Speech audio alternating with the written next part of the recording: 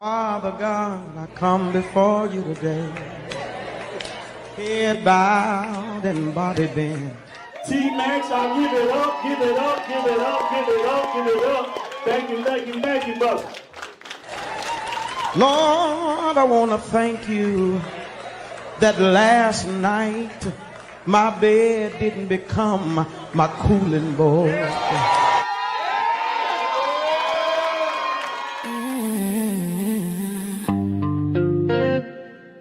Welcome to the Content Creators Lounge.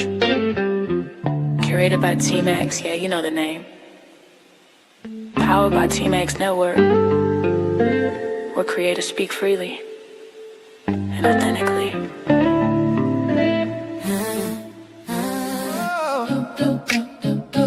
Oh yeah, oh yeah. Yeah. Welcome to the Content Creators Lounge. T-Max set the tone, let your guard come down. Yeah. This ain't surface talk, this real life sound, where truth and timing always come around. Yeah. Open mics, open hearts, no filter here. T-Max in the room, voices loud and clear. Yeah. From the culture to the community, lifestyle dreams to accountability. T-Max says, say it raw, say it proud. Every story matters in this crowd. No scripts, just moments we allow. It's more than content, it's movement now. It's the lounge where creators shine. Yeah, T-Max vibes with perfect timing. From growth to laughs, we intertwine. Not just a show, it's a state of mind. Content Creators Lounge, tap in. Built by T-Max, where real ones win. Every episode, pull you in. Yeah, this an experience, not a trend. T-Max bring the voices to one space. Different perspectives, same safe place. Entertainment, growth, and elevation. Real conversations, real-time creation. We talk the wins and the lessons learned. Every mic hot, every story earned. Laugh a little, think a lot. Yeah, every topic hit a spot. Woo! If it matter to you, it matter here. T-Max make it clear. Every voice sincere. Say it how you feel. Say it with your chest. This the lounge where creators give their best. This the lounge where creators shine. T-Max energy, front and center. From growth to laughs, we intertwine. Not just a show, it's a state of mind. Content Creators Lounge, tap in. T-Max Network, let the convo begin. Every episode, pull you in. Yeah, it's an experience, not a trend. Yeah, T-Max Network. Yo, what up, BMU? Man, I don't know, man. Listen, bro. You could have played that intro again, bro. I was back in the background. You know what I'm talking about. You know I'm Southern, bro. We got to keep that Southern vibe, man. Same thing, bro. Let's go. That's why I captured it. That part. Hey, look, welcome to the T-Max Network, man. This is the Content Creators Lounge. I am your host, T-Max, and this is my co-host, BMU from Black Man Unfiltered Podcast or Network. Check it out, man. BMU, say what up to the people. What's going on, people, man? I am so happy to be here. I'm honeymoon happy and peacock proud to be sitting next to one of the most astute kings in America. Gabby, put your damn hands together for T-Max, for the T-Max Network and affiliates, man. Come on. Put your hands together. That's what I'm talking about, man. Hey, look, bro, introduction like that, you can fuck around and get us monetized tonight. Absolutely, but hey, what we at number wise? Come on, talk to me, man. I think we at 921 last time I looked. Oh yeah, we can get there tonight for damn show. Let's go. Yeah, we'll get there tonight, man. Let's make sure we get some pauses in the show now, so we can get these numbers up. Let's get these numbers up. All right, well, look, you already know you the most experienced with this, so keep me accountable and tap into the people and let them know to like, comment, and subscribe. We already got some people commenting so far, man. Thank y'all for popping in and popping on us, man. Cali 2026 out there from California, man. Shout out to you, Miss Lady. You always represent and keep us accountable over there in California. We got Fuzzy FJ 2029. He said, "What up, y'all? Wow, okay." He said, "Where the other people at? They pulling up, bro. I promise you." Oh, hold on, wait a minute. I'm a girl, by the way. All right, too easy. Got you. We got Destiny Wilson in the building. Shout out to you, ma'am. They say let's go. Fuzzy say slay. All right. What that mean? I woke up sick. A lot of people popping in. BMU, man. Listen, bro. It's been a week or so since I seen you, bro, and I know that these people are ready for these topics, man. You Absolutely. ready? Absolutely. I'm ready, baby. Let's go. And, these kind of topics, man, make me feel it makes me feel happy because we're able to have these conversations with people who really don't want to have these conversations. And so I feel so happy inside tonight that we're able to get an understanding on why these younger women are seeing what these 40 and 30 and 35 and 55-year-old women can't see in these men today. And I think there's some hating going on. I think there's some jealousy going on. That's why we've seen an influx of 40, 50, 35, 40, 50-year-old women trying to compete with the 20-year-old and the 19-year-old and competing with their own daughters. So we'll get into that later. Go ahead. Yeah, for sure. All right, we got a comment here to say, I think in order to feel grown, you have to get with whom is grown to you. I don't know. I don't know. That's tough right there. What do you think about that one?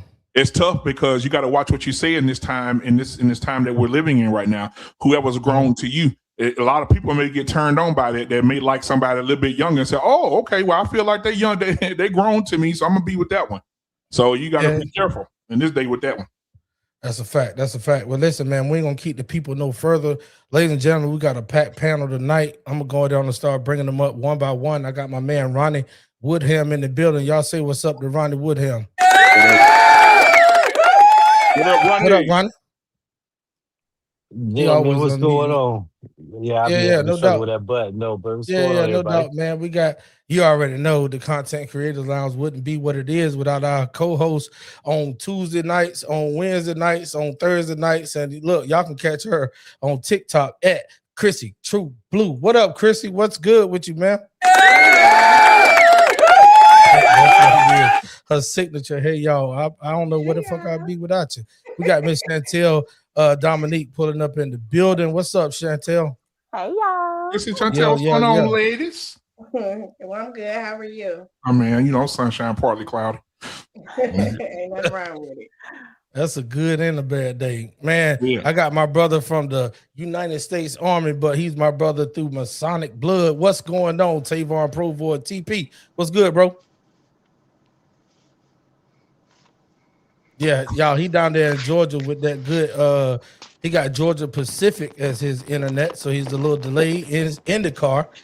And then, last but not least, we got our sister for the first time pulling up to the podcast, Miss Ashley Ferguson. What's up, Ashley?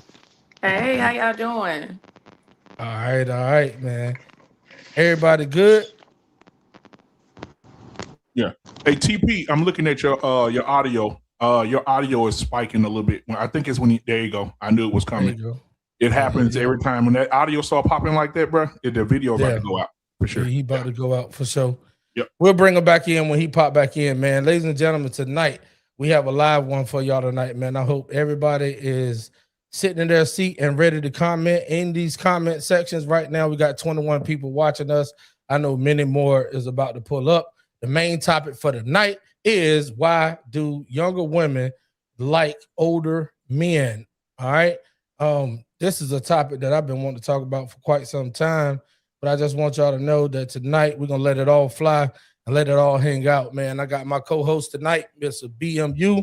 Yes, sir. And then I'm gonna rearrange this panel real quick. Let me put BMU over here, Chrissy in the middle, and then Ronnie, you in the middle of the ladies down at the bottom for sure.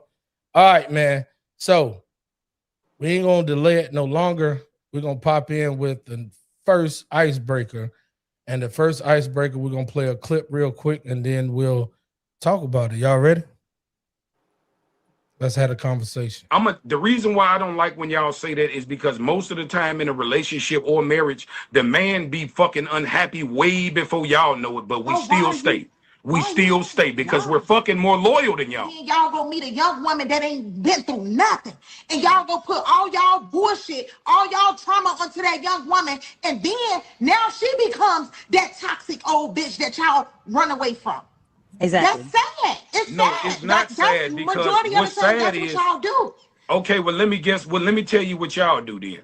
When a man is faithful and he stay at home with the kids and he take care of his wife and all that, y'all wait 30 years in a motherfucking marriage to leave him and take half his shit. Is that fair? She just gave an example for the piece of shit niggas that traumatize women. So let's talk about the men who actually are good men who marry their wives, do good, don't cheat, do all that shit, and she wait till he get 46 to say I'm not happy, divorce him, take all his shit, and he left to rebuild his life. That's the minority. How about women, that though. one? Is that we gotta speak about the majority over the minority? That is the majority. 70% of marriages leave from y'all leaving us. That's the fucking majority. Man, y'all already seen it. You already seen that one. I can't wait to hear what y'all got to say. All right, ladies and gentlemen, if y'all over there on YouTube World or on Instagram, the link is pinned to the comment section. If you want to join the panel, it is available to you. And with that being said, we're going to start around the panel with the video that we just watched. Chrissy True Blue, we're going to come to you first. And the first topic of the night is, in relationships, who's more likely to stay through it all, men or women? Men are. The reason why is because at the end of the day, a woman knows when she's tired. So a woman checks out mentally first, then physical goes next. A man will try to work it out or mend what is going on in the relationship just because that's what they're used to. Okay. That's what you got for it. That's all you're gonna put on it? Because that was a safe soft landing. Yeah. I mean, at the end of the day, a man makes the woman who she is when he's with her. So I just was looking at a topic like this, and a man will, if a man is not truly ready to be in a relationship, he will put everything on that woman, the things that he has been through, and put it all on her. And then when he grows and becomes a better man, he no longer wants that woman because that's a reflection of his old self. Okay, that makes sense. All right, too easy, man.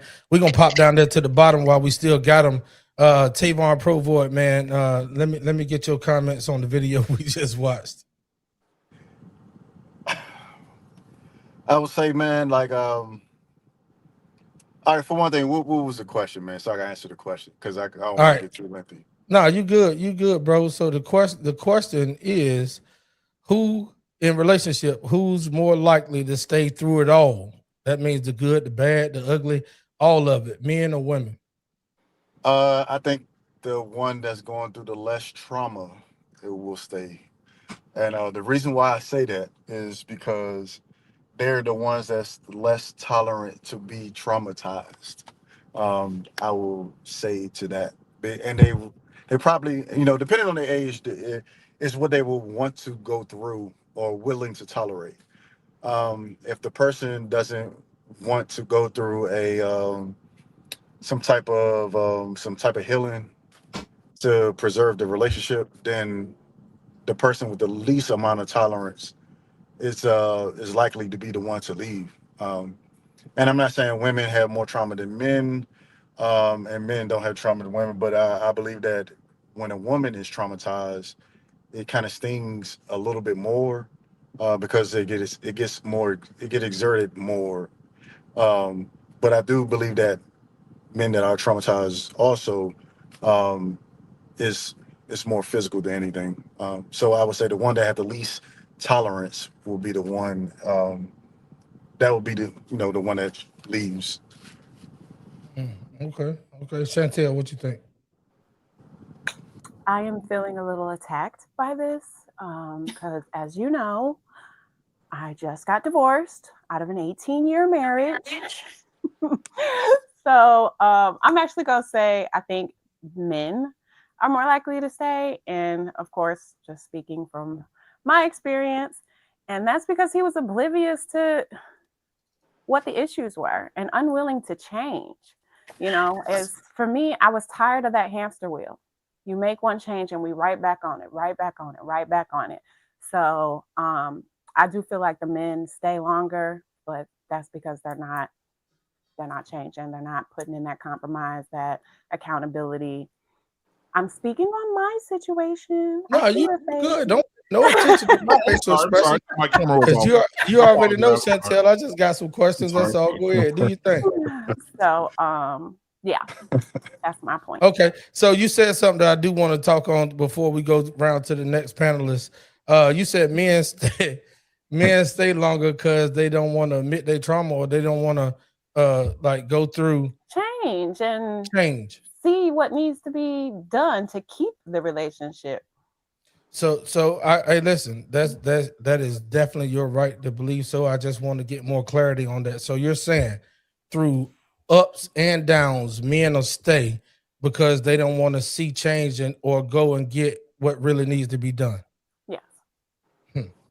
Okay, we'll talk about that in just a second. Man, we ain't gonna keep it no further, man. Welcome to the podcast. Y'all already know the most viral man on YouTube, Mr. J Prince for President, Black House in the building. What's good, bro?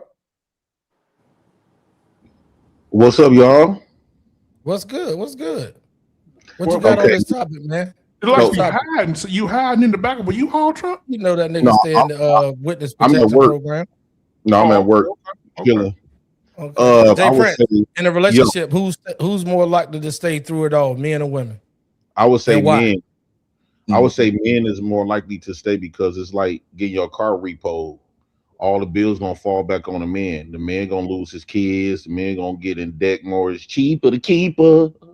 It's cheaper to keep her. That's why men stay. Women, it's easy for women to lose. It's easy for women to lose when they're not gonna be attached to no debt. When they not have to. When I guarantee you make these women have to pay alimony or pussy money, they gonna stay long too. Right, so of course, men gonna stay long because he realized he signed up for a big debt and a big loss. Not his marriage ain't going like how he expected, and he trust me. If the man knew that he could just walk away scot free, don't have to pay shit, and keep his kids, man, it will be men. Men will leave the first 6 months. The moment he see that woman not even acting right.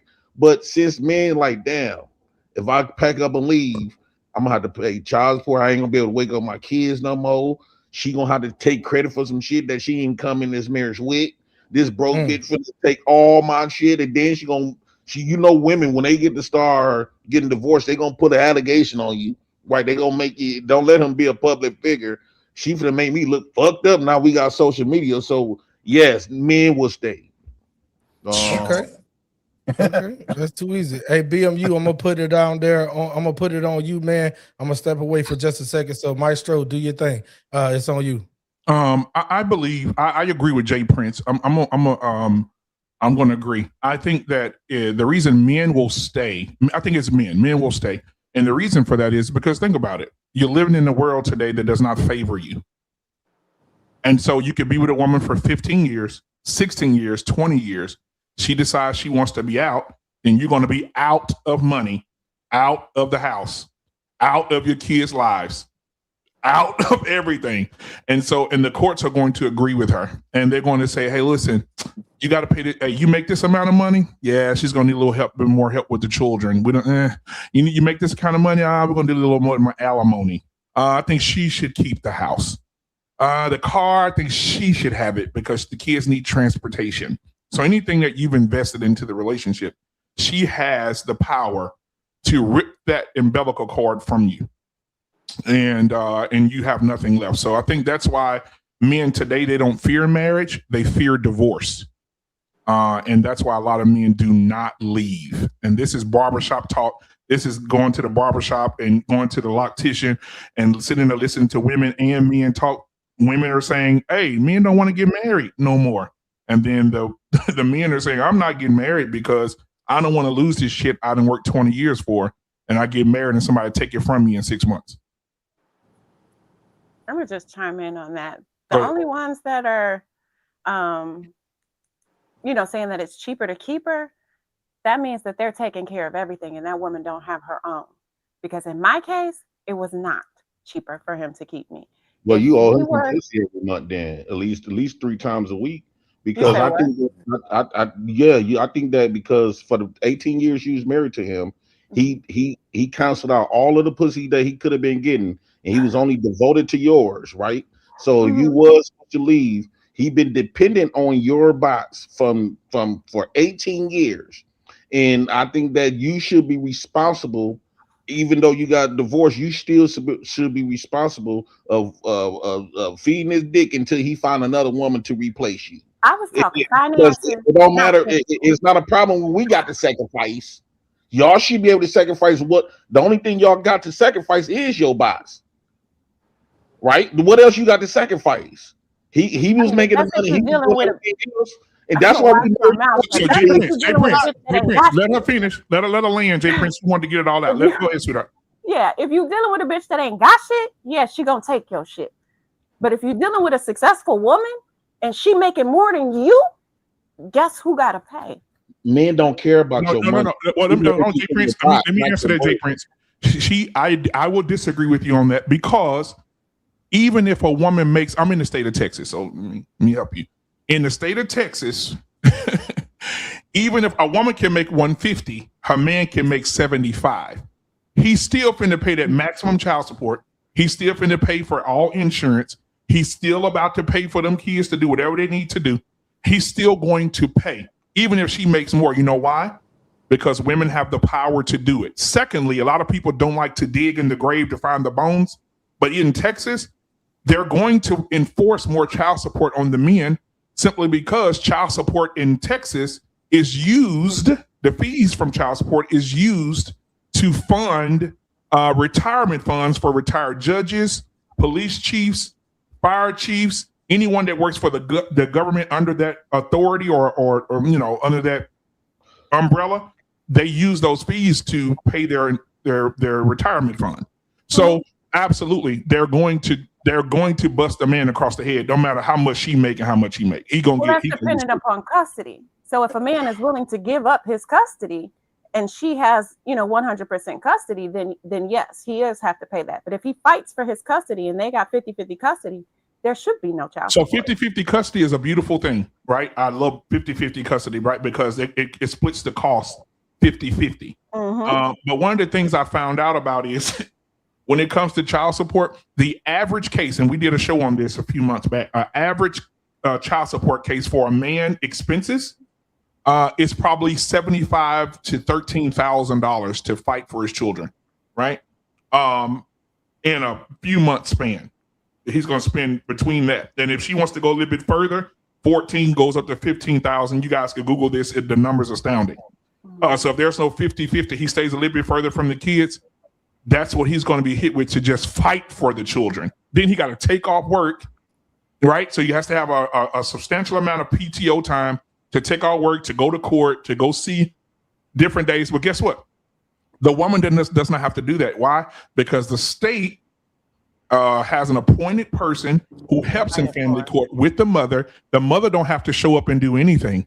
She can go to work, save her PTO for her girls' trip. He got to take all work, take his PTO, find $14,000, and invest in fighting for his kids, and he still may not win them. He still may not get it. Right. So, go ahead. I think that if a woman leaves, it should be two things. Like Chantel, when you left him after 18 years, I think two things should either happen. One, you had to pay him in pussy money. If you didn't want to do that, you replace him with a chick that was going to replace your duties of his choice. Right? You should have been able. I'm quite sure colleagues or something of some women that probably been liking on him, probably your cousin, your sister, somebody in your family wanted your husband. You should have replaced him with something. It should never be that you just leave a disgusted. It should never be. I don't understand why is it like a woman just leaves scot-free. No responsibility, no nothing. No, it should be a sacrifice for you that you have to do. Don't you know when we have to pay y'all and give up our kids, you don't know how that jump make us feel? My divorce was not women leave, yeah, of course. And I wasn't a bitter bitch in my divorce either. So I bet you wasn't bitter. Hold on, Jay Prince. Let Chantel get it out. Go ahead, Chantel. I was just saying I can't speak on that. Like my divorce wasn't messy. It wasn't, we had some ups and downs or whatever, but I wasn't a bitter bitch. I let him keep that house. I knew how much he worked for it.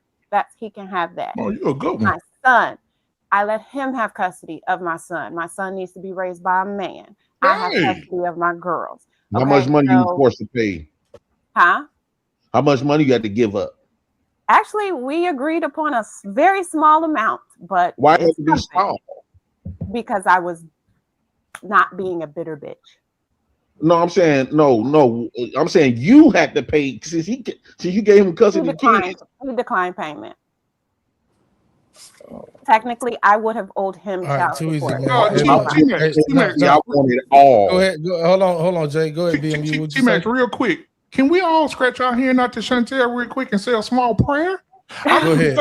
Because most women are doing that. Most women will take your ass to the shed. That's what I'm talking about. Like Jay Prince was trying to dig in, but she's saying it was a small amount and he declined payment. So he was a stand-up G as well. Quick. Yeah. You're gonna get so he was like, if you give me the on. kids, you ain't got to pay me nothing. How many men on this panel that if they gave you custody, you would demand child support? Other than Jay Prince, we are no nigga. I know you raising your hand. All my baby was on child support. I was supposed to go to court next month to get it more money. Damn. Gotcha. All right, too easy, man. Ronnie Woodham, we coming to you, bro. You already know the you already know the question of the night. That's an icebreaker, y'all. I just want y'all to know. Actually, for my sister Chantel, like, have you been working your whole life? Are you in a career field? I was at home for a good maybe like 10 to 12 years with the kids. And then once they were of school age, I went back to work. Right. Well, how long though? How long are you still working now? Yeah, I'm still working now. How long you been in that career field? Maybe about 5-6 years. 5-6 years. Yeah. They don't ever make you mad? My career? Yeah. Like bosses, co-workers, anything like that?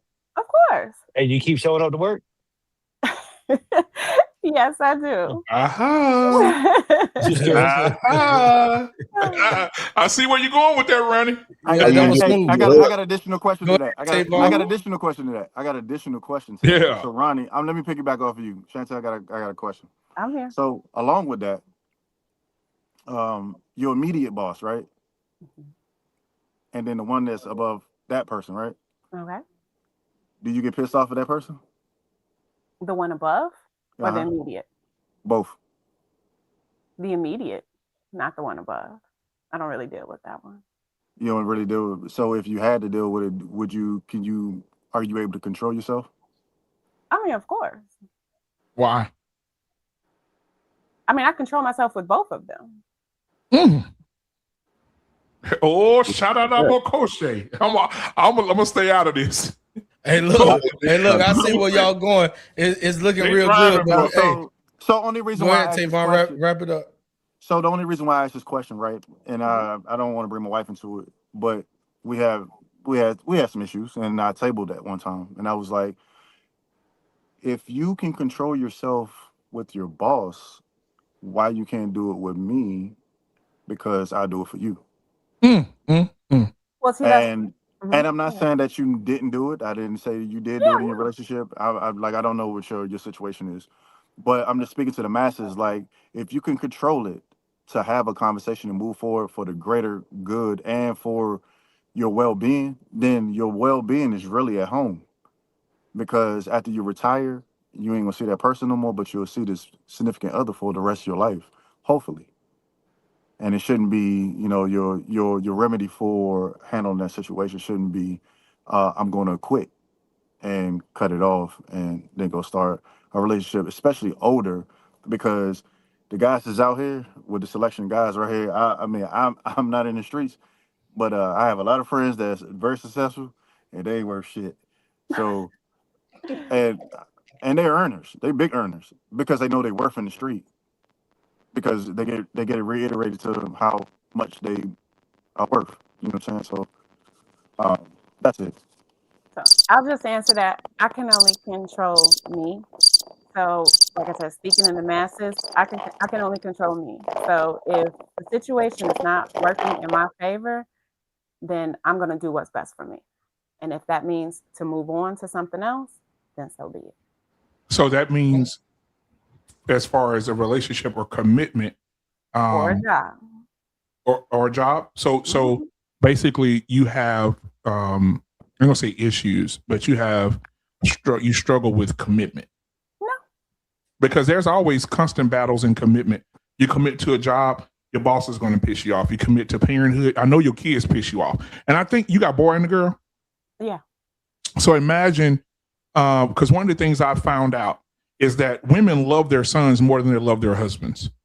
And I'm pretty sure that if your son were to do something that your husband did, he would be forgiven quicker than you would your son would be forgiven quicker than you would forgive your husband. Would you believe that? No, not for me. So if your son does, so it's just say, for instance, your husband pissed you off constantly and you got to the divorce, right? There's never a time in your life that you would tell your son, I'm going to stop being your mom because of your behavior. Right? I know what he did. No. But overall, you would never tell your son, I'm going to stop being your mother because of your behavior. Hey, BMU, I talked about this not too long ago with someone, and I said there's that reason behind unconditional love. Mm-hmm. Like you talking about kids, you talking about parents, you talking about family members as far as cousins, even all the way down to like third cousins who you don't really speak to that often. They can never do you wrong. But what we do is in relationship with significant others, they have a timeline or a isolated slot that they have to abide by, or is off with your head. Yes, absolutely. That's what I'm saying. We never look at our child and say, I'm going to stop being your parent because of your behavior. We don't do that. And I think that in marriage, I think that should be the same thing, because that's the ultimate commitment. I think you are married. I think kids are not a part of the marriage. They're a part of the family. And I think that should be the structure. I think that should be the most forgiving moments. I think those should be the most driven moments. And I think that if he's not beating your ass or he's not out cheating on you, then he definitely deserves the opportunity of forgiveness and growth. Of course. Sure. Of course. Most women real quick. Who that? Tavon? Oh, that was no. That was Jay Prince. Go ahead, Jay, and then we're gonna read these comments real quick. All right, Sean. I think Chantel and a lot of these women, they don't value families no more. They value income and superficial lifestyle. So it's easy for a woman to give up a family. She value it, but not value as much as her Mercedes, not much as that bag. I think she's been single ever since. I don't think she's really happy. People that smile a lot be real frustrated, be some angry people. So I think that now she done got a taste of this stuff. She probably want to go back home, but she developed an ego. And probably the man saying, man, hell no, I don't want to take you back. Me and the kids good. You already done gave us up. We done got over you being here. And so now he making her stand on that. And now she just up here lost. Having a good time. For how long though, baby girl? And I love you. You know I love you to death. I think you're a beautiful, intelligent woman. I'm just saying, but everything has an expiration date. Milk. Yeah, hold on. Y'all gonna get the fuck up off Chantel, because we ain't gonna ride her coattail tonight, man. I appreciate her situation. She cheated on her husband. No, hold on. How you feel like she cheated on her husband? Come on now, Jay Prince. She said it the other day. No. No, she did not. Okay, who you said? Last week she said no. Last week she said it was already over, right? And then they went their separate ways. How you figure she cheated? No. Remember that question was asked who all cheated, and she was the only one said she cheated. And then when we tried cheated before, yeah, she said she cheated before, but she said that was on your husband. Well, hold on. You cheated on the same man you was married to? No. Hey, stop. Everybody stop. Okay, BMU, don't listen to Jay Prince, because she said and applying that to her marriage. She never said she cheated in her marriage. She said, we asked, has anybody ever cheated on someone before? And she said yes. It didn't apply to her marriage. All right, we're gonna go to Miss Ashley down at the bottom. She never had a chance to speak. Ashley, what you think about the first topic tonight? The first topic is in relationship, who is more likely to stay through it all, men or women, and why? Listen, this a mess. Listen, I'm gonna have to pray when I get off here. God, we come to you as humbly as we know how. As we know how. Thanking you for all you have done and what you're about to do. Because this right Yeah, here. shut up, come on. Let's go. Okay, so let me say this first. When we speak about commitment, we act as though. Let me dial it back. There is a different love, and I hate when men do this. And I've been in this situation. There is a different love between your kids and your spouse. There just is. Your children are held. Who you talking to, Willis? I'm talking to y'all, all y'all. There's a different love. There's a different love between because I'll even agree with there's a different love between sons and mothers and fathers and daughters. There's a different love. Don't know why hold that on, is. real quick, Ashley. I see where you're going and I like it. I like where you're going. I got one question to ask you, then I'm gonna let you cook. All right. Okay. So do you think that in the Black community, the reason why majority of women or men would say there's a difference between your spouse and your children is because majority of the Black community have step moms and stepdads versus the actual biological parent? Because we do know biblically your spouse is supposed to come before your children. Come on now. That definitely has something to do with it. I can't disagree so where there. you cooking to right now before you continue on, are you talking about the spouse that's not their biological parent or the spouse that is their biological parent? Go ahead. The spouse that is not.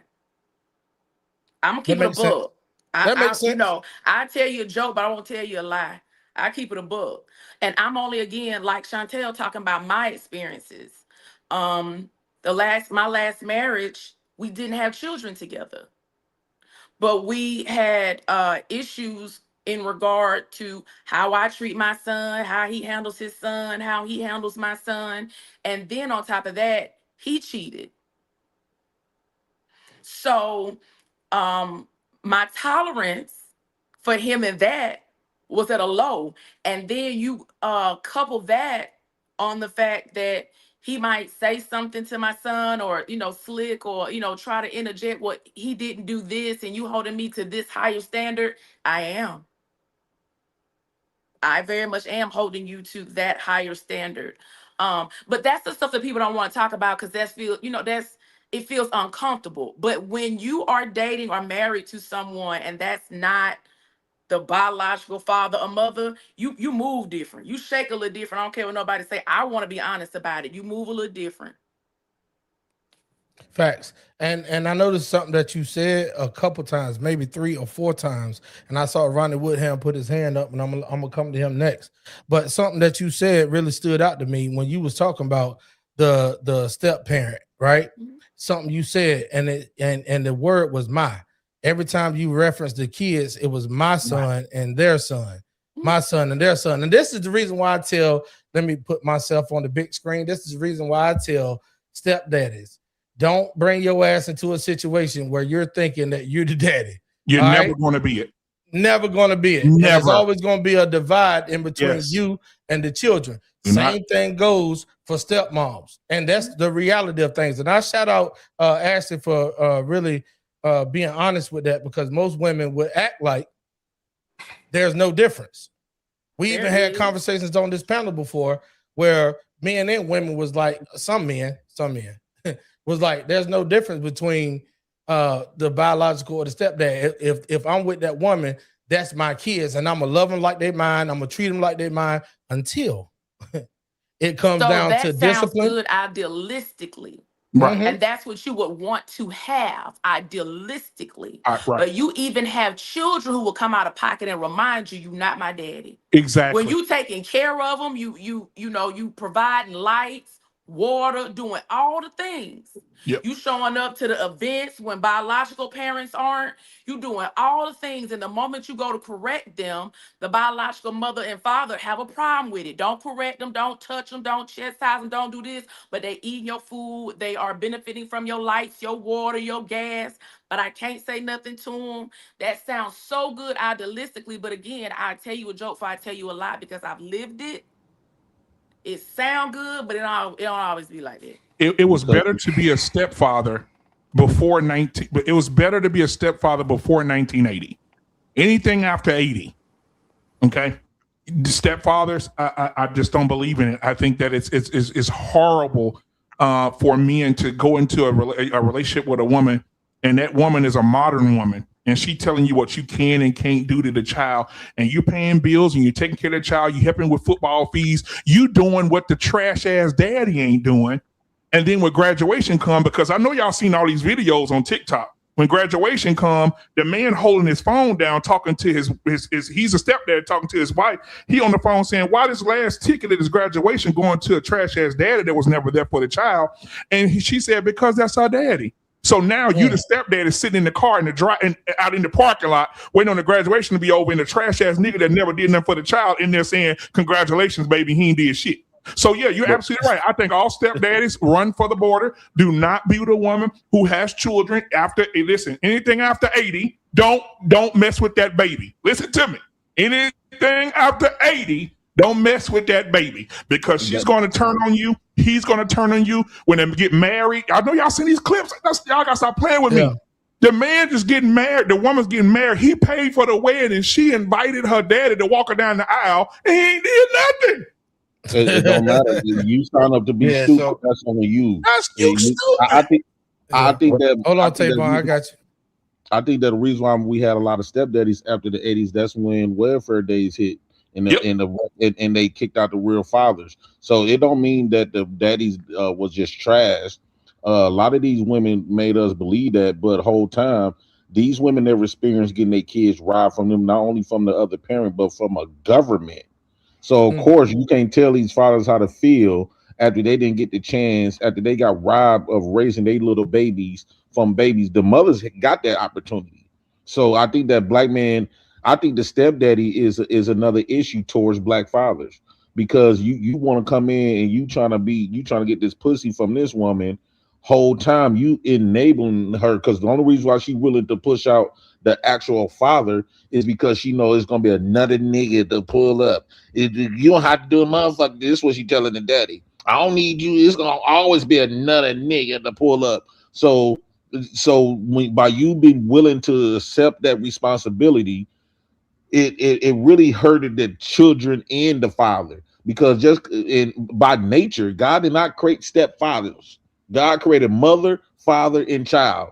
All that step shit, God is not within that. So you cannot make a problematic situation holy. It'll never be godly, because that's not how God intended for it to work anyway. We need to stop enabling these women bad choices or bad behaviors, and if you really give a damn about their kid, you should encourage her to be more close to that father, instead of you just sitting up here trying to get the pussy. If you want kids so bad, you a stepdaddy can't have kids, go to the adoption agency. Why these kids gotta always be attached to some pussy for you to give a damn about the kids? The adoption agency don't got a mama or a daddy. They need you more than she do. See, here's where that 85% Hold on, Ronnie. I'm coming in. to you, Ronnie. I'm coming to you. I saw Tavon with his hand up in a second, and then we coming to you, Ronnie. Hold on, Tavon. Hey, Ashley, can you do me a favor? Can you see these comments that I'm about to put up on the screen? Can you see that? Yeah. Yes. All right, Ashley, go ahead and do me a favor. I'm gonna play some of these comments. Read them all for me. LOL, this nigga JP is everywhere. What's up, world class? Lost in Translation podcast. Run it My back. brother. Yes, sir. How often do women date down? That's a good question. Wait a minute. Okay. Hold on. Y'all act like y'all want to run that comment back. Let's talk about it. Let's talk about it real quick. Ever. Go ahead, BMU.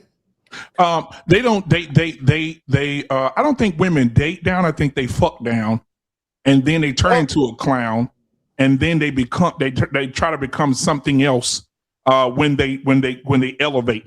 That's what I think. So I think they fuck down. And that's why you have an influx of almost 80% single moms in our community, based on the fact that they fucking down. They fucking niggas who on the street corner, or the one they met at the gas station and say, hey, let me wipe your window for you. She's like, you know what? I can't give him some ass tonight. And then she get pregnant, and now she's stuck with that baby. And now when Mr. Nice Guy comes along, Then now what's she doing? She's saying, "Oh, I'm nice." He said, "You got a baby dad." Then he go meet the baby daddy. The baby daddy look, you know what I'm saying? He watching the baby daddy windows. I'm just saying they fuck down. I think that's what happened. Right. Chrissy True Blue, it's on you on this comment right here from Lost in Translation podcast. I'm gonna say women do date down because women fall in love with a man's potential. Hell no. Hold on. Wait. I'm coming all the way around the panel before anybody. Hold on. BMU cooked right there, and I'm sure some of the ladies didn't agree with the shit he just said. So Chris is cooking right now. Y'all let her get it out. Go ahead, Chris. So that's why I say women do date down, because a lot of women will date a man because they see potential in that man, and that man ain't got shit to give them, but they don't realize it till years later, or 20 years later, 15 years later, they got kids and everything with this man. Gotcha. All right, you done? I'm done. Okay, all right. I'm gonna get my 2 cents in it. Women definitely do not date down. Y'all have not seen nowhere in the history of niggerdom where a woman is dating down with a man. A man cannot be in the fucking drive-through of McDonald's, even if she a clerk at Walmart. Thank you. Women do not date down. Age-wise, women don't date down. Y'all date up. When it comes to resources or even the mentality, because y'all always talking about we want somebody emotionally intelligent. But when y'all say that, you want somebody emotionally intelligent more than you. You want somebody to teach you, grow you, build you, shape you. Never the motherfucker that you got to teach, grow, build, and shape. So with that being said, Chantel, it's on you. What's up, Rockstar? I see you, baby. I don't know. No comment. Oh, no. Chantel, hold on. Chantel always do this shit. No. Wait, Go ahead, Chantel. We can tap out like that. Hold on. I can't speak in the, okay, I'm going to speak in the generals. I'm going to say women date down when they have insecurities. Oh, shit. Hold on. BMU, you don't think she cooking with that one? Hell no. I'm standing 10 toes down. She said women date down when they have insecurities. You don't believe that? No, you don't sir. believe a woman? No, sir. Listen, hold on, BMU. I gotta challenge you, bro, because I agree with Chantel. Go ahead. You don't think that a woman with higher education, you know how they like to throw out everything, higher education, 6 figures, okay, poodle or Shih Tzu, right? You don't think that they date down to the Pookies and Ray Rays of the world when they have insecurities? Go ahead. They don't date Pookie and Ray Ray. They fuck Pookie and Ray Ray. It's 2 different things. They don't date them. They fuck them. And so when they date, they want to date with intention, but they want to fuck with irresponsibility. Come on, this is what we're dealing with here. I know I'm cooking with good grease here. I got you, Tavon. I'm coming to you, baby. I promise you. Go ahead, I know you're burning this. I know you're burning this. Yeah, bro. Oh, yes. Women date down when they think their time is running out. Come on! Hold on, Tavon. Hey, this is put him up on the big screen. BMU, stop. Because we're gonna stay on this too long. We got more topics to get to. All right, Tavon, put a pin in it. Ronnie Woodham, the comment is, how often do women date down? On you. Nah, that he hit it right on the head. I was ready to jump in, but he said it. Like, he really did. Took the same words out of, like, when they lose it all and don't see future, that's when they start changing their standards. But not until then. Until they don't see a future, their standards are fucking sky high. Like, no, I know, you sideways. I'm telling you, my wife did not date down. Fuck that shit. I heard all the stories and shit about the people she dated before. They a bunch of fucking pansies, and that's the problem. That's why we on this main topic. They dating older motherfuckers because them young bucks ain't shit. Talk your shit, nigga. Facts. And if y'all don't know, Ronnie Woodham's wife is just as chocolate as we are, and we love both of them, man. I wish one day we're gonna get her up on the screen, but I like the fact that she loved to play the background. She'll stick her hand in every now and then to bring him food or water or something like a submissive wife supposed to do, and let him stand out front. So listen, on you, Miss Ashley Ferguson, on you. So listen, again, I tell you, Joe, but I don't tell you no lie. I'm gonna have to agree with BMU. Some of the best dick I ever had from a nigga ain't had shit. He didn't have a pot to piss in or a window to throw it out of. He just had 12 inches of dick and a hot pocket. Now you know goodness well your little. How tall are you? I'm 5'1" on a good You ain't sunny taking day. 12 inches. Get the fuck out of here. Go No, you ahead, Jay get what I'm Prince. saying. He wasn't pissing on his That's why she nuts. got the bite mark under her lip. He wasn't pissing on his nuts. He could Is stretch his 12 arms out and mandatory? touch everything in his house, but he could fuck for hours and eat pussy like he was going out of style. Question is 12 mandatory. What's the mandatory? All right, I got the rock star. But We listen, coming to that you, was baby. younger Ashley, because then when I got old and had some standards and wanted more, I became a mother. You know, my education got to a certain level. You know, I got to a certain level in my growth, in my spirituality. It started looking different. You know what I'm saying? Like Pookie, who only had a hot pocket, wasn't cutting it because now I want more than some dick. But when he ain't lied. I was just Ain't lying. Hold on. We talking. Let him cook. I'm coming around to you. I've called my homegirl and said, girl, I'm in here. I done bust a sweat. I'm hungry. He don't got no food. That was some of the best dick I done had all year. She done had said, bitch, don't fall in love. Can't. Won't. Will not. But Shut up, silly woman. But we here to be honest, right? Yes. T-Mac, I got one question for you, T. I know I'm not the only right, woman I'm gonna come to who you right now, had some of the BW. best dick from a nigga that did. He had one piece of toilet paper and it was one ply. All right, go ahead, BMU. Ashley, the question is, this is gonna prove my point right here. When I say women fuck down, Ashley, is this a man that you would take to your mother or introduce to your family? No, because I'd have to pick his ass up. Right, and that means you guys will be dating, correct? No, we should be fucking, correct? Right, so you fucking down, but you're not dating down, correct? But so she agreed with you though. So that's what I'm saying. I just want to prove my point to the rest of the people. You want to prove your point, reiterate. Yeah, reiterate. And I'm saying, I know I'm not the only woman because we had these conversations, but women real quick to play very prim, proper, and demure, won't talk about some hoe shit. I have not always been this saved, sanctified, somebody's mother, know the Lord. I ain't always been this girl. So if this is a safe place to keep it a buck, let's keep it a buck. Facts. All right, Jay Prince is on you, bro. So I think that it's the other way around. Women tends to date up when they get older. In their prime time, us Pookies was fucking them. Exactly. When they was at their best. Now when they titties start mopping the floor, but they use their education and stuff to get the educated men. That's when they start dating up. But this is where y'all confused at. Women don't value finances out of a man.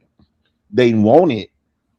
Nowadays women make their own money, so they will pay to get whatever man they choose what they really want.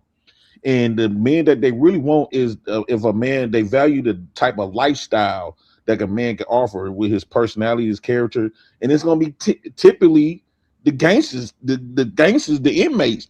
I guarantee you, we have all of these nerds with education, a lot of money in their bank account, woo out the bam, and not one of these women on these platforms came up here and showed y'all the titty, right?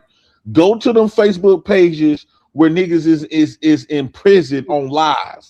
You got them women sending cash apps. You got them women showing their titties. These same women, y'all not getting them special treatment. So women don't value the money. It's something about a nigga, a pookie, a gangster, a drug dealer, the thug has something that women is extremely magnified to. That's what they value, and that's why they ends up with them. Facts. All right, Tavon, man, you've been waiting to cook, bro. It's Come all on, you, man. Come on, Tavon, what you got?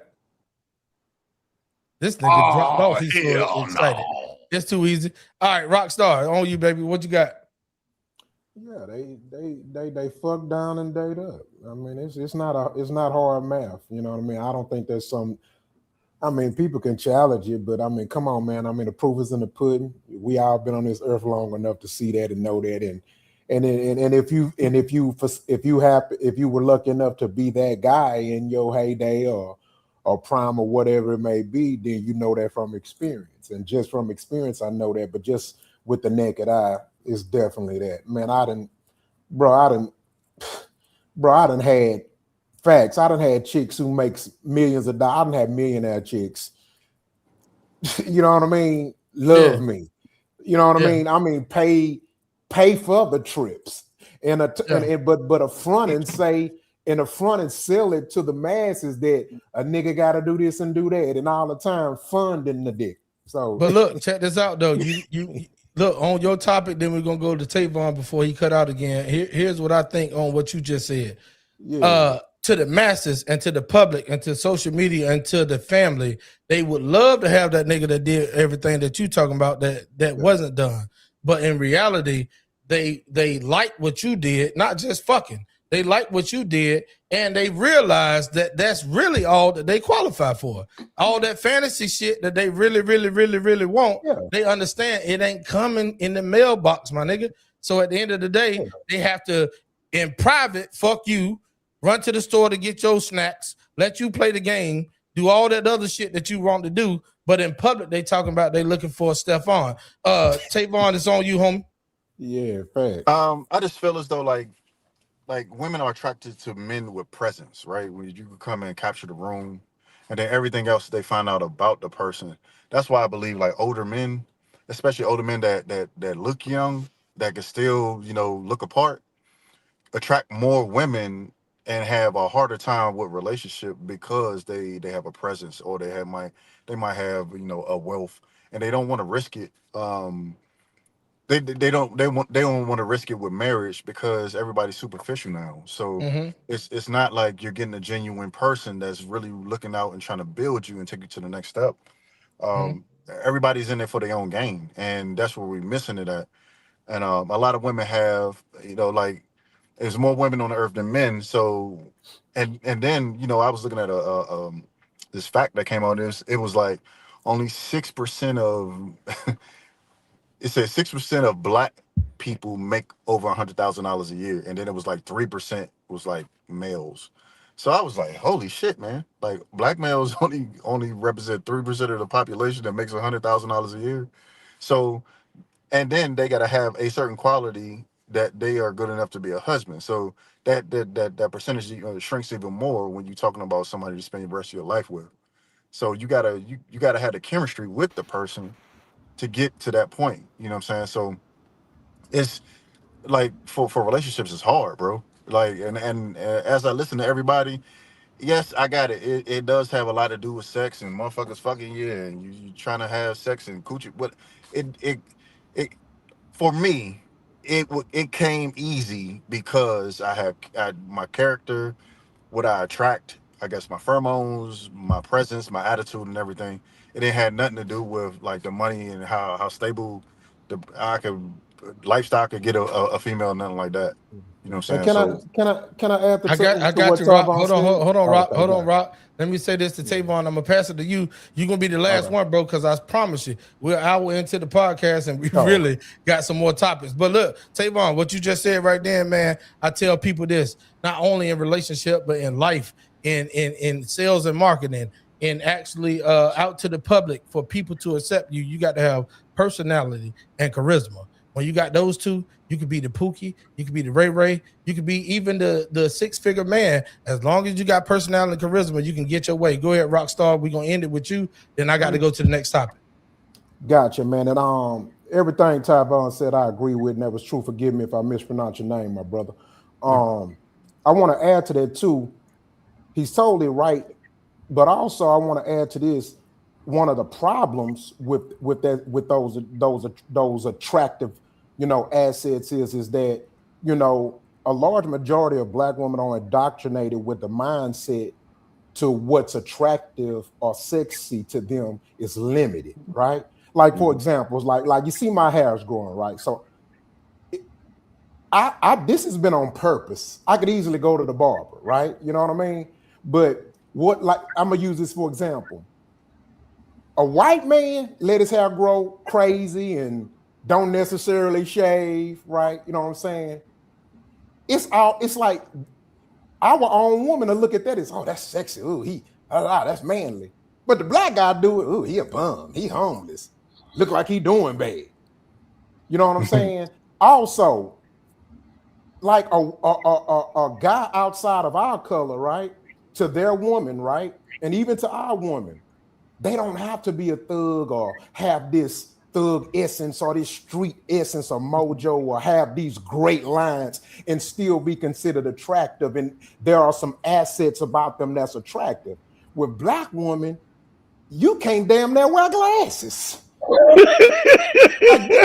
like real talk, bro. Like you gotta, like you can't be something other than that. Like you can't even corporate black men. Hey, Jay Prince, he cooking. He cooking. Like even corporate. Yeah, I'm talking about some of the characters that Morris Chestnut done played, and these girls don't even like these niggas.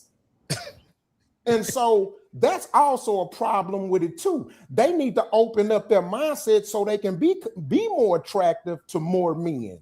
You know what I'm saying? But when your mindset is just limited to street thug niggas, or you have to have, even if you are a corporate, even if let's say you're not a thug at all, educated this and that, they still want you to have some type of street essence or thug essence. And it's like, why?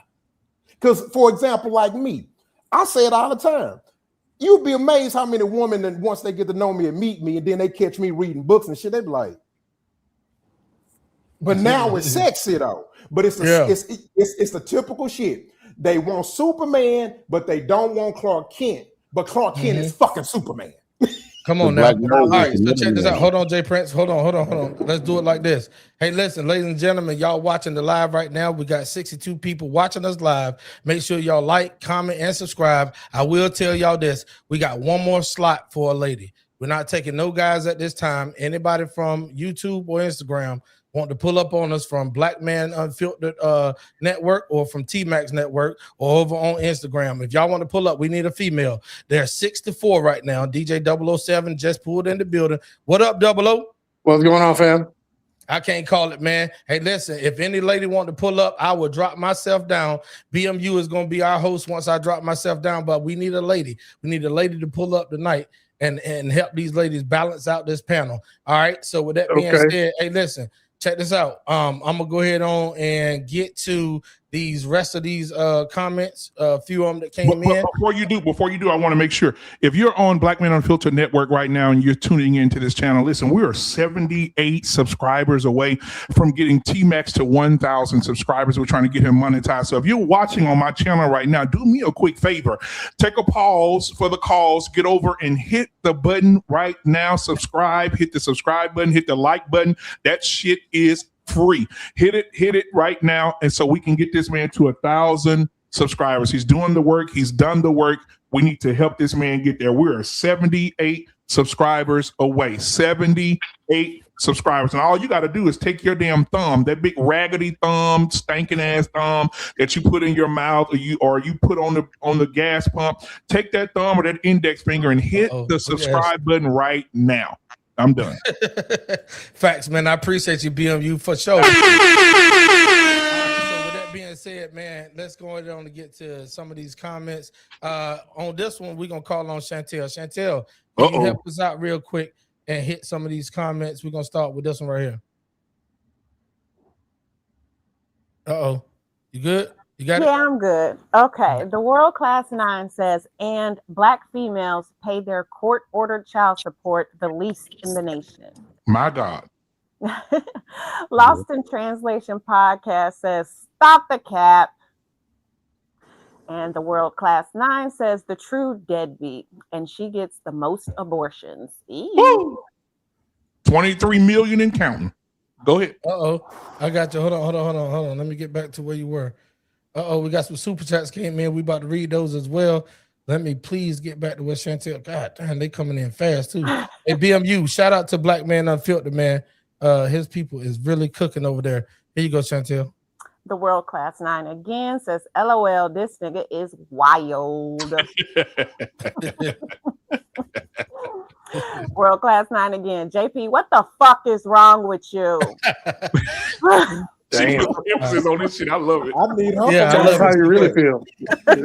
Lost in Translation podcast. But is he wrong though? And who is that? Mark Irish 5043. Bruh, he had the house and custody. She is the lucky one. Shout out to my man DJ Witch Doctor in the building with his platform and his podcast. Y'all make sure y'all go and subscribe to DJ Witch Doctor. Go ahead, Chantel. So you just said that one. No, I ain't say what he said. Salute the platform. I thought you that said part. Oh. Lost in Translation podcast. I still want to hear his side. Whose side? Your husband. Probably talking about yeah. I don't know. Mrs. Hink 22. Hello, my brother BMU panel. What up, sis? Hey. What's What up, going sis? on, Miss Hink? All right, too easy. All right, here we go, Chantel. We're gonna get through them fast. Lost in Translations. Translation podcast. Why even get married? He talking about you. Whatever. Lost in Translation podcast. Again, it comes down to $20 in the front and $40 in the back all the time. Yes, sir. Yes, sir. Again, Lost in Translation. Lifestyle only means more to those with low self-esteem. Oh my God. And what's that? Big Go6. She left because the sex became trash. Now it was still good. I'll go back. You'll go back. Lost in Translation. I would hit it again. I would hit it again. I ain't. Calm down. Lost in Translation podcast. Jay Prince doesn't forget anything. Jay Prince was right then. Nope. Jody Jeb 7690, but she still cheated. Why does she think that's funny? She still cheated. Oh. Just think 2000. Yeah, it's 2000. I was 20 and being chased by men 60 plus. As someone coming from a 2-parent home, it felt so weird and disgusting. I gave in and dated a guy who was 55 for a good month, and it was like night and day. Mike Hunt, G1W. I'm going to go back a little bit further. I would say LBJ, the Black family. I would say LBJ, the Black family, to remove the Black father with the incentive of welfare structure has, and white liberal Democrat party that pushed dependency. Yeah. All right, too easy. For this next one, man, we're going to skip some of these comments and go straight to the super chat because they're coming in too fast. And we got to honor the people that's paying on Black Man Unfiltered podcast network over there. So let's go on to the super chat. Appreciate you, brother. All right, super chat. Charles Cook, RR. What's that? 8 white? I don't know. YT. If we talking Bible, stepfathers are mentions, I don't know, and are exhausted, and women do date down when there seems to be an ideal of dating of love versus materialism. I don't know. I needed some punctuation in there. Sorry. DJ Witch Doctor. Bet I'm going to come through. DJ Witch Doctor again, bro. Women just want to make sure you ain't no punk and you can protect them. Yeah. Yep. Oh shit. At my mama house. Get them likes up, chat. John 14:31. Rockstar, get your Daffy Duck mouth looking, high pitched voice talking, lame self on. All you do is yell like a girl on these panels. Damn. Keep you in line. You know better over there. Shit. Whoa. They cooking the I assume he needs dinner work and he hating on mine.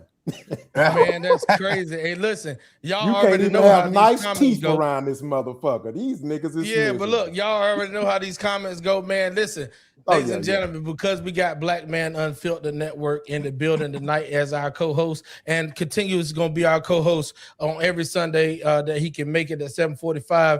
If y'all want y'all comments read, y'all make sure y'all drop those super chats over there on Black Man Unfiltered Podcast and Network. And then over here on T-Max Network, we're going to read off each and every last comment that we can. They're coming in fast. But with that being said, I'm going to drop myself down, Black Man. It's on you. Before you go, let's congratulate you.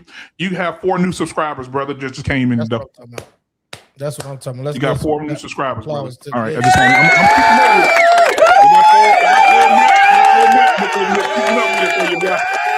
That's what's up, man. Yes, hey, sir. DJ Witch Doctor, he said, T-Max, drop your cash app. Hey, bro, listen, man, I appreciate it so much. I vowed to myself when I started this new channel right here that I won't take cash apps just yet. I want to get this channel monetized so the people that pop up on Sundays with us, I can spread the love throughout them, and then maybe I'll put a cash app up. But I appreciate you, Doc. We got John 1431 says, Rockstar, I watch certain content creators that you goofy looking self on. Man, we ain't gonna read that bullshit. Hey, look, we gonna drop down. He said, respect. Appreciate you, Witch Doctor, man. Hey, pull up to the panel because I'm gonna drop myself down because we got a new panelist that's in the backstage waiting tonight. All I see is TT, but I respect the fact that may be his name. So I'm gonna, hey, BMU, I'm gonna drop myself down, bring him up, and you take it from here. But look, when he come up, we're gonna go ahead on and move to the next topic. So I got a video to play for you whenever you cue it up. Yeah, go ahead. All right, too easy. Cue that video up. Cue the video up. TT in the building. But you don't want to put the work in. You don't want to build the resume. You don't want to actually have it where it counts to have the real leverage. You want her to respect your masculinity and your manhood because you have a penis and an XY chromosome. It don't work that way. Women respect resources. You can't check a bitch because you got nothing to check with. The only place you dominate is in the bedroom. Dominate on the balance sheet. Dominate on your wallet, which is your accomplishments. Any woman that you choose to deal with, her money should be no good with you if you're 100% man. You pay everything. Why? Because it keeps her in her feminine when she's with you. It makes how much a year? I love Kevin Samuels, man. Rest in peace to him. Rest in heaven to him. I want to say this though. We're living in a time, and Kevin Samuels died. What? How long he been dead? 5 years? 4 years? Yeah, something like that. 4 years. Yeah, something like that. So I want to preface this before we get everybody in. I want to add this on to the cart. The average man today makes. I want to make sure I was right. The median income for a man today is around $63,000. For a woman, it's $42,000. Now, I don't know in this America that we're living in today, I don't know a man, the median man, because we heard earlier today, somebody on the panel said only 3% of men are at 100,000. So if we have 3% of men who are at 100,000, and you have the average man is at 62,000, I'm trying to find out what 62,000 a year man can pay for everything for his woman. Let me go. I'm trying to find that guy because Kevin was actually talking as if men are making what he was making at the time he was alive and what Eddie Murphy's making. I'm talking about the average man who gets up in the morning, goes to the shop, goes to the warehouse, goes to this, and he's working in that. You're not going to be able to do it. All right. So let's go around the being here. We'll start with TT. Welcome to the show tonight, man. You just got here, so we get you first, then we go around the panel. Go ahead, brother. Hey, man, how you guys doing, man? Doing very good, brother. What up, bro? Yeah. It's just like at this stage, the females. Hold on. Wait a minute. We only got a few more hours left, and it seems like it's about to take you a long time. I need you to get that shit out. All right, go ahead. No, I'm just saying, like, you know what I mean? The girls that make more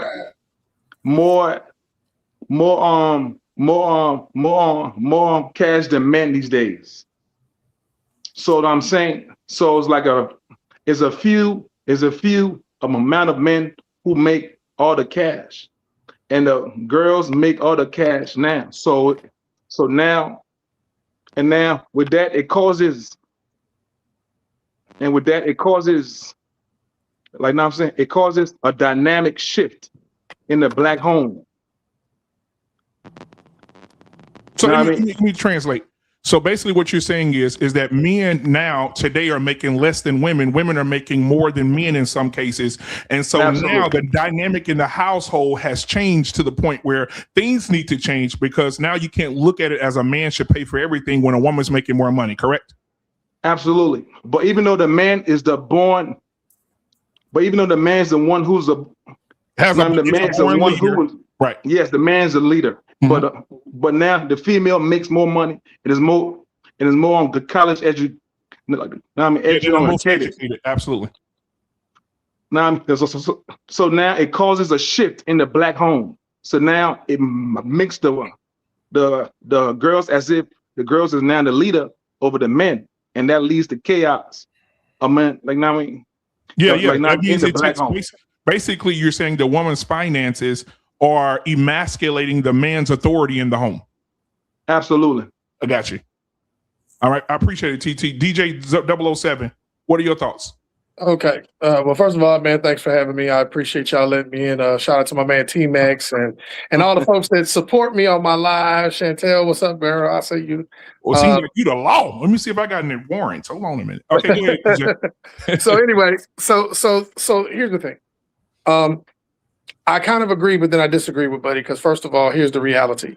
Yes, there are areas where men are being emasculated because they don't make enough money. But if you're a man, then you need to be man enough to say up front what you're willing to do and what you're not willing to do. That means that if you court a young lady and you see she makes more money, you tell her straight up, say, hey, look, I'm comfortable with who I am and my skin. This is what I bring to the table. And this is all I'm bringing to the table. You don't try to take care of a woman with wife benefits on a dating schedule. Why would you be stupid enough to do that? What's wrong with a coffee date? What's wrong with hanging out at the park and you making some sandwiches and y'all just talking or whatever? Yeah, some women think that that's a cheap way to go out. But if that woman thinks that that's too cheap, then she need to kick rocks. She need to kick rocks because at the end of the day, it's about connection. Relationships are supposed to be about connection and leading to love. It is not supposed to be about finance. Now, finance is very much so a part of it. And if you're leading in a relationship to get married, then the reality is you can build together. Hold on one second. All right. Rockstar, what are your thoughts?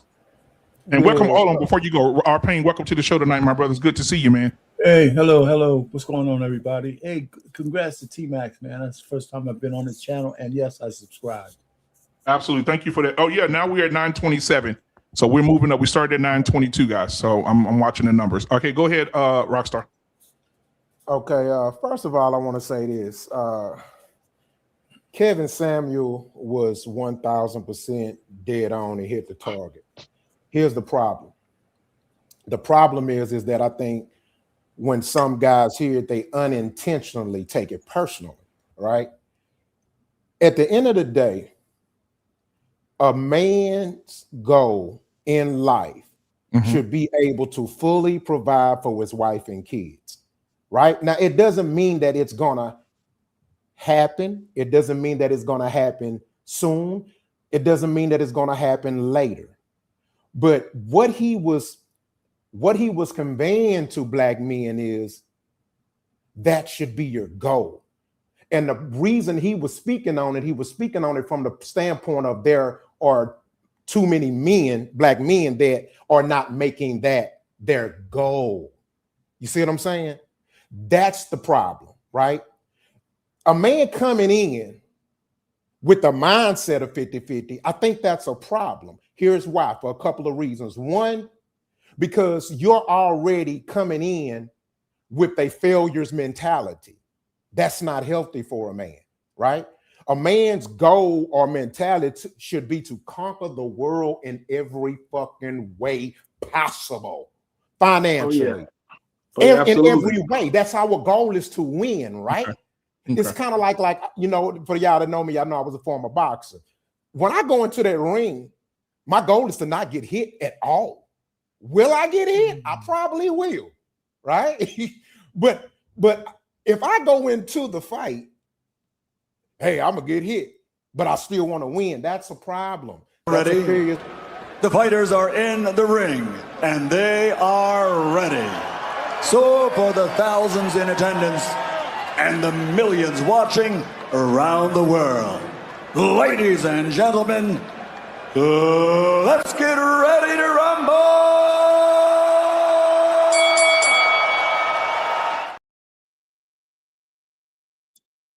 I want to say this real quick. Okay. Rockstar, I hear you, brother. I really do.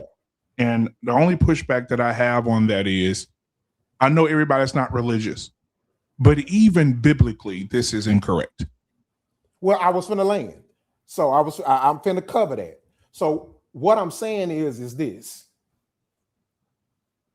men should not, and I'm not saying all of us are. Most men want to provide totally, right? So let's make that clear. Okay. But these son husbands, these abundance of son husbands are coming into relationships with the feminine mentality.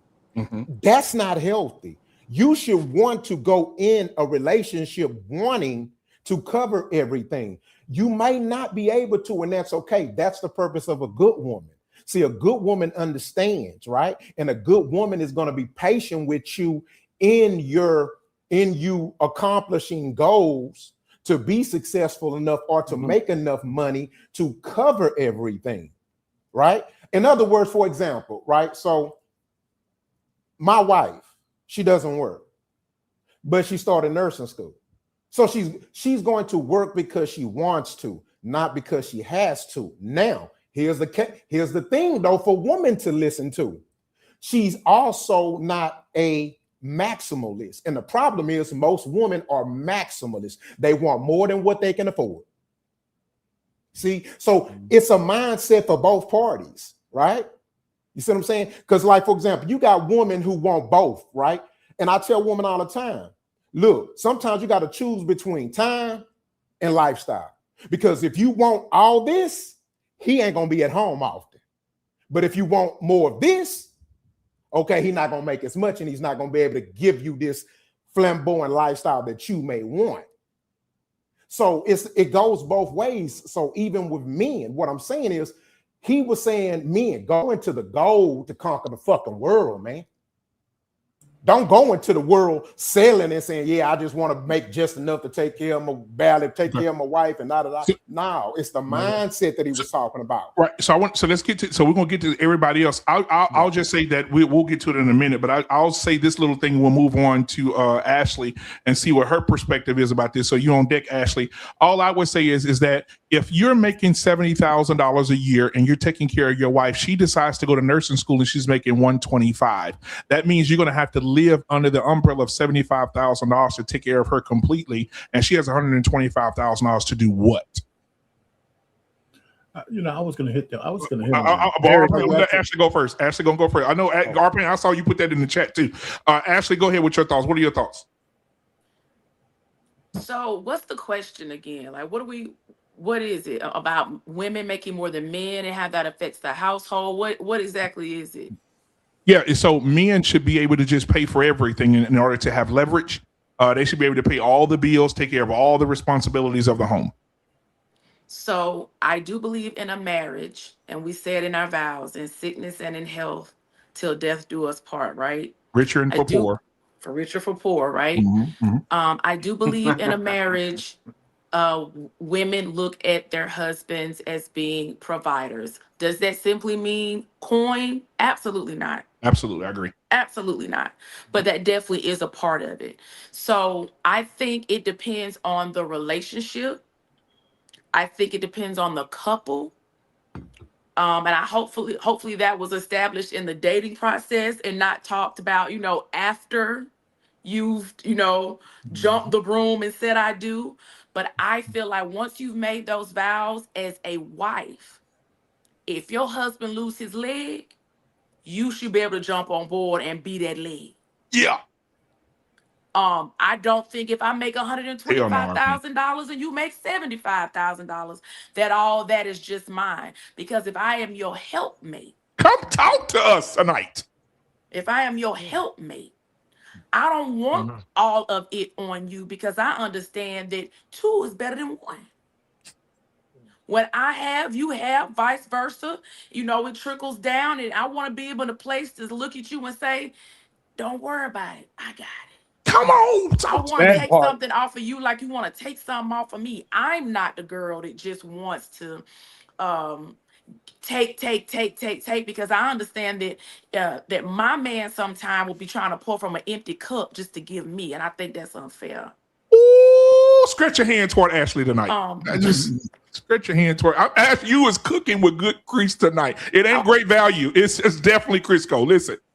So that's my take on it. And I've been, and hear me, I'm speaking from a place that I've been. And when I say that, I can be very transparent. And also say I had a husband who was doing right, and something happened. It was up to me.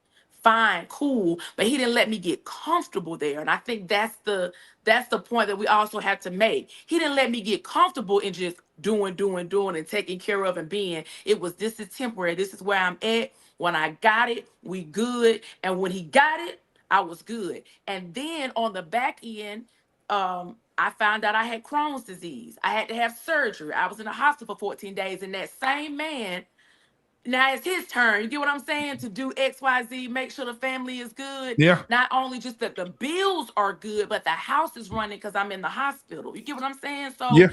when you take those vows, it is not just on your husband. When you take those vows, I also have to be ready to make sure that the house and that we are good.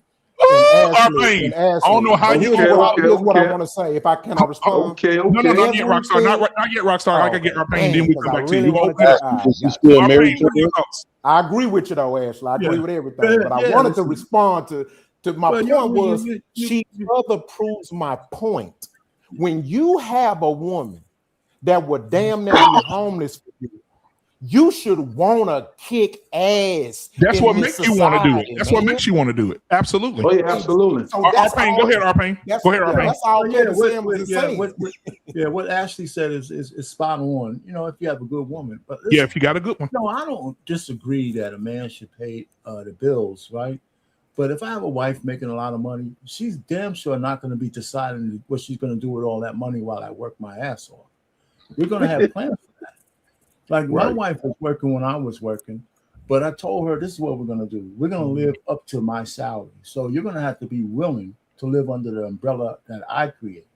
No matter how much money you make. We always looked at her money as great. But I told her, I said, you're going to max out your 457 plan. You're going to do these things, and you're going to have to do these things with your money automatically. I don't want you to be thinking about it. This is where your money's going to go. And all the shit that's left, you can do whatever you want with it. I'm not going to even ask. You want to get a new dress, you want to do all this kind of stuff. So when it was time for us to buy a house, she was about ready to quit her job because I think we was on our second kid. I used all her money from her retirement plan as a down payment. Right? I said, sign here. And she said, yes, dear. You know, and that's how we worked it. Right. So there was like a 4-year stretch when she didn't have to work at all. So the idea that all our expenses were under my umbrella, we didn't skip a beat when she was off for 4 years until our youngest daughter went to preschool.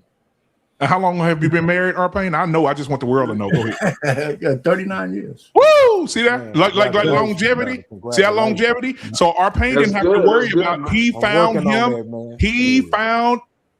Listen, man.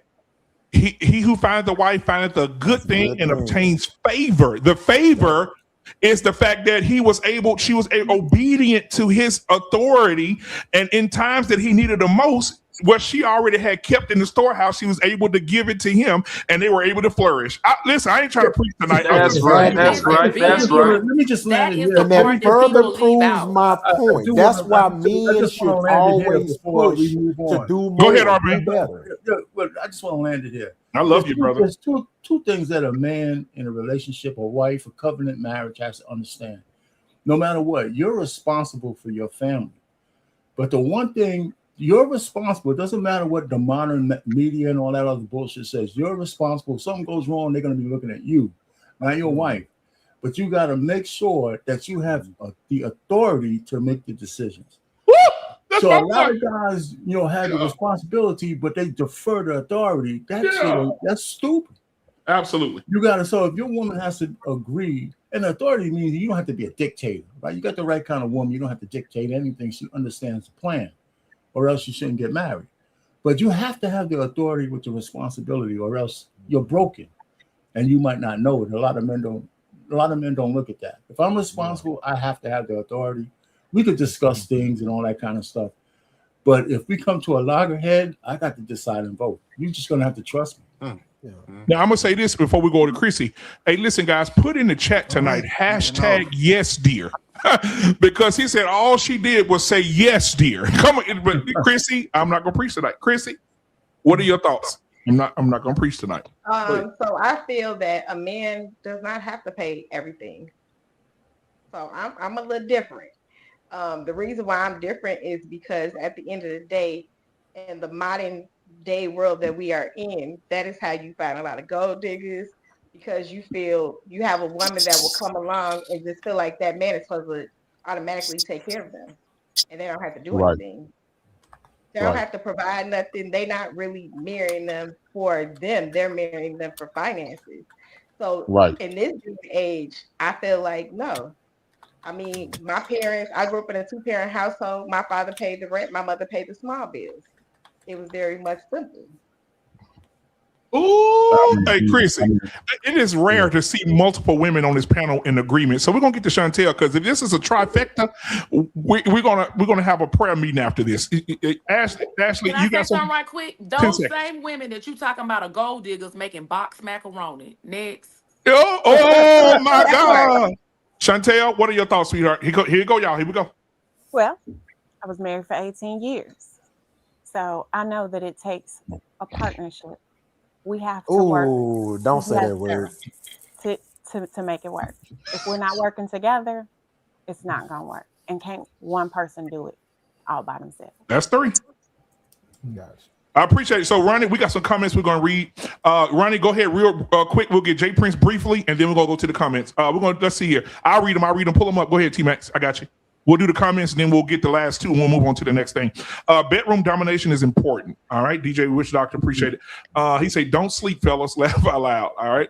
Our pain said, "I agree with Kevin up to a point. However, I'm not going to let my working wife frolic her money away, no matter how much I make." Hey, I've been on our pain for about 4 or 5 years. The best thing he's ever said in his damn life. He said, "Most men across the American population cannot pay all the bills unless the woman will be satisfied with being without amenities." All right. Natural Sean laughing. Let's see. Jay Gender Booth 8262. Everybody should not have a voice. And this type of talk. Oh, go back. And this type of talk is what? It's getting very old for real, y'all. Hey, you should have a voice. Come on up here. So then date broke women. Laugh out loud. Crazy shit. He said, "Money don't make a man." I agree. Men do make money. Rack Talks LLC, the financial shift in the home was, predictable decades ago. Now men need to figure out the climate they need to be in first, then prioritize the the P second, the pussy second. Okay. What up, though? All the way from Detroit, my brother from another mother, What We Know podcast. We got Steph from the Wind, Goat GP, 100%. All right, let's go. All right, Intelligent Caveman, Big Cap. She working because she want to, and she picked nursing. Come on, bro.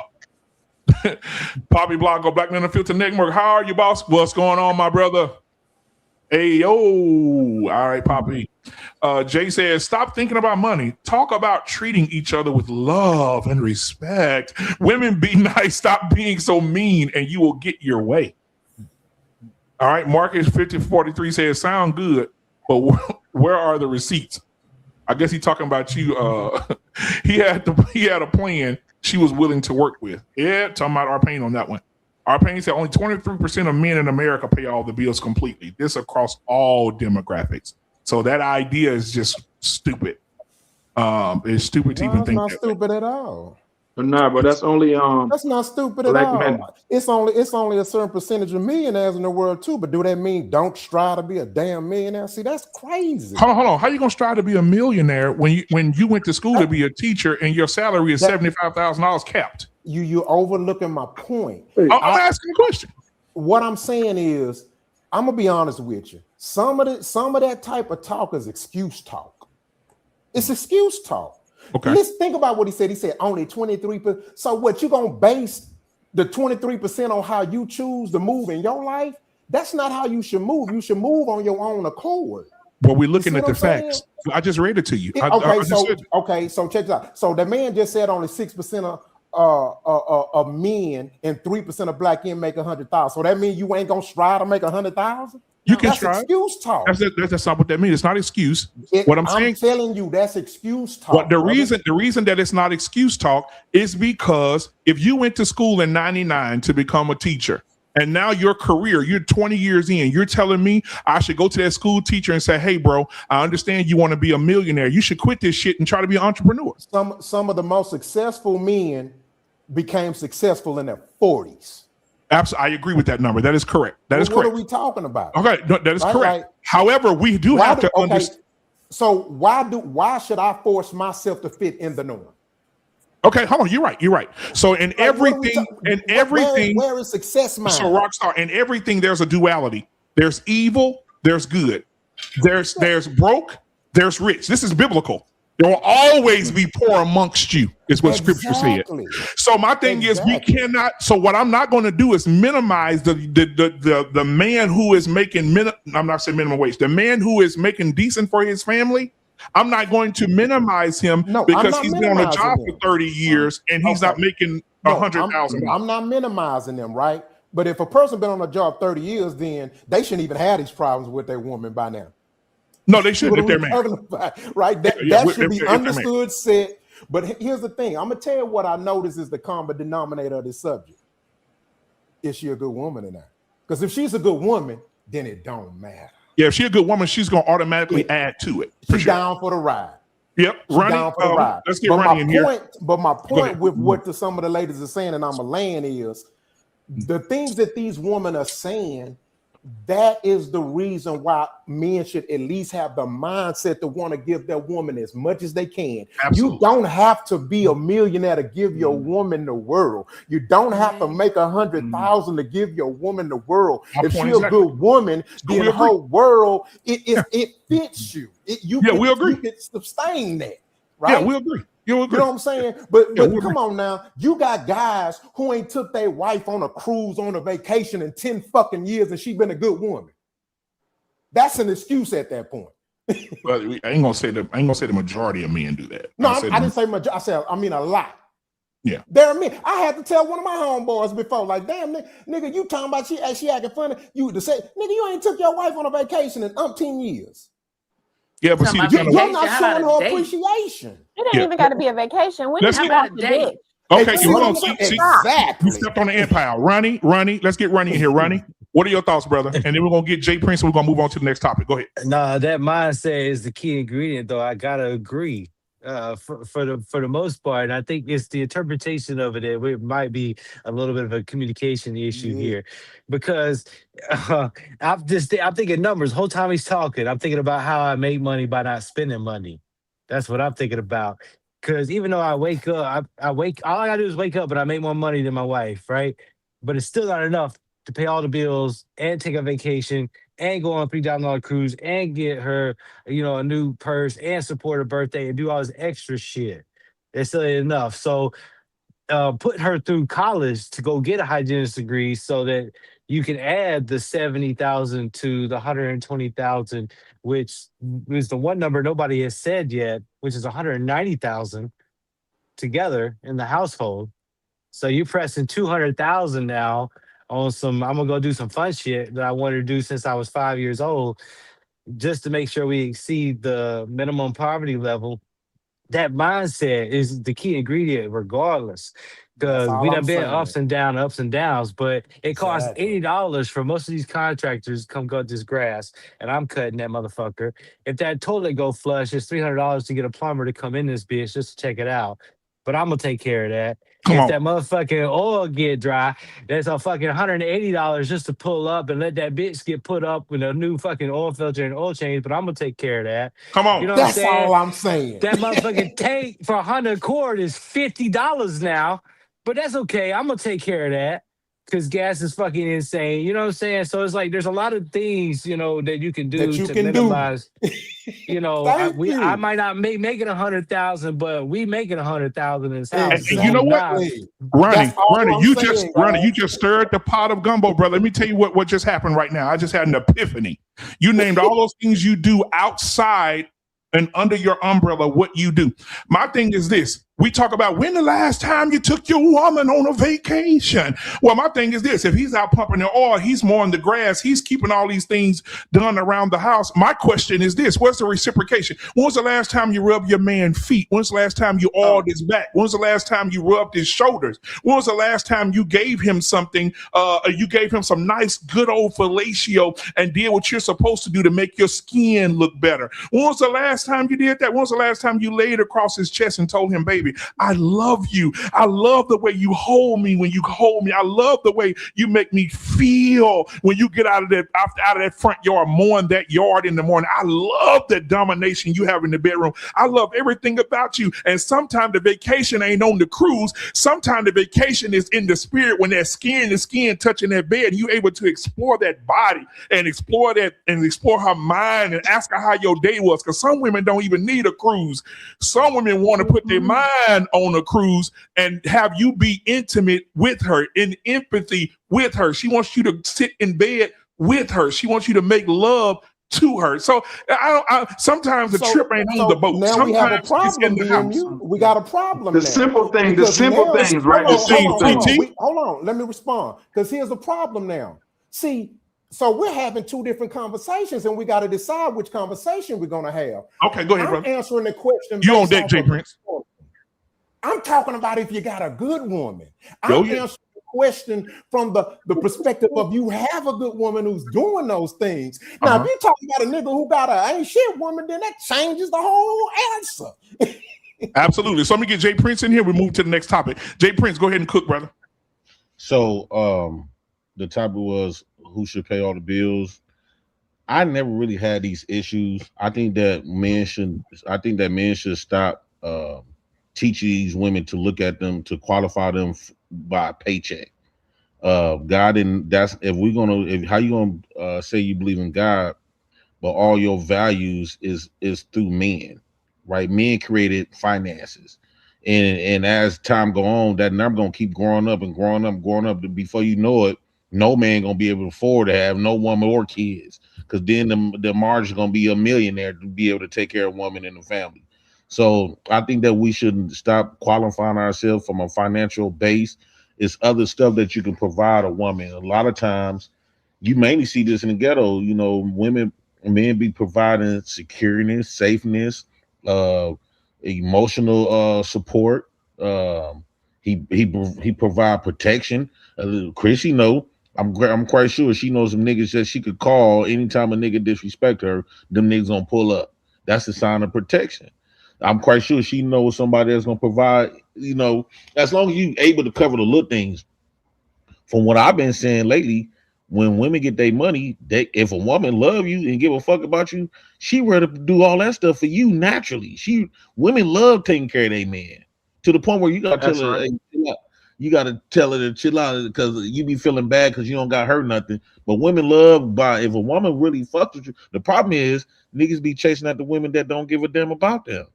And so when you chasing after a woman that don't give a fuck about you, yeah, you do need the high 6 figures. You do need to be, you can't fall off and all this other type of stuff. Why? Because at this point you buying her, right? At this point you have to buy her. So that's why I don't believe in chasing after the women. I believe in letting women pick their men, because when you allow a woman to pick you, you don't have all of these complaints. You don't have to stress yourself out and base your relationship on superficial. Because guess what? However you got her, that's how you got to maintain her. So you've been starting off at 6 figures, and this is how you got her. Well, you only got a short length of time before you gotta maintain that now. And then you can't get mad if you fall on a 5-figure level or 4-figure level, and now she talking about hitting it. You train her and you sold her a superficial lifestyle, and she bought that from you. Now you got to upkeep that. With me, I'm gonna sell her my soul. I want to enriching our souls together. How you do that? Instead of taking her on that trip to Bahamas, let's go to state of freedom in our minds. Let's be able to not worry. Wait a minute. Why is people running from taking a damn woman on a vacation? That shit's scary to me. What the fuck is the big deal about taking on a damn trip? Well, what if you got a woman? Let me ask you this. This shit is embarrassing. What I'm saying, what if you got a woman that don't? I'm asking. Do y'all know how many vacations I take my damn self on? What the fuck? No, I'm saying, but I don't know. But everything. Hold on. Let me say this, because I like to be straightforward and blunt. Let me say this, and y'all don't laugh, but I have to use this as it because some people may be slow watching. Some niggas like butt plugs, and some niggas say don't touch my ass. See the difference? Everything ain't for everybody. So you may have a woman that say, hey, baby, I would rather go to the grocery store with you than to get on the boat with you. I would rather us take a ride, get in the car, fill the truck up, and drive to. We being I'm telling you, bro. Come on, man. You comparing a vacation to bro. making some groceries. Bro, let me Bro, listen. If That's your woman, if you know your woman, that's not a good time, bro. Let me give you an example. Women have been in long-term relationships, never been on vacation. Ashley, thank you, Ashley. Thank you. Every woman isn't okay. So you always hear men say, or they might generalize all of us and say, well, all women like to shop. All women love bags. All women love diamonds. That's not true. Mm-hmm. So all he's saying is every woman might not value a vacation or to hop on a boat and go on a cruise. She might be like, you know what? Don't take that example as literal. I was on. using a vacation as an example of one way to provide and take Let her care finish. of the woman. And out of from your example is what I'm speaking on. So your example was vacation, and you're the one that jumped into this big, well, what's the big deal about a vacation? Some women would rather forfeit that vacation and pay off her car. Man, talk to me. But I'm not talking about. Some women would rather forfeit that vacation, and you know what? I don't really want to go on that vacation, but I did see this purse I like with the matching shoes. See what I'm saying? Can we just keep it simple We're just and go to switching Red Lobster or examples. I agree Charlie's? with you. I'm But I'm not shitting on your example, and I'm not attacking your example. The vacation thing is getting attacked. That's all I'm saying. Okay, so listen. A cruise or a vacation is not the only way to show your woman we love. We all intelligent adults up here. We know damn well a vacation should not be the only way to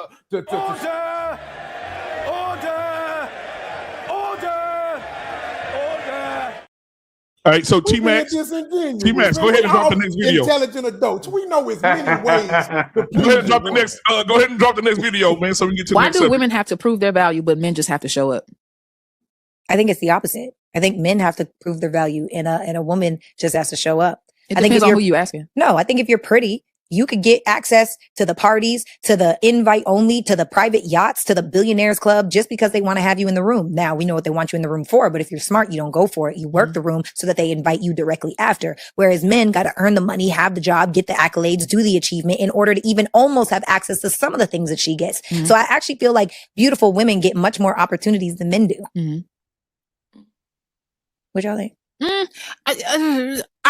It just depends on who you're asking. Personally, I don't know the answer. I just feel like for me personally, I think that as a woman, I get more opportunities than a man because I think that men want me to be in the space, but they don't expect me to come with the character or the work ethic that I come with. And that's what keeps me in the room. What I look like might get me to the room, maybe if I know somebody, but what I'm built by or built of is what keeps me in the room. I love her. I love her. Yeah, I really do. But what I want to give it to, I want to start with the ladies first this time. Chrissy, can we put all the ladies beside each other? I want them to, because they've been really cooking tonight, and I want them to be together because they've been together all night, and they even called each other and told each other they was going to do this. Chrissy, what are your thoughts on what you just heard? Oh, you muted, sweetheart. I don't know what's happening to your mic. You may want to go out and come back in, sweetheart. Chantel, what you got? I agree with her. Women don't have to. It's a pretty face and a smile and just a slide on the arm is all it takes. Men definitely will have to prove themselves. Absolutely. Absolutely. Ashley? I definitely agree. It's called pretty privilege. Yep. You know, if you coming in looking like something, smelling like something, soft, God forbid you got your dress game together, you speak well, it's going to come easy. Men definitely have to show up, and that, like for context, I can go to Walmart and put an outfit on, right? Get an old nasty dress that fit real good. I'm in there. That nigga gonna go to Walmart, he gonna look like he left from Walmart. Right. And we're going to be looking at him like, oh, that's from Walmart. Ain't nobody thought twice about my Walmart dress because it fit good. I'm cute. I smell good. I'm funny. You see what I'm saying? So men definitely have to work harder. Chrissy? I agree with the lady. I feel that men do have to work harder and prove themselves more than women do. Just because a woman can A woman can get anything she wants off her looks, basically. Versus a man is going to have to prove who he is. He gonna have to show. He gonna have to do everything above the sun, just because he's a man. And don't let him be a black man. That makes it even worse. And I would say this. I was watching Joy Taylor. I don't know if y'all know who Joy Taylor is. Joy Taylor was working at FX1 Fox, right? Our pain is very familiar with this. We talked about this before. And Joy Taylor now has come out in this little new lawsuit for Fox. Joy Taylor was at the bottom. She was a bartender, and in 2 years, with her coochie alone, she became a millionaire, multi-millionaire in the media world because she fucked her way to the top. She used her looks, her breast, her body. She was able to have sex with different CFOs, CEOs. And guess what? The men who apply for this job are rock star who worked hard and bust their ass and got the degree to get these jobs were denied these jobs because her pussy was good. What are your thoughts, Rockstar? We start with you. Oh my God. Most men, yep. Me, no. It's the opposite for me. Most women always have to work to win me, but most men can't say that. So, you say you, or you talking about in general? Most men, yes, they have to work harder, but men like me, the woman have to work harder. Okay. DJ 007, what you got? Man, there's really so much to unpack in these last two conversations, but I know I don't have a whole lot of time, so I'm just going to try to stick to what we're talking about. I love that woman that speaks because she talks real truth. Me too. And let's just talk about this from a biblical standpoint. You know, there's a hierarchy in heaven, as we all know. If God has a hierarchy, then we have the same thing. The reality of this world is that everybody's not capable of being that millionaire, okay? Everybody doesn't have the same intellect. Everybody doesn't have the same drive. Everybody doesn't have the same attitude. There are things and barriers that you have to cross to get to a place to make a certain amount of money. Now, especially as a black man with the social economic climate that we're dealing with and have been dealing with for 500 years, not an excuse, just to let that out there. The point is that we do have it harder than most. And black women have it harder than some of the other folks we know. Okay? So my whole attitude towards this is this. Like my daughter, my youngest baby, she's an E6 in the Army. She didn't screw her way to the top. She's 25 years old. She worked hard and she got there, picked the right MOS and made something of herself in the Army. My next oldest daughter, she didn't get that high. She got to a specialist, got out, but she said, you know what? That's cool. She went to Auburn University. She got a PhD in pharmacology, and now she's getting her license as a pharmacist, and she's going to make six figures. Everybody has to take their path the way it's led for them, the way God lays it out for them. And they have to make the right choices to get to those places. And if God sees fit, they will bless you. He will bless you with $1 million, because it'll be stupid for God to give you $1 million and you go buy a Corvette and wreck it, kill yourself and possibly several other people. And what good did it do for you to have the $1 million? Nothing, because you weren't ready for it. We have to go through what we have to go through in this life by the grace of God in order to become wealthy. And me personally, I don't give two rat fucks about being wealthy financially. But what I do care about, I care about being wealthy in the kingdom. Hey,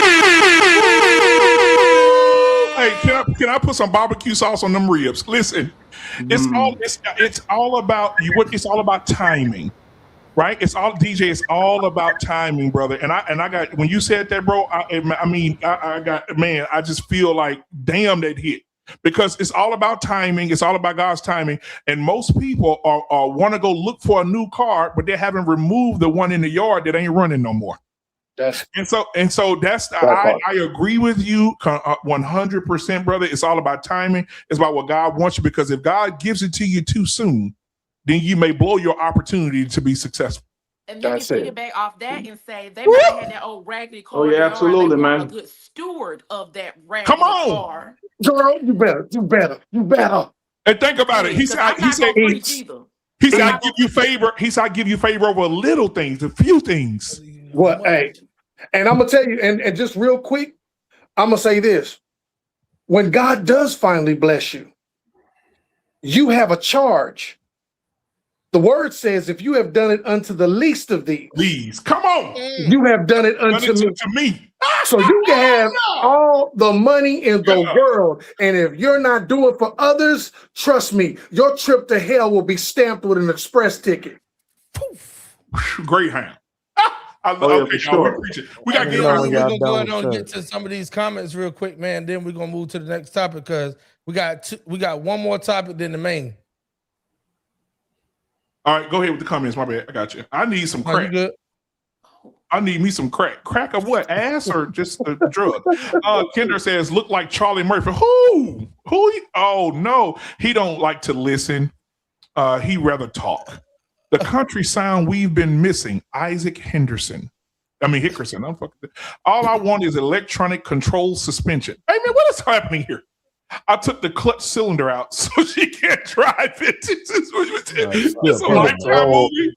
He's just saying, I think she's talking to Rockstar here. He's just saying, do something nice for your woman. Every now and then, surprise her. Okay. Kinder came back and said, thought that living more would help me a little. Staring at the man in my reflection, trying to figure out where yesterday has gone. Oh, he's a poet now. Okay, go ahead. Drink up, boys. They say the devil lives in idle hands, and he ain't seen the world from where I stand. Well, Kendar says, meet me on my everlasting Father, and I stand in the middle of his holler. Damn it. I was having fun, y'all. Don't tell me people about me. Hey, you got to put that O in the people. Kendra said, y'all happen to be black. I ain't no woman. I ain't airborne. I don't shave my head. Okay. That's what's up, man. Let's go. Well, like share. Yeah, let's go ahead on and move to the next topic. I got a video for y'all tonight, man. I appreciate everybody that's watching. Shout out to BMU, Black Man Unfiltered Network, man. Shout out to on that. I appreciate you, brother. Oh, Jay Prince did not get to speak on that. Oh, yeah, go ahead, Jay Prince. I'm sorry, Jay Prince. You know, he always left out. Less than 10 minutes, man. Oh damn! What was that?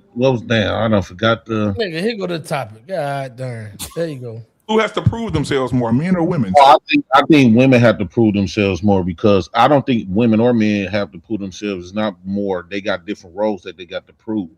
So although men have to prove provision and protection, women have to. It's energies that women must meet that make men that keep men desired to want to be with them.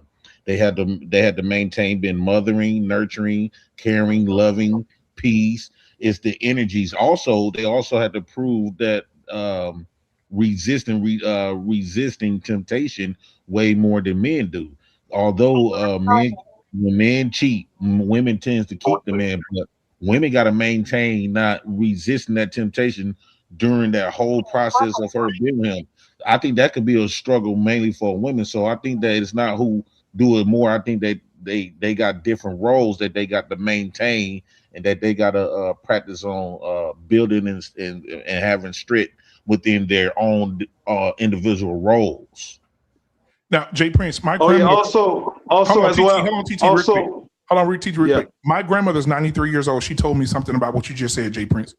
She said, if a mother looks at her family and her husband and what she does for them as a job, then it will wear her down and she has to maintain it. She said, however, grandson, if a mother looks at her family as she loves them, she'll never work a day in her life. Come on, man. That's what I'm talking about right there when we said about the spouse being like family. Now, if it's just a nigga added to the family, shout out to grandma. If it's just a nigga added to the family, then he gonna look like an outsider the whole damn time. Absolutely. But if this is nigga that's rocking with you and standing 10 toes down, y'all better add this nigga like he y'all uncle, first cousin, or goddamn baby daddy on the real side. Go ahead on BMU. No. Go ahead. I want you to go ahead. Also as well. Also on this. Yeah, also as well. Translate. Because it's a man's world. It's a man's world. So the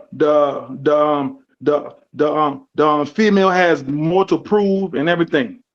Now the female the way she dressed or her body, to to try to climb up the but overall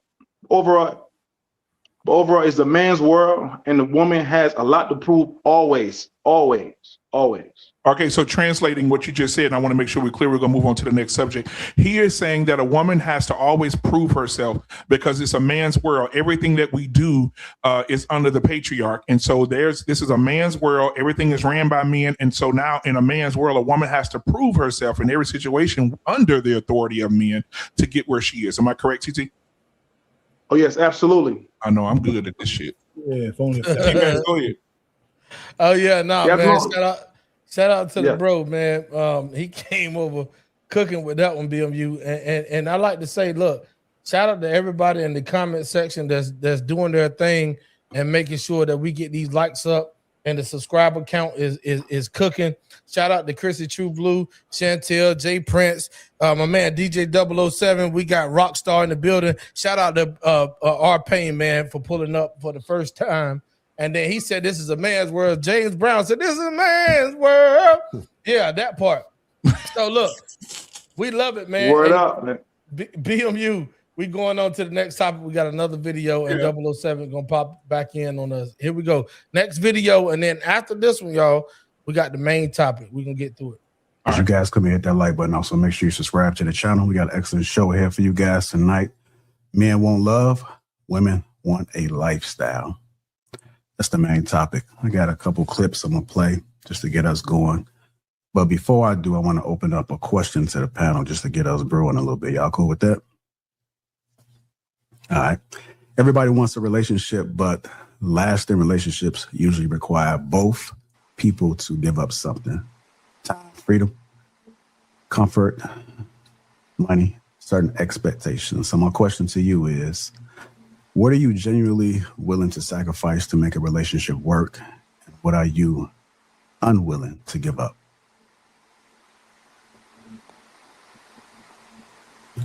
What are you genuinely willing to sacrifice to make a relationship work? And what are you unwilling to give up? Yeah, that's a good question. I guess if I had to pick, well, I mean, it might sound like a cop-out, but I guess I would say I'd be willing to give up trying to lead and be led. And I wouldn't be willing to give up my life. So. All right. You think that's a big thing, trying to give up not leading? Is that something that you do like when you're single? Do you naturally lead? Well, no, I don't think, no, when you're single, to me, you're just being an adult as a woman.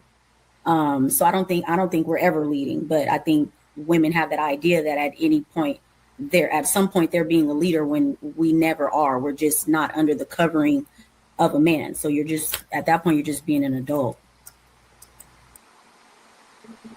All right. Go ahead, Miss Shamona. Shamona. I don't know why you want to say Shamona. Chamonix. All right, so here go the next topic real quick, y'all. It's coming up on the screen. Next topic is, boom, when single, are women leading or just being an adult? When single, are women leading or just being an adult? We'll start around the panel with all ladies first, and we're going to go to Miss Ashley Ferguson. Go ahead, Ashley. We're just being adults. I love Ashley, bro. Ashley need a Nobel Peace Prize over this. Listen, some stuff is just what it is. We don't even have to get so deep. It just is what it is. I'm by myself. I'm paying my bills. I'm filling my car with gas, and I hate pumping gas. But Ashley, so many women say that when they're single and they're doing all of the shit you talking about, that they're natural born leaders. So when they get into a relationship with a man, the first thing that they want to say is, I'm a leader in their mind and in their body and in their spirit. So go ahead on and keep a smile on that. I didn't want to cut you off. I just want to add to your context. No, you're fine. Yeah, no. Because I feel like, let me speak for me. I don't want to lead. When I'm by myself, cool. There are things I have to do to sustain my adult ass. Mm-hmm. when I'm in a relationship, especially when I'm safe, when I'm nurtured, especially again, safe, I don't want to leave. I gladly take my cape off, let you have it. Once I feel like I can trust you, once I feel like I'm safe with you, I don't want to leave. I'm not combative. I don't think I know it all. And this will trickle on to the dating older men. I'm willing to relinquish thinking I know it all. I got it. I don't. When you're by yourself, you're just doing the things you have to do to survive. Like I gotta keep my lights on. I'm by myself. I ain't waiting on no nigga to do that. I gotta, pay my water bill. Like I have to do the things, right? But I'm a leader. Now I'm leading my home because it's just me in a healthy, safe relationship with a God-fearing man, with a man who has a good head on his shoulders. And again, I feel safe. I don't want to lead. I'll gladly, take my cape off, and let you have it because I trust you. Christy True Blue, it's on you. Go ahead. I feel women are just being an adult. Most of the time, women are in survival mode when you are single.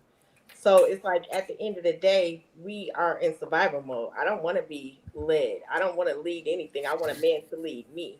So if I'm in a relationship, I want that man to lead me, and I will sit back and do what I'm supposed to do as a woman. Okay. All right, Chantel, what to do? These women are amazing. I agree. They're amazing, bro. I'm elated. I do agree with the ladies. We are just being adults, but I do want to add that depending on how the women were raised, they think they're leading because maybe they grew up with single mothers and they're taking all that. So, because for me, I didn't know what leading was until I was married. Because when I first got married, I was trying to control it all. Nah, we're going to do this. Nah, we're going to do that. Nah, we're going to do this. Till I had to learn, sit your ass down.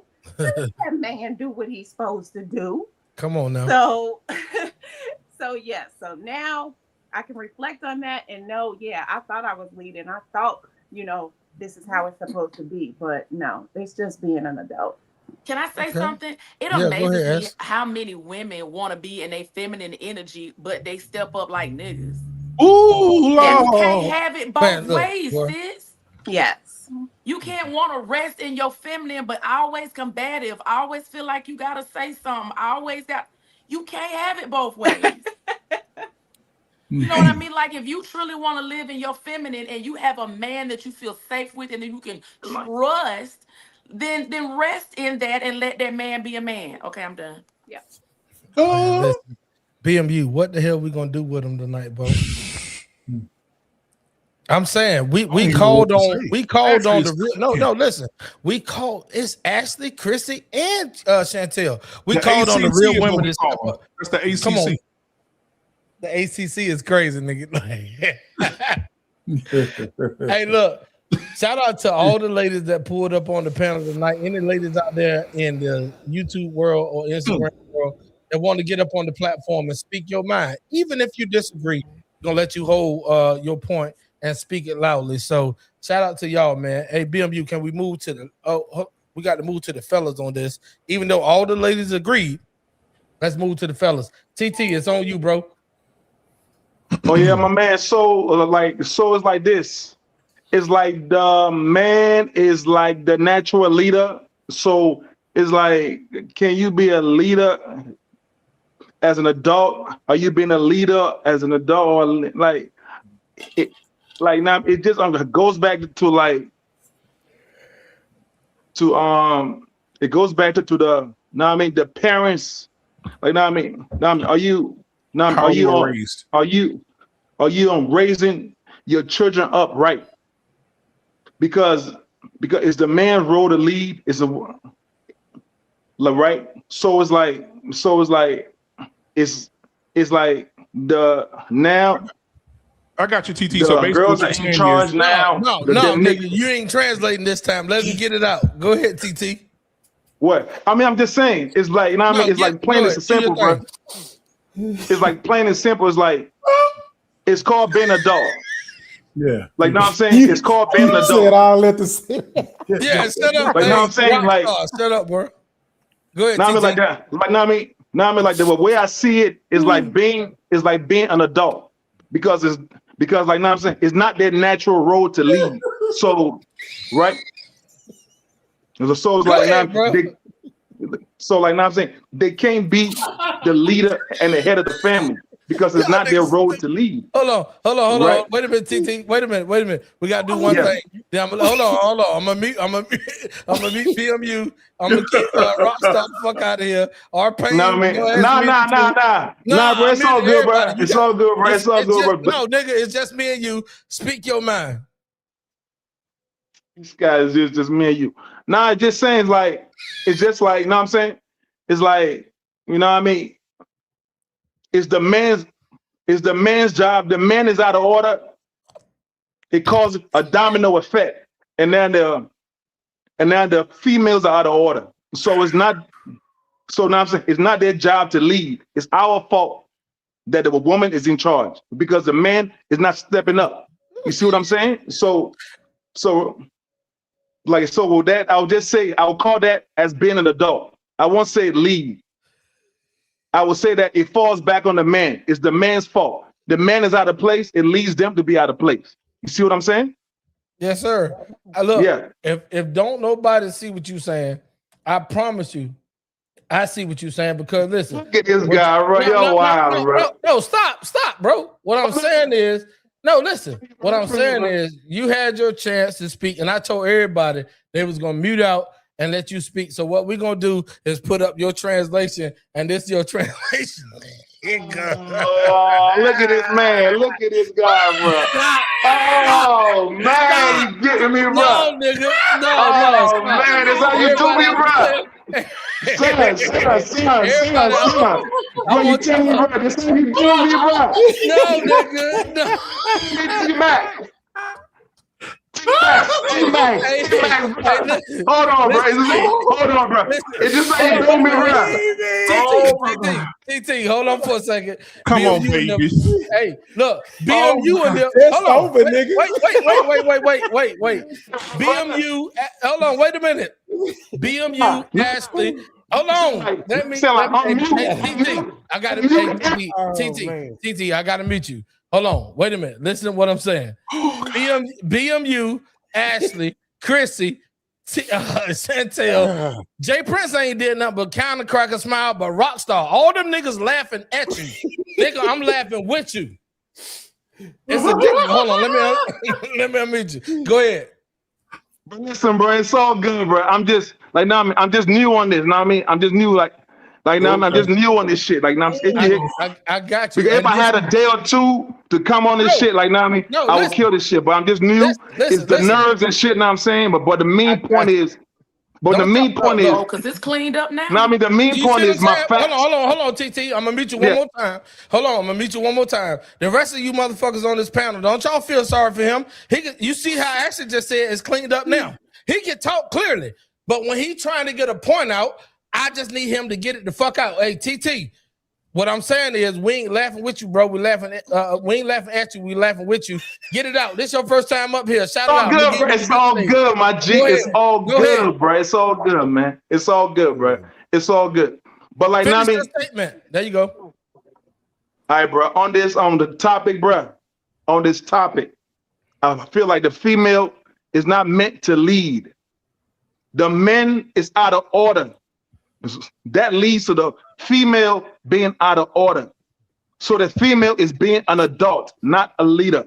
You understand what I'm saying? Yes, sir. That's all you had to say. All right, bro. Hold on. Who said I do now?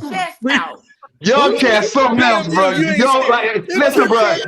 Just give me a little minute, bro. I'll swing back in the swing of things, bro. Just give me a little minute, bro. I jump in the swing of things, bro. Know what I'm saying, bro? Just give me a little minute, bro. Now I jump in like now it ain't nothing, bro. Hold on. But shit, go ahead. Hold on.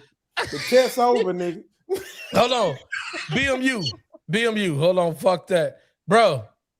That was the same thing that they told Champ in the movie. Dude. He said, "You understand what I'm saying?" Richard Pryor say, "I do now." right. Oh man, that shit was funny. I love y'all, man. Hey, look, check this out. Got me in tears. Listen. We got people on the panel. Oh God, they got to get up early tomorrow morning and go to work and do their thing. So we're gonna go ahead and move to the last topic of the night. And I know some of y'all didn't get to comment on that one, but this is the main topic of the night. We want to make sure he took up our time. Oh. He talked for 30 damn minutes. He ain't let it play. Hey, let me tell y'all what happened though. TT, this is out of love. TT said, and y'all don't understand. And guess what happened? But guess what happened? Y'all pissed him off, and that nigga said, well, I don't think the man should be the lead in the house. And y'all gonna stop playing with me and this is the game. All right. All right, too easy. Oh, God damn, boy. Hey, so look, we're gonna start with the bottom. It's all love, my G. It's all love, man. It's all love. You know what I'm saying? I'm still new at this shit. You know what I'm saying? So it's all love, man. It's all love, man. Like, you know what I mean? It's all love. You know what I'm saying? No, I'm saying it's all good. It's all good, my G. It's all good. You know what I'm saying, bro? Yeah. It's all love, man. TT, all right. We heard your ass the third time. It's all love. All right, too easy. 18th time. Yeah, that part. Boy, so look, check this out, man. Hey, Tyranny, I see you, baby, and I'm so glad you pulled up on this. When you bring her up here, she's gonna stir the whole pot up. No. We need her on this topic. This we do. No, hold on. Wait a minute. Y'all, hush. Here go Tyranny. What's up, Tyranny? What's going on with you? What's up, T? What's up, beautiful black people? Can y'all hear me? Yes, sir. Yeah, what's going on, sweetheart? You good? I'm good. Everything and nothing. Just being a mother, being a wife, being a woman of God. You know what I'm saying? Pop. I'm not joking. Long time no see, baby. Long time no see, know. for sure. What's All up, right, pretty black Tyranny. women? Okay, yes. That part. Oh, no. Y'all get your sister code out. Go and do your thing. Shout out. Let's go. Fuck these niggas. Okay. No, I'm just joking. Okay, go ahead. Sorry. All right, too easy. Here we go. All right, the last topic of the night. Ladies and gentlemen, we're at 2 hours and 15 minutes.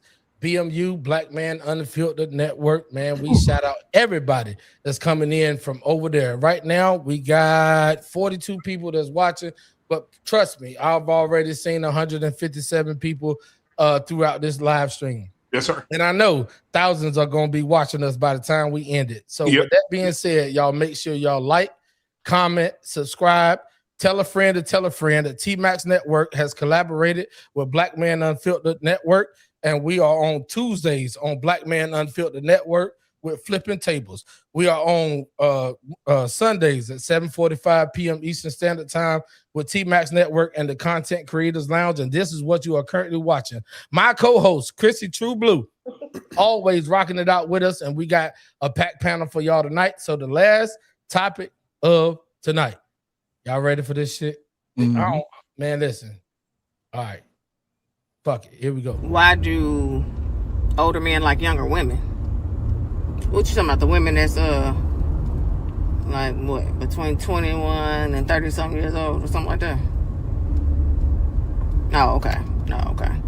Well, to be honest with you, a lot of younger women like getting sexy. Yeah, they like staying sexy. They like looking good.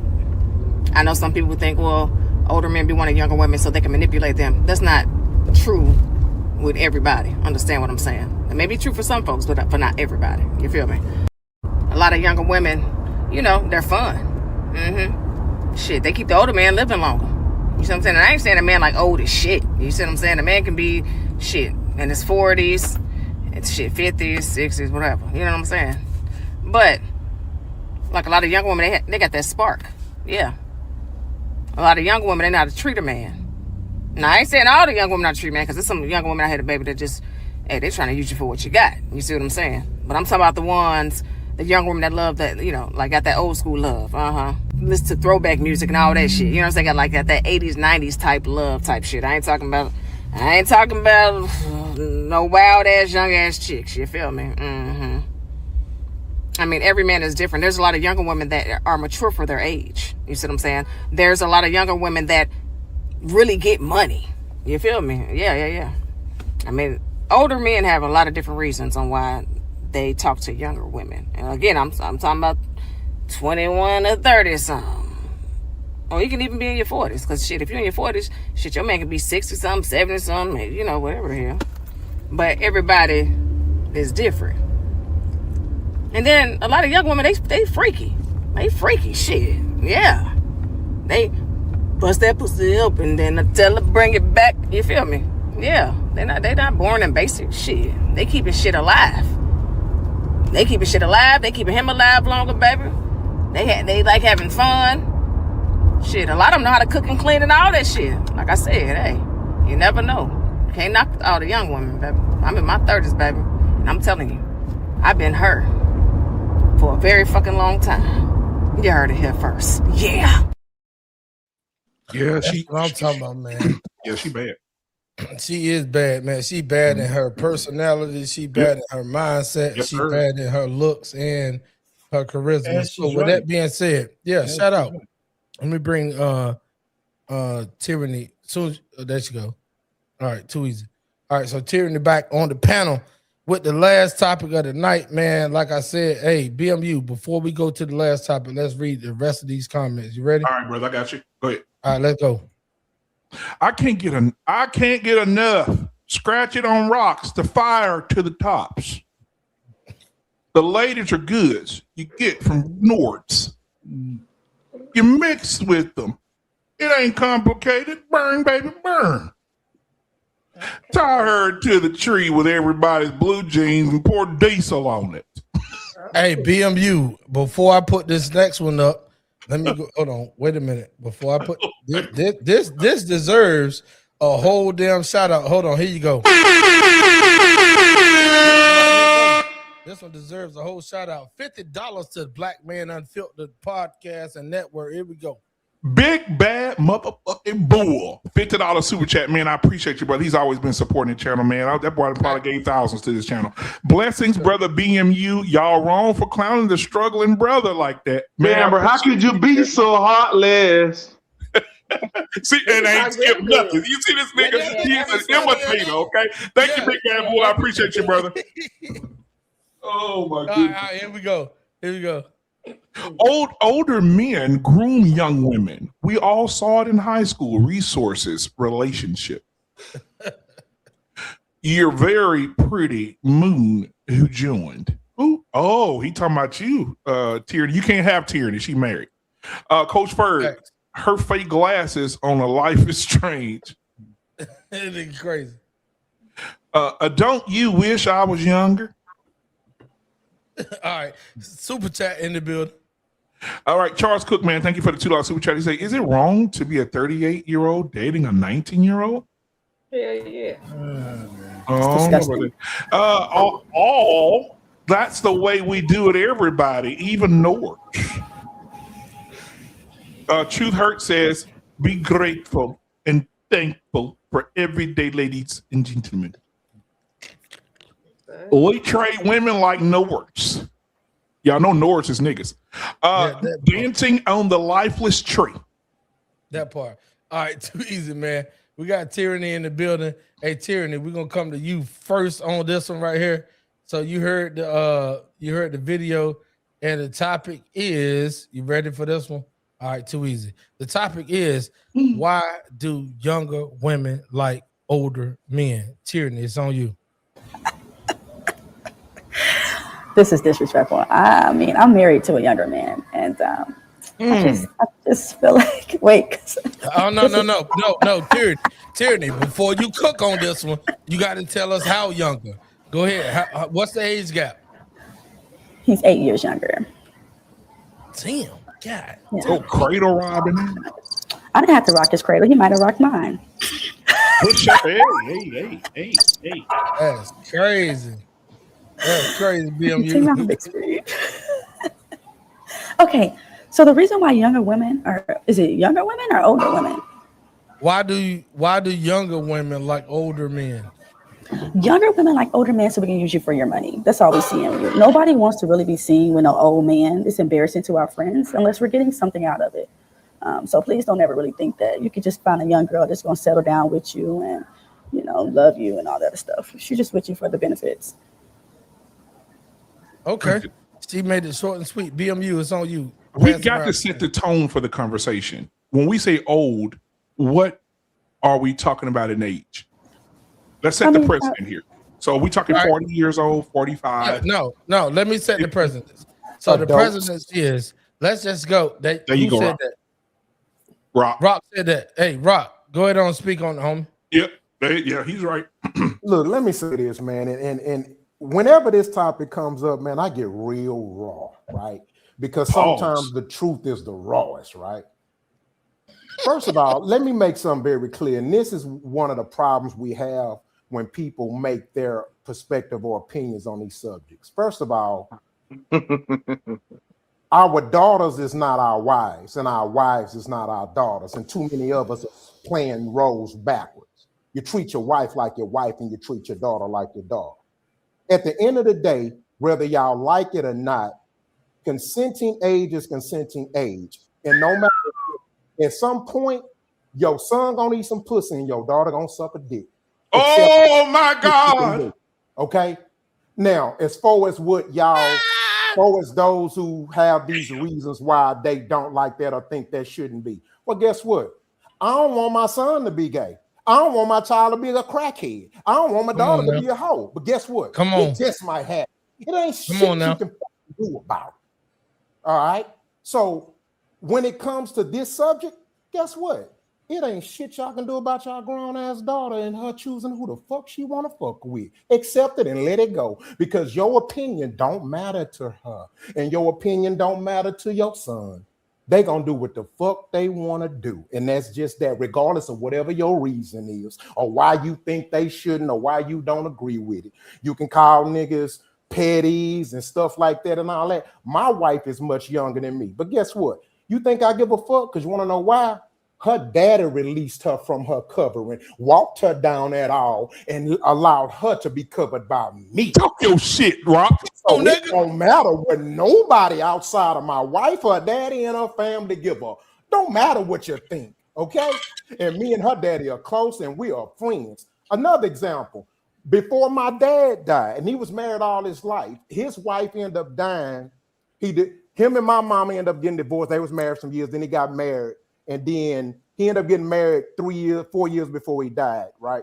So his wife was younger than me. And guess what? You want to know who walked her down the aisle to him? Her daddy. Happy. Ceremony, beautiful, all that. I didn't give a fuck.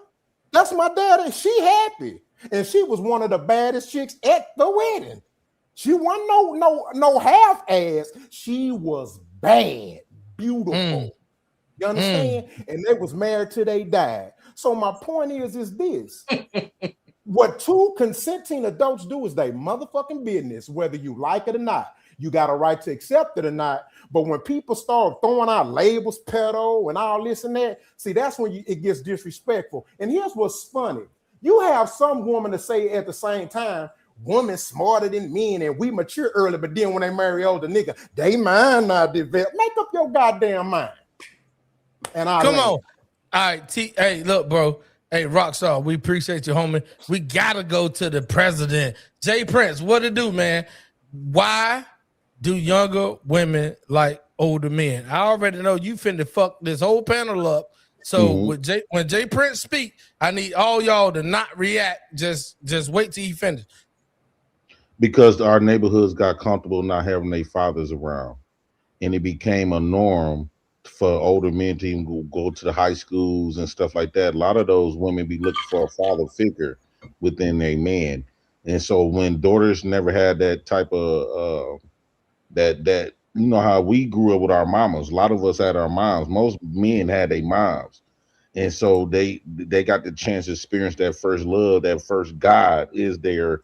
We got the chance to experience our first God, which is our mother, from a boy perspective. Now, the daughter perspective, they never get the chance to experience that. And just because they got older, that don't mean they still don't strive for that. So they know they probably will never get the chance to get their fathers. So what they tend to do to go try to find their fathers inside of these men. So when they date younger men is not acting like they fathers. And I think that the reason why a lot of these young girls are searching for older men is because they searching for a father figure. Now, all of these men that trying to go after these extremely young girls, bro, it's something lacking within you. What I would tell my daughter is if an old man try to approach you, it's something lacking within that man. First off, your daddy is very deadly. I'm not gonna allow that, no way. And that's why a lot of these old men is targeting these little girls. I'm not gonna be the daddy. The law's gonna stop me from doing what I gotta do. If I had to shoot you off out of our house, that's what we're gonna do. But you're not gonna touch my daughter. I don't give a fuck what she doing. You're not gonna. I'm not gonna. She making stupid decisions, and that's where her father come in and have to protect her decision to protect her from herself. Now, when she hit 25, 30, I can't stop that. But from the age as a baby to about 24, that's my duty to protect all of these little old men. No, you're gonna send your punk ass back to where you lacking at. The reason why you going after her, at these young girls is because how can I put this? Because I don't want to just sound like, because a lot of times men date like 25 years old for their fertility and stuff like that. But when you start talking about 18, 19, and you 40 plus, you 35 plus, bro, you need your ass beat. And you're not going to continue to make it comfortable, because as long as them years get comfortable, lower, as long as the government lowering that stuff, it's going to be a lot of these men that actually the only thing that's shielding these women, these girls, teenage girls, is the law. And once that law lifts his hands up, watch how many of these old men just gonna pile around them. Because every time that number goes from 18 to 17 to 16, there's an old nigga in every age group, at every high school concert, as long as they get legal. So basically, they would go even lower. You don't know how lower they go because of the law. So the law is kind of protecting, and if a law come out and say you can be my daughter at 14, 15, and you think you finna come over here, I don't give a damn. She 18. You come to my house at 40-some years old, be prepared to meet that bully in your fucking face on my dear mama grave. I don't give a fuck what you feel. It's my child, bitch. Now I'll murder you. Before this conversation continues, please, president of the United Negro Nation of the Black. Let's make this clear. Hold on, I gotta say this. No, because it's getting crazy. We are not talking about underage girls. Hold on. See, this is shit I got to do. They always take it there. Rockstar, I'm gonna meet you out for a second. Jay Prince, I need you to end it the way you end it. Go ahead, homie. I'm Jay Prince, for president of United Negro Nation of the Black House, and I pulled that performance. Good night, ladies and gentlemen. I'm gonna get off work. Stay right here. Don't go nowhere. Nigga, don't go nowhere. Go ahead, Rockstar. Yeah, man. And that's the sad thing about this conversation is that whenever any conversations comes up, there are always certain people who have to use extreme examples to prove themselves. And that's usually because they have no meat in the game. That usually means their argument is void. Now, this conversation was about consenting adult woman, but some kind of way he found a fucking reason to trail into children. Ain't nobody up here consenting. Hold on, Jay. Stop. Go ahead, Rock. Ain't nobody talking about no damn underage children, okay? And let's make that clear. But you know what? This always happens when we bring it up. But also this goes to prove that some people are so into just stuck on what their thoughts is, because some of us, we love interpreting things from a personal perspective instead of a general perspective, that they take it personally. Because at the end of the day, it's like he heard nothing I said. I'm good at clarifying myself, and I clarified myself very well, but it don't matter. Some people, you just can't change their mind. They're going to take it personally, and they respond personally. But go ahead, I land. In 33 states, 16 is considered to an adult. 16 years old, right? That is a lie. See, you don't know the law. That's a bullshit. But you're wrong. It's not true. Bro, you just got the chance to speak. You just got the chance to speak. You got to humble yourself, bro. And I think it's like, let me see. Let's pull it up right now. Hold on. You mean you don't even know the fucking law? You just said in the United States, what's the age of consent? Jay Prince. Hold on for a second. Hey, Rockstar. Yeah. I muted Jay Prince out when you had your time to the table. But he just showed saying no, shit. No, nigga, I'm gonna meet you out right now. Jay Prince, the floor is yours. Go ahead. So it's like they got Alabama, Arkansas, Connecticut, Georgia, Hawaii, Indiana, Iowa, Kansas, Maine, Maryland, Massachusetts, Michigan, Minnesota, Mississippi, Montana. These are the states: Nebraska, Nevada, New Hampshire, New Jersey, New Mexico, North Carolina, Ohio, Pennsylvania, Rhode Island, South Carolina. Right, those are all the states where you can, these grown men could go to a consenting 16-year-old that's classified as an adult. And all I'm saying is, I still look at my 16-year-old. My daughter just turned 13. That means she's gonna be 3 years. Let's say she wait to 18. So some men, you think some man gonna be old man my age? All right. Hold on, Jay. I looked it up, T-Max. Can I review I got that? the BNB. Hold on. Everybody stop. Hold on. Oh, okay. Everybody stop. Jay Prince just put a declaration out there, and I'm gonna come to Rockstar right now, and then BMU gonna cook this. Rockstar on you. What Jay Prince just said, his daughters are 3 years beyond the consensual age in so many states. Rockstar, it's on you. Okay. First of all, he's lying. He don't know what he's talking about. He made a statement and then start Googling. See, that's the type of motherfuckers I can't debate with because they don't even have their shit together. Second of all, those states where you can be under 18 and married, they only can get married if the daughter's parents consent to it, nigga. And if that's the case, then you can say they're sick, okay, as well. So it's going to take mutual sickness, nigga. Know your shit before you talk, bro. You literally made a statement and then start Googling the shit. I can't debate with niggas like that. All right, bro. Just Hey, yo. Shit out there. Hold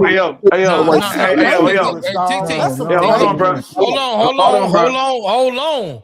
TT, hold on 1 second. I'm coming to you. Jay Prince, do you want to rebut? Hold on, bro. TT, I got you. Jay Prince, so on you. it says, as of April 2021, of the total 50 U.S. states, approximately 30 have an age of consent of 16 years old. I was right the first time. Parents, nigga. Hold on. Wait a minute, man, niggas. Hold on. That means he got something to hide. I'm about to mute all y'all niggas. What? Hold on, one motherfucking second. Rockstar, shut the fuck up and let Jay Prince go. Jay Prince, Rockstar gonna combat everything you said. Let's go. Okay, so when he said that the parent, right, walked his wife down the aisle and all this other stuff, he didn't give us no specific keep my personal shit out, nigga. Watch your motherfucking mouth. You bring your personal shit in. Hold on. No, but you don't speak on it though. Rockstar, bro.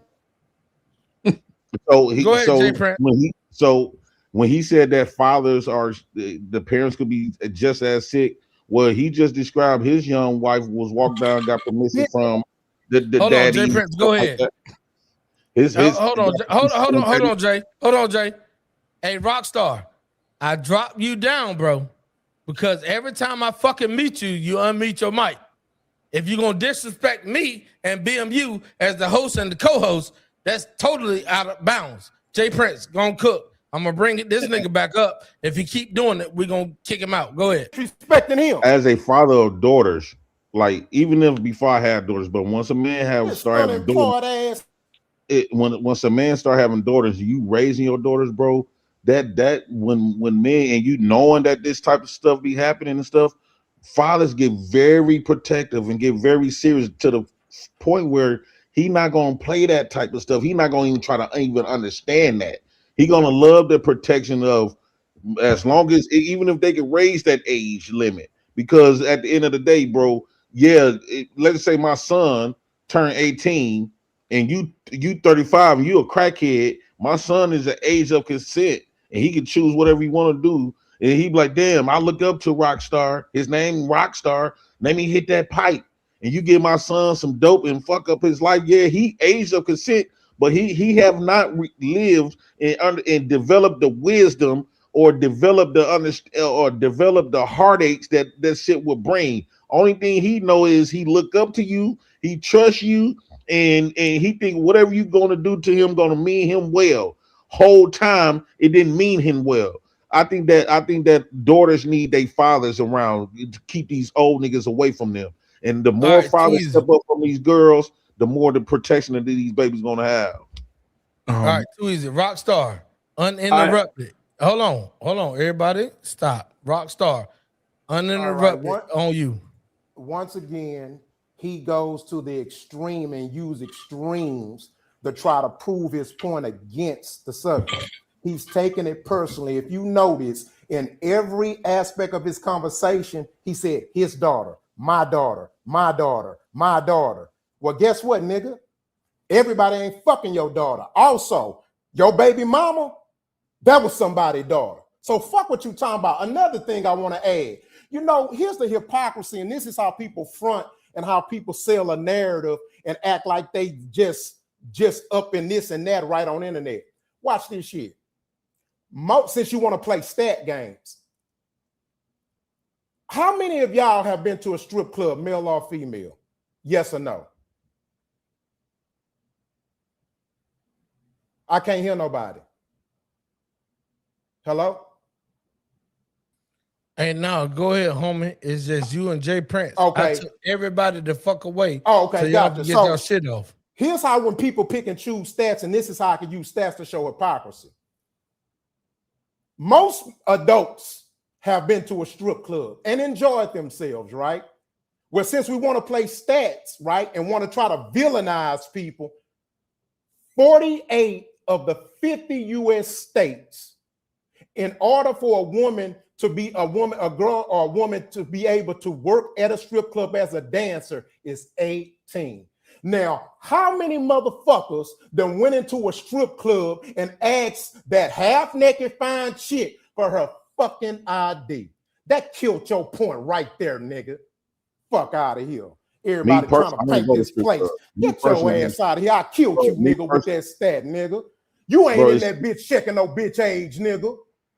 But now all of a sudden, ooh, nobody bet. Oh, my daughter this, my daughter that. Let me tell you something, nigga. If they raise the consenting age to 21 to 25, it's gonna be broke, bum ass, jealous niggas like you who trying to treat their daughter like they woman as inferior. Then 25 gonna be too young. Fuck out of here. Yo. Boy, niggas be fronting for that this damn social media, boy. Everybody perfect, don't nobody eat ass, don't nobody eat pussy. Hey, look. This shit No, crazy. nigga, I do it all, nigga. Yeah, me for too. The right one. Stop playing with all Females that. only fuck 3 niggas. Oh, shut the fuck up, because I do it all for the right one. So look, Jay Prince respectfully bowed out. He might got a phone call or a text message. But BMU, I'm gonna put you back. I'm gonna put you back in the driver's seat, my nigga. Yeah, and I gotta go for a second. Yeah, I just want to bring some clarity to the conversation. Our pain is going. He's on deck.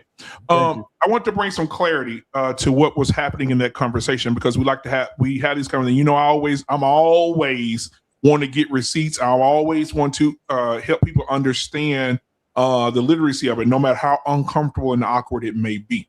All right. So when I looked all these things, I was over here. That's why I was quiet. I didn't say nothing. I was just over here looking these things up that they were talking about. And in the United States, you were right, Rockstar. They say the age of consent is 16 and probably 18 states, right? And then you said it has to be the parents' consent, which will be equal sickness, correct? Exactly. But then I want to give you this. It says between the year 2000 and the year 2023, 315,000 young girls under the age of 18 were married with their parents' consent. Now listen to this. Listen to this. 315,000 kids under the age of 18 got their parents' consent to be married. Yeah. That's 300,000. That's a lot of sick people, huh? Well, I wouldn't call them all sick, because the situation, like, for example, it's this girl I used to talk to, right? So her parents were very religious. Daddy was a preacher and everything. And not only were they religious, they had an image to hold up. So their daughter ended up getting pregnant, and she was only 14. The guy was a little older, but they was like, oh, nah, your ass finna get married because we ain't finna have that shit up in here. You know what I'm saying? And they ended up getting married. They were married for like 15 years before they divorced, had 3 more kids, right? So I'm not quick to put sickness on every case because some situations are different. But in some cases, I'm quite sure it's sick. Mm-hmm. Okay. Hold on, TT. Yeah. Hold on, TT. And you're absolutely correct. I do believe also in our culture as Black people, and I'm gonna get Arpain here right after this. TT, Arpain's gonna go before you. In our culture, there are a lot of grandmothers and great grandfathers who the grandfather was 20. The girl that he married was 14, 15. My grandmother, I sit down and talk to her when I was a child up until I'm an adult. Now I still talk to her to this day. She's still very sharp. She says that she said, baby, the difference between the 14-year-old then and the 14-year-old now at 14, she said, I was able to run an entire farm. I could cook, clean, milk a cow, slaughter, skin animals. She said, I had everything. I was basically a woman at 14 years old. And so I think that the dynamic changed. But Arpain, what are your thoughts? And then we get Ashley, being TT, and so on and so forth. I just want to make one thing. Arpain, can I say one thing before you go? Please. Well, Rockstar. Also, Rockstar. Well, let somebody else talk, bro. Hold on, bro. Rockstar, let somebody else talk. You've been talking the whole time, bro. Let somebody else talk, bro. I just want to say one sentence. Let somebody else talk. You've been talking for like 2 hours, bro. Come on, man. BMU, can I say one sentence before Arpain go? Just 10 one seconds. sentence. Go. 5 seconds. Will you grant me just Arpain, one get sentence? ready. I also wanted to say what was most important about those moves was that marriage was the key. Yeah, it was. Okay, it was married. They married them. What are your thoughts, Arpain? Go ahead. Listen, let's put this conversation in proper perspective, right? We're saying women who prefer older men, right? It's not like the men are coming down. The whole premise that we're here is there's a whole lot of women in their 20s who like older men. Ashley crazy. Right? I mean, it's as simple as that for all kinds of reasons. One of those reasons is stability, is to learn, is to have the protection, is to have somebody who has something to offer. Because most men in their 20s don't got shit to offer, right? I mean, we're learning too. So this whole notion, the only women who try to shame older men who look for women in their 20s are women who pass their prime years to say, hey, you know, why not about me? Yeah, you're just trying to groom. And you goddamn right I'm trying to groom. If I want a wife, I'm a groomer. You know what I'm saying? You know, that kind of stuff. Hold on for a second, wife. I'm on this thing right now. So my wife wanted to come over here and give me a kiss. I'm gonna come in here after I finish talking. What the fuck? I just didn't want everybody to see you. I should have let you mosey over here so they could see me. You know, you know what I'm saying? Hey, but you know what though? Arpain is. Let me just. Yeah, go ahead, Arpain. I'm just saying. You know, so let's keep it in perspective. We ain't talking about the pedophilia and all that kind of stuff. We're talking about consenting adults and an older man. And let's put some limits on that. A man who's in his 40s, if he's not married and he wants children, he has to look for a younger woman, right? And let me tell you, as women and men, when you get your chance, Terry, as women and men get older, they're not as permeable and malleable in a relationship.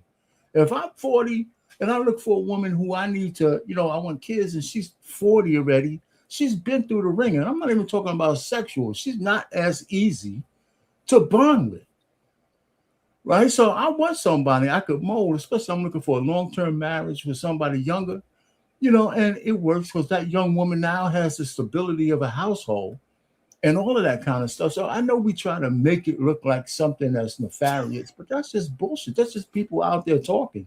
Maybe that's social media. I mean, because if we did the statistics, there's a lot of women married to men 10 years older than them. You know, 10, 15 years older, especially if that guy has resources. And yes, the woman want resources, right? And they always want resources. You know, so I mean, some women in their 20s are just smart. You know, say shit, if I'm 25 years old, I might end it here. Listen, so it's nothing wrong with that. Now, and I'm 25 years old, I don't have no kids. I can give this guy 3-4 kids without really hurting myself because I can get that out of the way before I get into geriatric pregnancy. You know, all of that shit happens, right? So I mean, just trying to make it nasty and nefarious and putting it on a man, you're a pedo and this and that. It's just bullshit, man. Women in their 20s, they can't on one end say they're mastering the world, but on the other end, they're victims of some man trying to groom them. And let me tell you, if I get married, my wife was close. She was 3 or 4 years younger than me. But you damn sure I wanted to groom her. That's why they call me the fucking groom. Exactly, bro. I was just going to say the symbolic thing for groom, bride, and groom is the groom to take the hand of the woman and to groom her into the wife.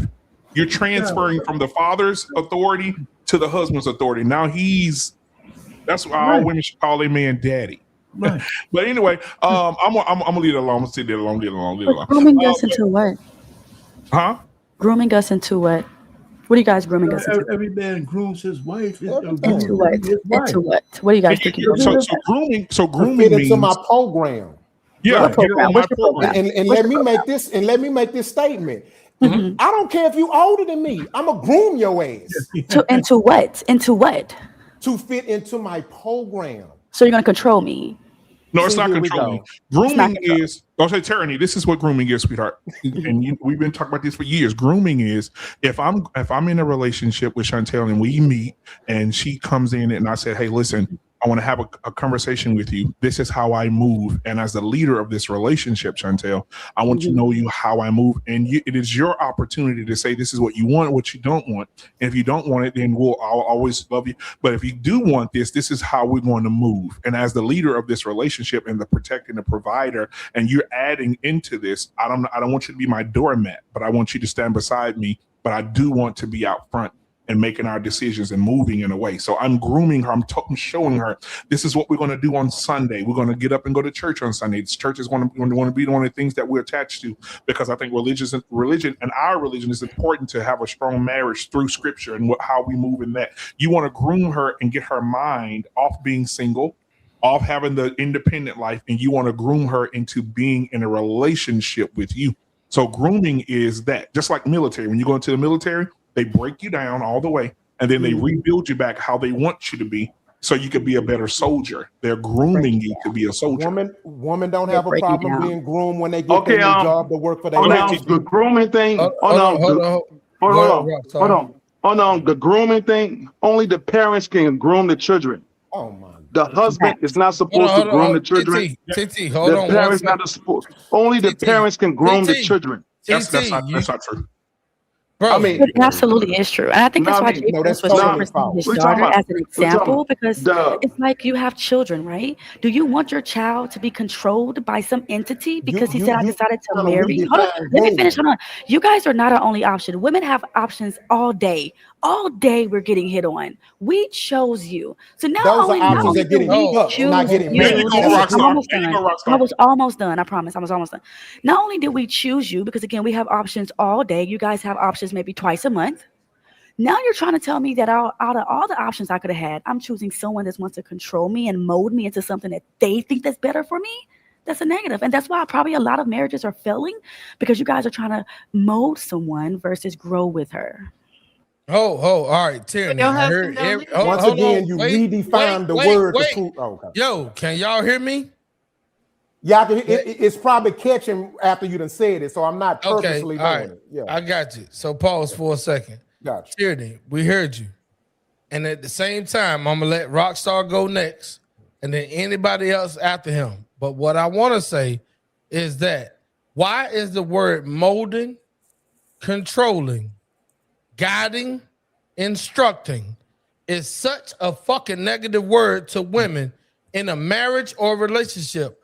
If I cannot guide you, mold you, shape you, control you, what is your purpose? Hold on. Wait. I will not protect you. So that means, or provide for you. Yeah. So that means if I can't guide you, mold you, instruct you, or control you, I will not protect or provide for you. Say it. Tyranny. Say it. Tyranny. It's on you. And then Rockstar, you can cook. Go ahead. He let Ashley cook. I haven't said anything, bro. No, nigga. Ashley is a whole anomaly. We're gonna let Tyranny go on what I just said. Rockstar been talking for like 5 hours now. You know what I'm saying? I haven't said nothing. I mean, like, I mean, the point is, the whole point is. TT, Oh, I hold know on, damn hold well. on. Hold on. I'm gonna meet you out very quick. TT, I know damn well you are not talking about ours. We're gonna let Tyranny. We're gonna let Tyranny go next on what I just said. Rockstar gonna comment. Tyranny, go ahead. Well, I y'all said crazy. if I cannot control you, instruct you, guide you, I cannot protect or provide for you. What you got to say? So I looked up the definition of groom. One of the definitions is to prepare or train someone. Why do you want to get with someone that you need to train? And then if it doesn't work out, then you're in your feelings about women. I feel Your like mother failed you. You need to be with. Stop. How does your Don't mom move. fail you? Hold That's on. crazy. Hey, Tyranny, don't move past what you said so fast. Let's break it down. Okay, now. Go ahead. Okay. So the scripture says to be with someone that's equally yoked. Equally yoked. That should be foundation. If we are not equally yoked, if you feel like I got with this 19-year-old girl and I don't like nothing about her, but I'm going to mold her into what I want her to be, it's not going to work. Versus finding you a woman that's already working off the bat, and she's going to want to naturally be led by you, because us women understand our role. We were created after the man, but we were also a crown on our husband's head. All right. Hold on. Let's have a conversation. No, you good. You good. I like the way you're going. Let's have the conversation though. All right. You said mold. What does mold mean to you? It sounds like a potter. No, with his clay. no. That's what I'm telling you what mold sounds like. Okay. Bro, like we're gonna break it down. Not what it sounds like. What does mold mean to you? What it means to me is a potter and his clay, and you're molding it into you what you want it to be. Yeah. Oh, stop. So we talking to marriage.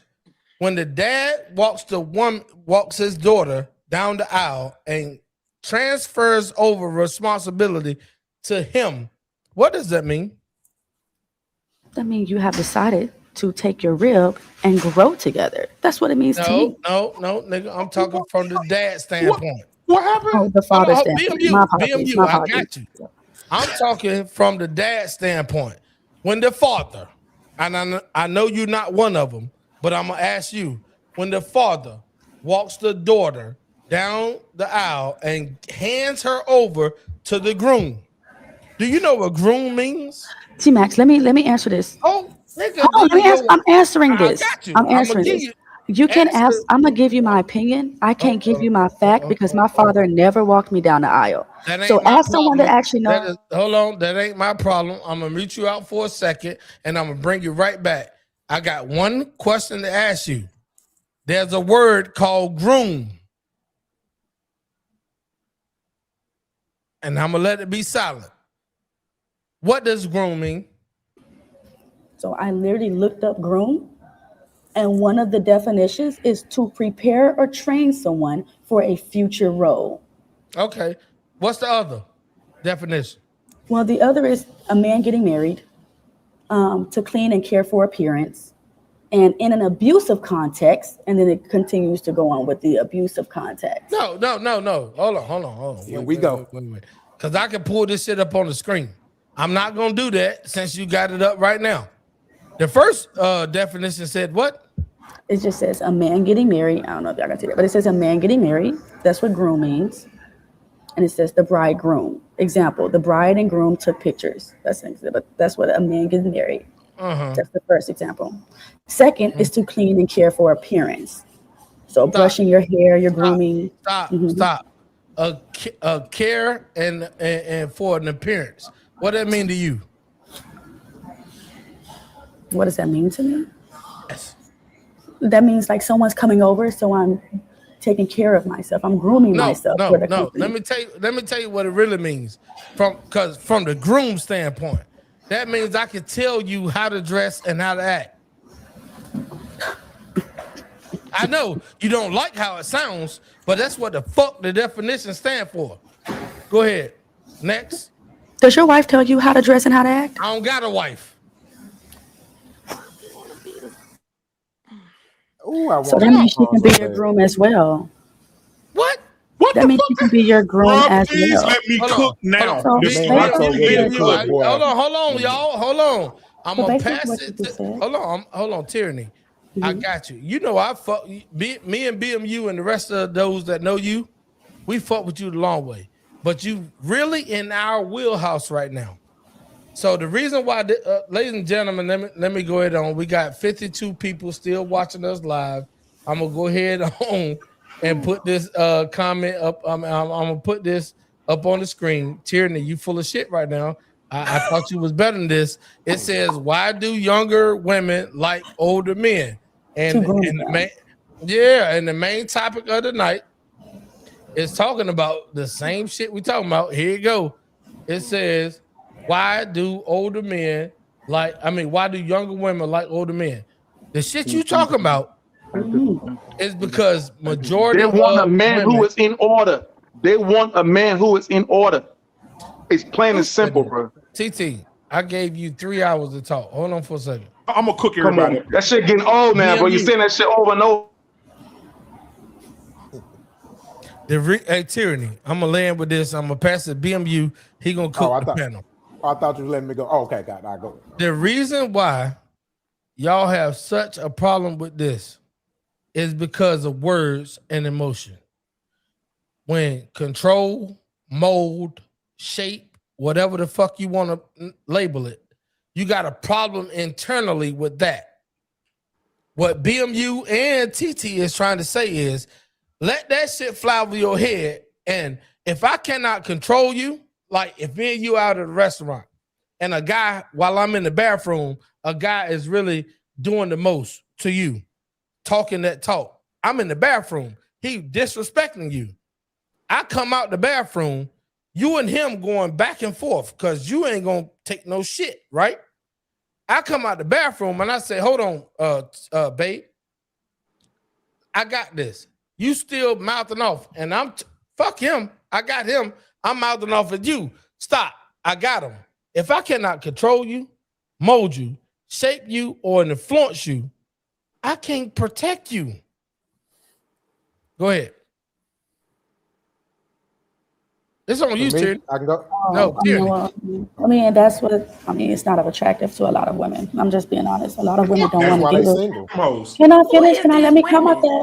Come out there because a lot of marriages are getting divorced because a lot of men are getting to these relationships thinking that they can change you and mold you and all this other stuff versus loving her for who and what she is. Again, I would go back to equally yoked. I will go back to being equally yoked. We always talking about the yolk, but we're not talking about the egg. Listen. I want to make sure. I want to bring this in right now. I want to bring it in because this is pissing me off. When we talk about evenly yoked speaks of people on a spiritual level. The Bible teaches us in Genesis. It says in Genesis that God is over man. Man is the authority over the woman, and the woman takes the authority of the man and gives it to the children. God told Adam, when Adam came here in Genesis, he said, I created this earth for you, and I give you dominion, meaning authority over everything I create under you. So when he sat Adam down, and Adam became the authority over the world, and Eve, he sat Adam down and Eve came, he was the authority over Eve. This is so simple. What was Eve's curse? What was Eve's curse? Listen. Hold on. What was Eve's curse? Man, Her curse. I'm talking about what the Bible said, not what the Bible said in Genesis chapter 3, verse 16 through 19. That the curse of Eve was to be. The curse of Eve is to have the curse of Eve. Since you want to test my knowledge, I could do this all day. The curse of Eve is to have pain in childbirth. What's the other one? No, you tell me the other one. The other one was for her husband to be over her. What was the other one? Exactly. What was the other one? So we're living in a curse. So you guys want us to live in a curse? Hold on. Mute her up. Y'all want us to live in a curse? Mute her up because I gotta finish cooking. I gotta finish smoking this turkey. So my thing is this: there it is right there. Christ over the husband over the wife.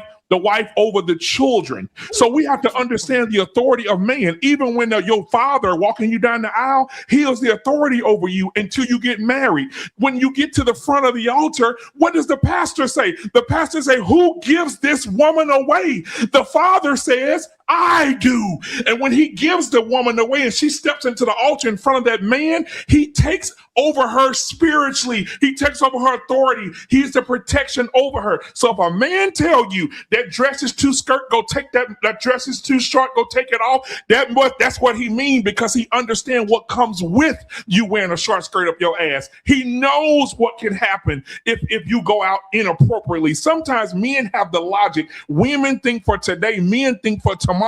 And the balance is, if I tell you to do something, not in an authority way to get your ass over and be a doormat, but if I tell you to do something, you have to know it's out of the love and the authority that God gave me over you. This is simple.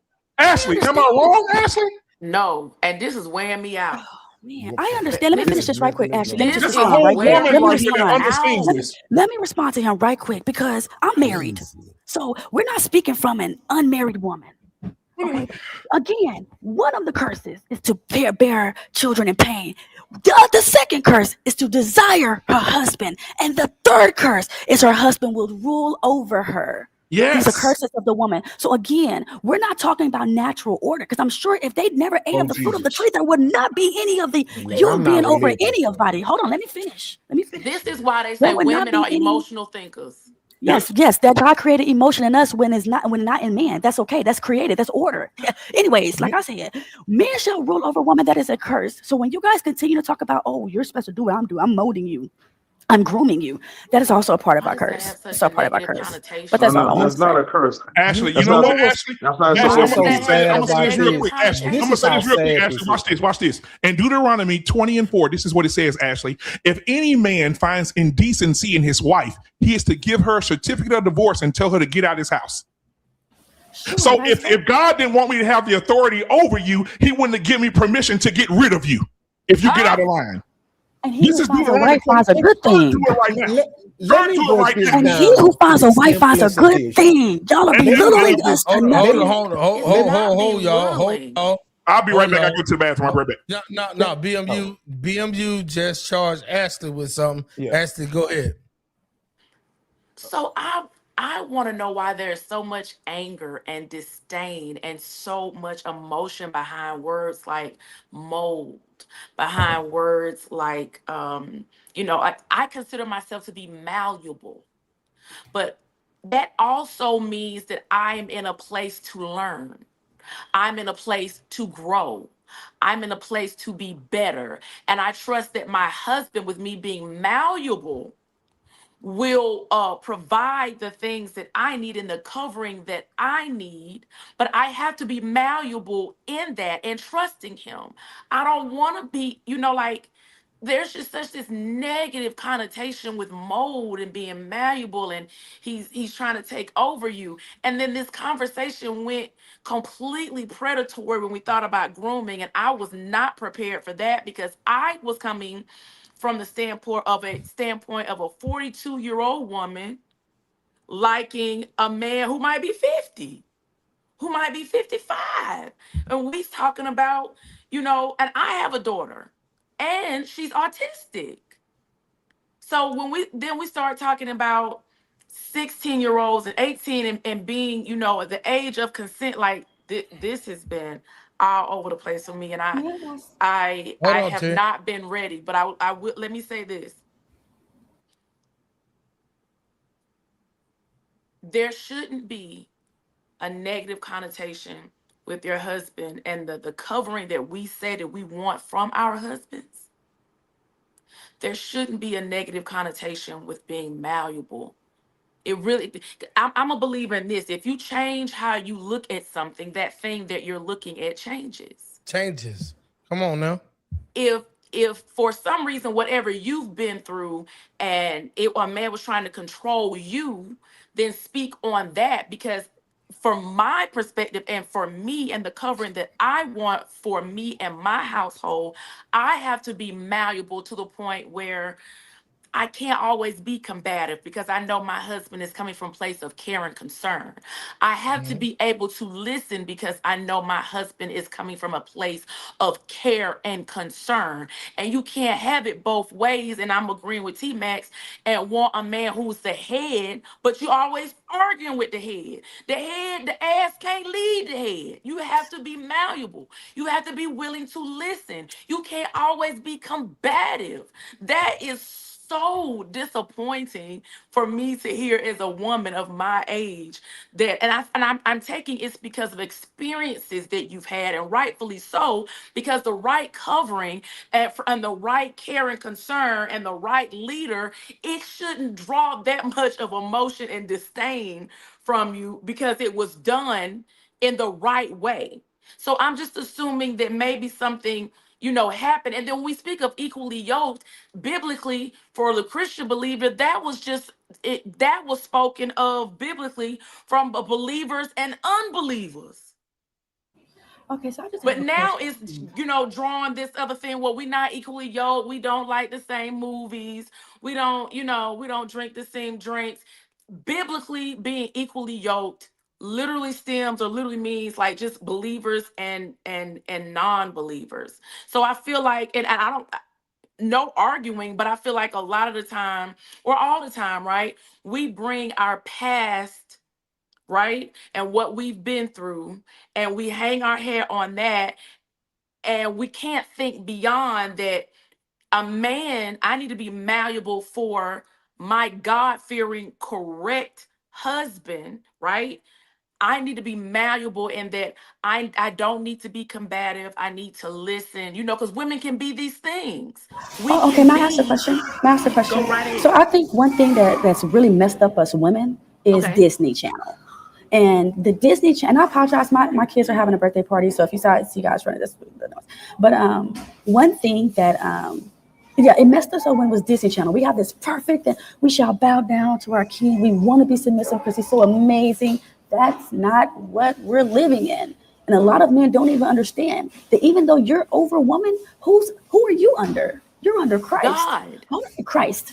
And a lot of them Yes. are not living by the words of the Messiah. So now we have a household, majority of households are being ran by a man that thinks that he's King Kong in this bitch. Now you're messing up being able to move correctly and in sync with your woman. We're not talking about watching movies. That's not what equally yoked me. For example, I don't even watch TV. I have no TV. I don't do TV. So if I had I'm sorry, I apologize. If I had a man, like my husband, I let him know I don't watch TV. And if that's something you do, we're not going to work. We have to be equally yoked. I don't listen to music. We have to be equally yoked. And there's a reason for it. So I I'm feel just like stating maybe, that I initially, feel when like, we discussed equally yoked and we were talking biblically, it was biblically,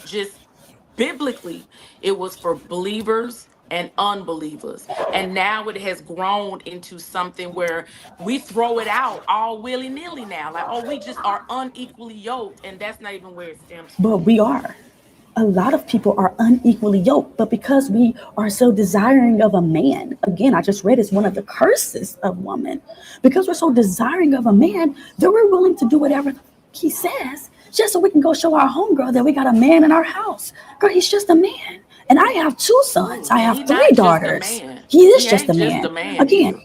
let me finish. I have two sons, three daughters. They're still growing up. When they're 30, they're still going to be growing up. When they're 40, they're still going to be learning. It doesn't stop. They don't stop learning. So I'm not going to tell my daughter, my son is not going to tell his sister to submit to one of these boys the way that a lot of women think that a woman should be submitted to because these boys know each other. They know each other. Go ahead.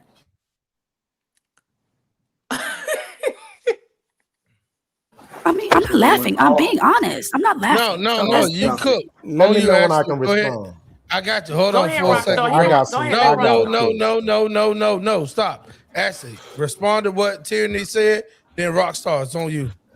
Um, again, I think that somewhere along the lines that draws some emotion because a man did not stand in his place as a man and was demanding of her instead of coming from a place of love and concern. and protection. So that's where the disdain and the emotion comes from when it shouldn't. When you have a man that's leading a certain way, none of them words draw up that kind of emotion. It's an experience that she has had that draws that emotion, and that's her experience, and I can't take away from that, and that's definitely not what I'm trying to do. But when you've had a man lead with care and concern, and he's covering your home because he is the head and he's covering you, and he is asking something of you, and you are malleable in the fact that you can not be combative again and sink into, he is just covering me, he's trying to protect me. I don't know how that draws up so much disdain and anger, because in the scenario that you gave, T Max, in that situation, if she wasn't malleable, if she wasn't listening, she just running off at the mouth and she can't hear you, and she just jaw jacking behind you, now we gotta fight. Now I gotta pull my gun out. Now you know what I'm But she's saying? not a Like, wife to begin with. She's not a wife to begin with. He probably fell for her for lust. And a lot of times, a lot of men. Tierney, I know you from years ago. The shit you doing right now, nigga.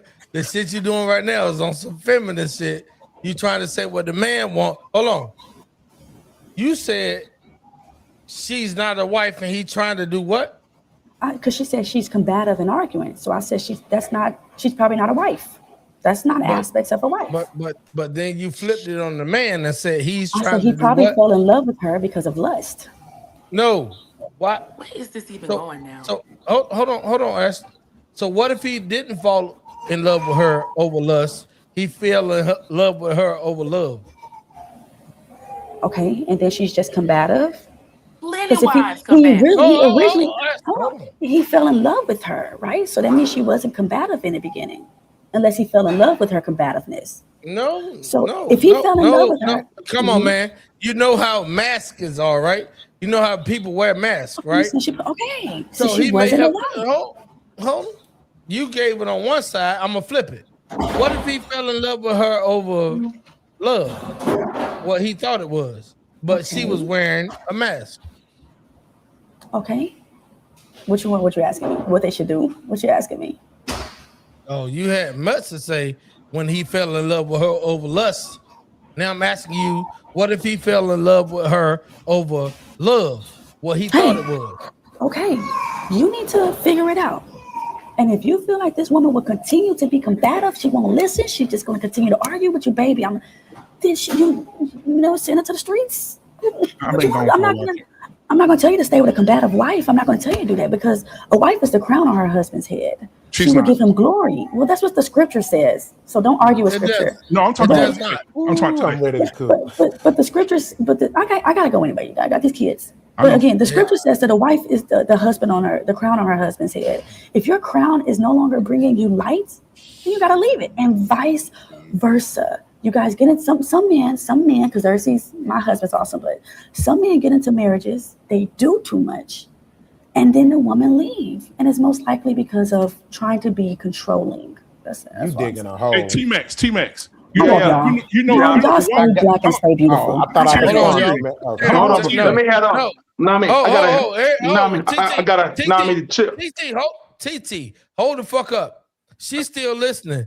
Tyranny, you full of shit. Now I love how you just dropped out without letting BMU cook. Go ahead, BMU. I was going to ask Tyranny, what line currently, actually, you probably know this, what line currently is being taken out of the wedding vows for the last 15 years? Come on now. Come on. I know it. What line? What line is being removed from the vows? Go ahead, Chris. For richer or poor? Nope, you close. Chantel, you divorced somebody. Come on. Is it the till death? Nope. Nope. Come on, Ashton. I'm not even gonna act like I know. Come on. Okay. All right. I can tell you. It starts with the letter O. Obey. I was just going to say that. Yep. Love, honor, and obey your they don't husband. say it no more. They don't say it no more. They're taking it out because they don't want to commit to obeying. They want to commit to being to other shit. So now, and it's only one way. This is why God is so amazing, because he made woman and he made man. And when the man said, he said, I will love and honor you. But then when it came back in reverse, what the vow say? Love, honor, and obey. God knew that she's under an authority that she has to obey. Tyranny can't do this with me. I can do this with my eyes closed, with a sun delight on my chest, sleep. She can't do this to I listen, the word is simple. It's simple for me. It says what it says. And she talk about when you get a woman like that and you get listen, all of that matters. You're right. It is better for a man to sleep on the roof of his house than inside the house with a quarrelsome woman. It is also, a bad thing for a woman. The Bible says, do not feed, what he said, do not give pearls to swine. Come on. What, anybody know what swine is? If people don't know in the audience, it's a pig. The lowest you can get. The lowest. Lowest you can get. The Bible says it is better for a man. What he said? He said a woman can be a crown to a man's head, but cancer to his bones. Proverbs. So you can be a crown to his head, but Tuesday night when he piss you off, when he a bitch ass nigga and he don't make enough money, then you're a cancer to his bones because now you done took the man from the man. A lot of women want to talk about the crown, but they don't want to talk about the emasculation. A lot of women want to talk about a faithful man, but they don't want to talk about the emasculation that gave him his wife. See, let me say this, and I'm gonna land because I can do this. Just because God allowed it doesn't mean He approved it. Come on, BMU. A lot of men are in marriages and they just met the demon in their wife 12 years after the marriage. The woman suppressed that demon 3 years after that marriage. Just because God allowed it doesn't mean He approved it. And that's why I'm so free will. And that's right. And that's why I'm so keen on the scripture. If any man finds indecency in his wife, the Bible's telling you, she may have tricked you. That's what that scripture's saying. She may have tricked you, but if you find out that she tricked you, get her out your house. Give her a divorce and get her out your house. This is what the word says. So she had me livid over here. I was trying to, man. Well, go ahead, bro. He said I can go. Hold on, brother. It's on Rockstar. It's on Rockstar. Hold on, TT. Hold on one second. You next. He's not like nothing. I haven't spoke yet, bro. The whole time I ain't spoke yet, and I'm Rockstar done spoke for like 2 hours, bro. Hold on, my nigga. TT, I got you. Hold on, I got you. You next. Rockstar, go ahead. All right, so first of all, I want to just dispel a lot of shit she said. One of the problems that exists in the world today is when people do their research, they do bias research, right? And see, there's an African proverb that says, think that the mind of a child and you will become a wise man. That's an African proverb, right? I'm gonna say it again. Think that of the mind of a child and you'll become a wise man. So which means that when you go into things, including the Bible, you can't go in it with a biased mentality. Second of all, another African proverb says that you cannot learn the full knowledge of God in just one book, right? Now, I respect religion. I'm a preacher's kid. But one of the things that I also did that I extended from my dad's connection is I went deeper. I studied different Bibles. I went to the root because we all can admit that the Bible is heavily remixed. Doesn't mean that nothing that you don't take things in it, because it's a lot of truth in it, right? So here's the thing. Here's the problem. First of all, she kept bringing up curse. See, people got to know what stuff really mean and not the remix from a drunken man named Webster. Come on, boy. Talk to me. Come on, boy. All right. Now, talk to me. First of all, the word curse means in Hebrew, aleah, right? And I wrote this down because I didn't want my thoughts forget. This is knowledge that I already have. And aleah simply means it's a conditional oath, right? And it's the curse is basically saying this is what will happen if you break the oath. Okay, it's not God trying to be mean. It's not God instilling something negative on you. It's just simply saying there will be negative results if you don't abide by this oath, right? Consequences. It's exactly consequences, right? Yeah. Also, come on, man. And here's proof to that. Life is a curse, but you want to know what the blessings in it is? Enduring it. That's why the word endure. It simply means survive the process. That's all it means. Life is the curse. When them kids crying and acting up and you wonder why, you like, they crying for nothing. No, they're not. Their bones are stretching. They're hurting. It's growing pains. That's a curse. But you want to know what the blessing is? They get to grow up to be healthy and strong, right? For example, that's why when somebody, and as far as the word yoke, she kept arguing about yoke. She didn't even know what that means when they say yoke. Yoke simply means procreation. And all God is saying is that when you procreate, it got to be done, and it got to be within righteous rules, a bond, a covenant, not just loose and being baby daddies and baby mamas, which we are, because why? We broke the covenant, and now we're showing the results, which is the curse, right? Think about this. Life is simply, think about when you die, right? Life. People don't know what the word life means. The root word life in the Hebrew, you know what it means? To remain. What happens when you die? What they say? We got to get it, there remains. So this is why I do my best to stay out of biblical debates, because most people don't know they shit. I do. I'm a preacher's kid, but I studied it all. Ancient Comedics. I got the Quran, I got the Bible, I read them all 50 times. But people got to be careful when they argue, they bias points from their bias research. And it's just sad, man. It's sad. And I want to add one more thing, y'all.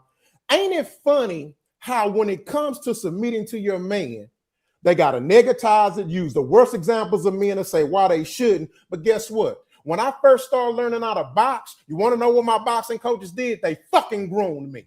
When I started playing football, in order for me to learn the plays and learn the routes, you want to know what the coaches did? They groomed us. What does the Army do? When I went on that job, and when Tyranny got hired on her job, you want to know what they did? Groomed up. Groomed up. The Army grooms you. If they don't groom you, your ass don't get shot and killed over there. And Ashley, this is for y'all. Then I'm gonna let y'all cook for the rest of the night. Ashley need to know. All right, bro. This is TT. Hold on. I'm gonna say this, TT and yo. This is for Ashley though. Ashley, I want you to share this with somebody tomorrow, because you've been cooking tonight with good grease. Okay. Until the lot, and this is for you. If he talked about African proverbs, I'm going to give you one. Okay. Until the lion learns to write, every story will glorify the hunter. Now, don't let that go over your fucking head. Say it good. Say it good. Say it louder for those in the back. And first, and also, I want to add to this. This is the part I love to say too when we have these debates. I love my wife, and guess what? My wife don't feel nothing like a slave. My wife feel like she's floating on a cloud. Come on, yeah, it's in vacations. My wife be floating on clouds around here. Hey, Rockstar, hold on 1 second. TT, it's on you, bro. On you. Yeah. All right, brother. Now, so on the topic about the grooming. Yeah. Now, the Bible says only the older woman. The older woman is supposed to, teach the young woman how to love their husband and children. The man is the head of the house, but the older woman is supposed to teach the young woman how to be wives. That's what's the second part? What's the second part? To be at home and chaste and discreet. It says you're correct. It says, but I'll give you the scripture correctly though. It says it is for the elder woman to teach the younger woman how to love her husband, how to build her home, and not to be drunken with wine. Yes, yes. Right. Hold on. TT, hold on. Both of y'all stop right there. The panel just heard what you said, both of y'all. But I want to let y'all know in 2026, they ain't doing it. They ain't trying to hear none of that shit y'all talking. They fucking their daughter's boyfriends. No, it's because a lot of us. It's because a lot of us are not raised in a marriage home. That's a major problem with Black people. Agreed. A lot of us are not raised in a marriage home. A lot of us are not raised by a Black father. So these problems happen. No, I mean, like, TT, do you know and there's like, mothers out here competing with their daughters having sex with the same age? exactly. Oh, like now that's the daily. point. That's the point. That's the point.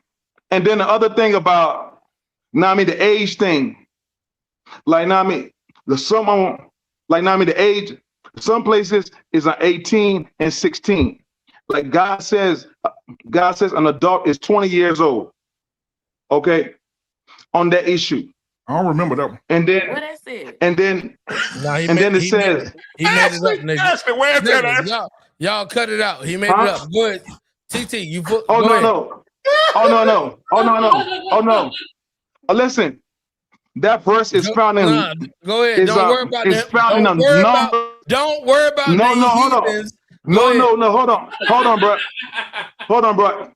Hold on. That verse is found in Numbers 1 and 18. It's found in Numbers chapter 1, verse 18. 1 and 18, okay. Chris, 1 and 18. It says an adult is 20 years old. I saw that yawn. Trust me. Okay, an adult is 20 years old. And the main topic on this is, why do they want older women? I mean, why do they want older men? It's because the women want men who are established and got this stuff together. It's very plain and simple. I sat here for like 4 hours and I hear Rockstar and old boy just arguing over nonsense. It's basic. The woman want a man who got his shit together. It's very plain and simple. It's not no rocket science. Okay. All right, okay. And the man is the head of the house, and the woman is supposed to teach the young woman how to be wise. And now, but BMU, am I lying? No, you're not. You're not lying. The Bible says the age of a man when he becomes a man. What is 20? Man. Yeah. What? The scripture says here. Oh, let me do it like the Baptist church. In Numbers. It says here, chapter 1 and 18. 1 and 18. It says here, yes, and it says, don't make me laugh, nigga. Go ahead. I'm listening. I'm on here. I'm on here. And it says, and they assembled all the congregation together on the first day of the second month. And they declared their pedigrees after their families by the house of their fathers, according to the number of the names from 22 years old and upward. This is when we read the scripture and we don't let it dissolve. Hold on. But BMU, what did the verse? Like it just said what? It says in that verse. It says on two things. It says your bloodline is determined by your father. An adult is on the 20 years old. That's what that verse is basically saying. Yeah, now read it again. BMU muted. Hold on, TT. It says according to the number of the names in the bloodline. No. Read it carefully. Read it carefully again. Read it carefully. All right, hold on. Hold the fuck on before we get too far in the scripture. Yeah, go ahead, T-Max. Yeah. The point that we made for the night, because we had 3 hours and 30 minutes. Yep, I got you, brother. Come on. The point we made for the night is, let's do it like this. Why do younger women? No. Like me and the BMI are speaking over now. I understand you. That's why I muted you, because me and you are equally yoked as brothers to brothers. What I'm trying to tell you is, we finna end this shit. We just spoke about you ain't shit. We just spoke about crazy, bro. Nigga. Now you're running. Now you're running, man. Come on now. Oh wow. CT. He's a runner. He's a track star. Hold on, BMU. CT. I'm gonna meet you one more time. If you unmute, you're gonna be down there with Jay Prince and the rest of them niggas that left 30 minutes ago. All right, he said farewell. I dropped him the fuck off the panel. Okay, to the rest of the panel, this is how we gonna end the show. We're gonna bring it back, Chantel. We still never really answered the question. Think about it. I know, because these niggas going off of Job, John, James, and Ezekiel. Okay, you ready to answer? I'll answer first. I'll start it off. I'll be the responsible one. I think younger women want older men is because they see that the older men have more of a vision. They know where they're going. And these younger women today, whether y'all know it or not, young women today are very impressionable. So once a man gets this woman into his life, he can pretty much give her the vision and she'll follow it. Impressionable, groomed, molded. That's a fact. Go ahead, Chantel. On you. Yeah. That's why they want them, for their resources, so that they can be groomed, molded, all of that. Yep. That's what they want. Thank you, Chantel. And that's a good thing, right? Yeah. Hold on. Wait a minute, Ashley. Chantel. It's Girl, hold on, genuine. Chantel. No, you don't know what's genuine until genuine shows the fuck up. So mold, shape, groom is a good thing from a man's standpoint when he giving his all, which is his last name and his legacy. Is that correct? Yes. All right, my nigga. Go ahead, Ashley. I concur. Listen, younger women like older men because they're perceived as being, emotionally mature. More in their bag as the young folks. So, you know what I'm saying? Have some experience behind them. Let me just speak personally. That's why some of the reasons I like an older man. And I'm a woman that can admit and say, I don't know everything. I like an older man that can come in and teach me some new things. I'm in the game of trying to work smarter, not harder.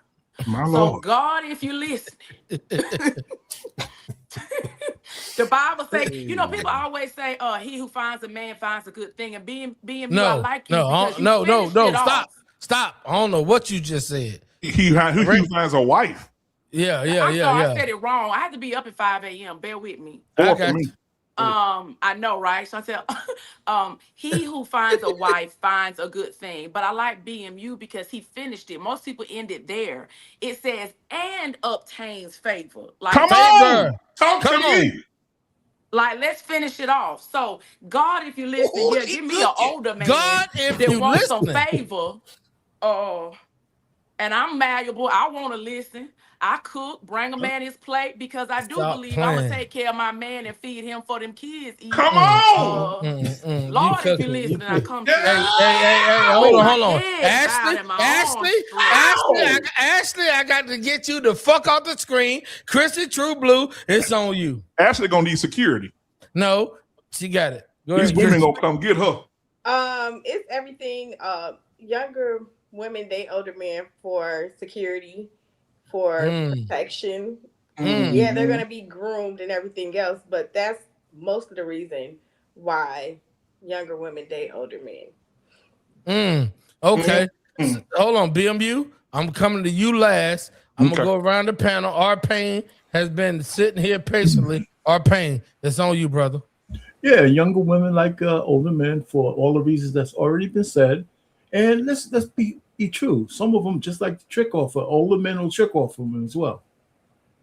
Yeah, so it's all of these things. Coming from an ex-pimp. Yeah, it's all ex-pimp. Yeah, all of these things are true, but for the most part, if it's a sincere relationship, they just feel more secure with older dudes because that's the way the older men present. My dog, Jay Prince, is on you, brother. So I think that younger women like older men because they don't got guidance of their fathers. Typically, women don't know what they want. That's why their father had to lead them, and this is why men used to have to marry off their daughters to wherever they see fit. Because we see when women make decisions on their own, they make everything but the right decision when it comes down to picking, because they pick off their emotions and they don't. Nothing is sensible when they have. So another question I want to just leave with this: if all the young girls supposed to be with old men, what do the young boys supposed to be with? Older women. So young women and men not supposed to be with each other. How that makes sense? You supposed to marry your daughter off to a daddy, to a granddaddy. You marry your son off to a mama or a grandmama at 18, at 25. Does that make any sense? Nah. All right, too easy, Jay Prince. I'm gonna tell it to you like this. Your question that you asked is younger men supposed to be with older women, right? Yeah. Okay. younger and older is subjective, and by law is by age. So at the end of the day, a 20-year-old male can be with an 18-year-old female and be younger and older, and both of them legal. What I mean by 20 plus, like your son is 20 and that his wife is 40, 50. So? Go ahead, no.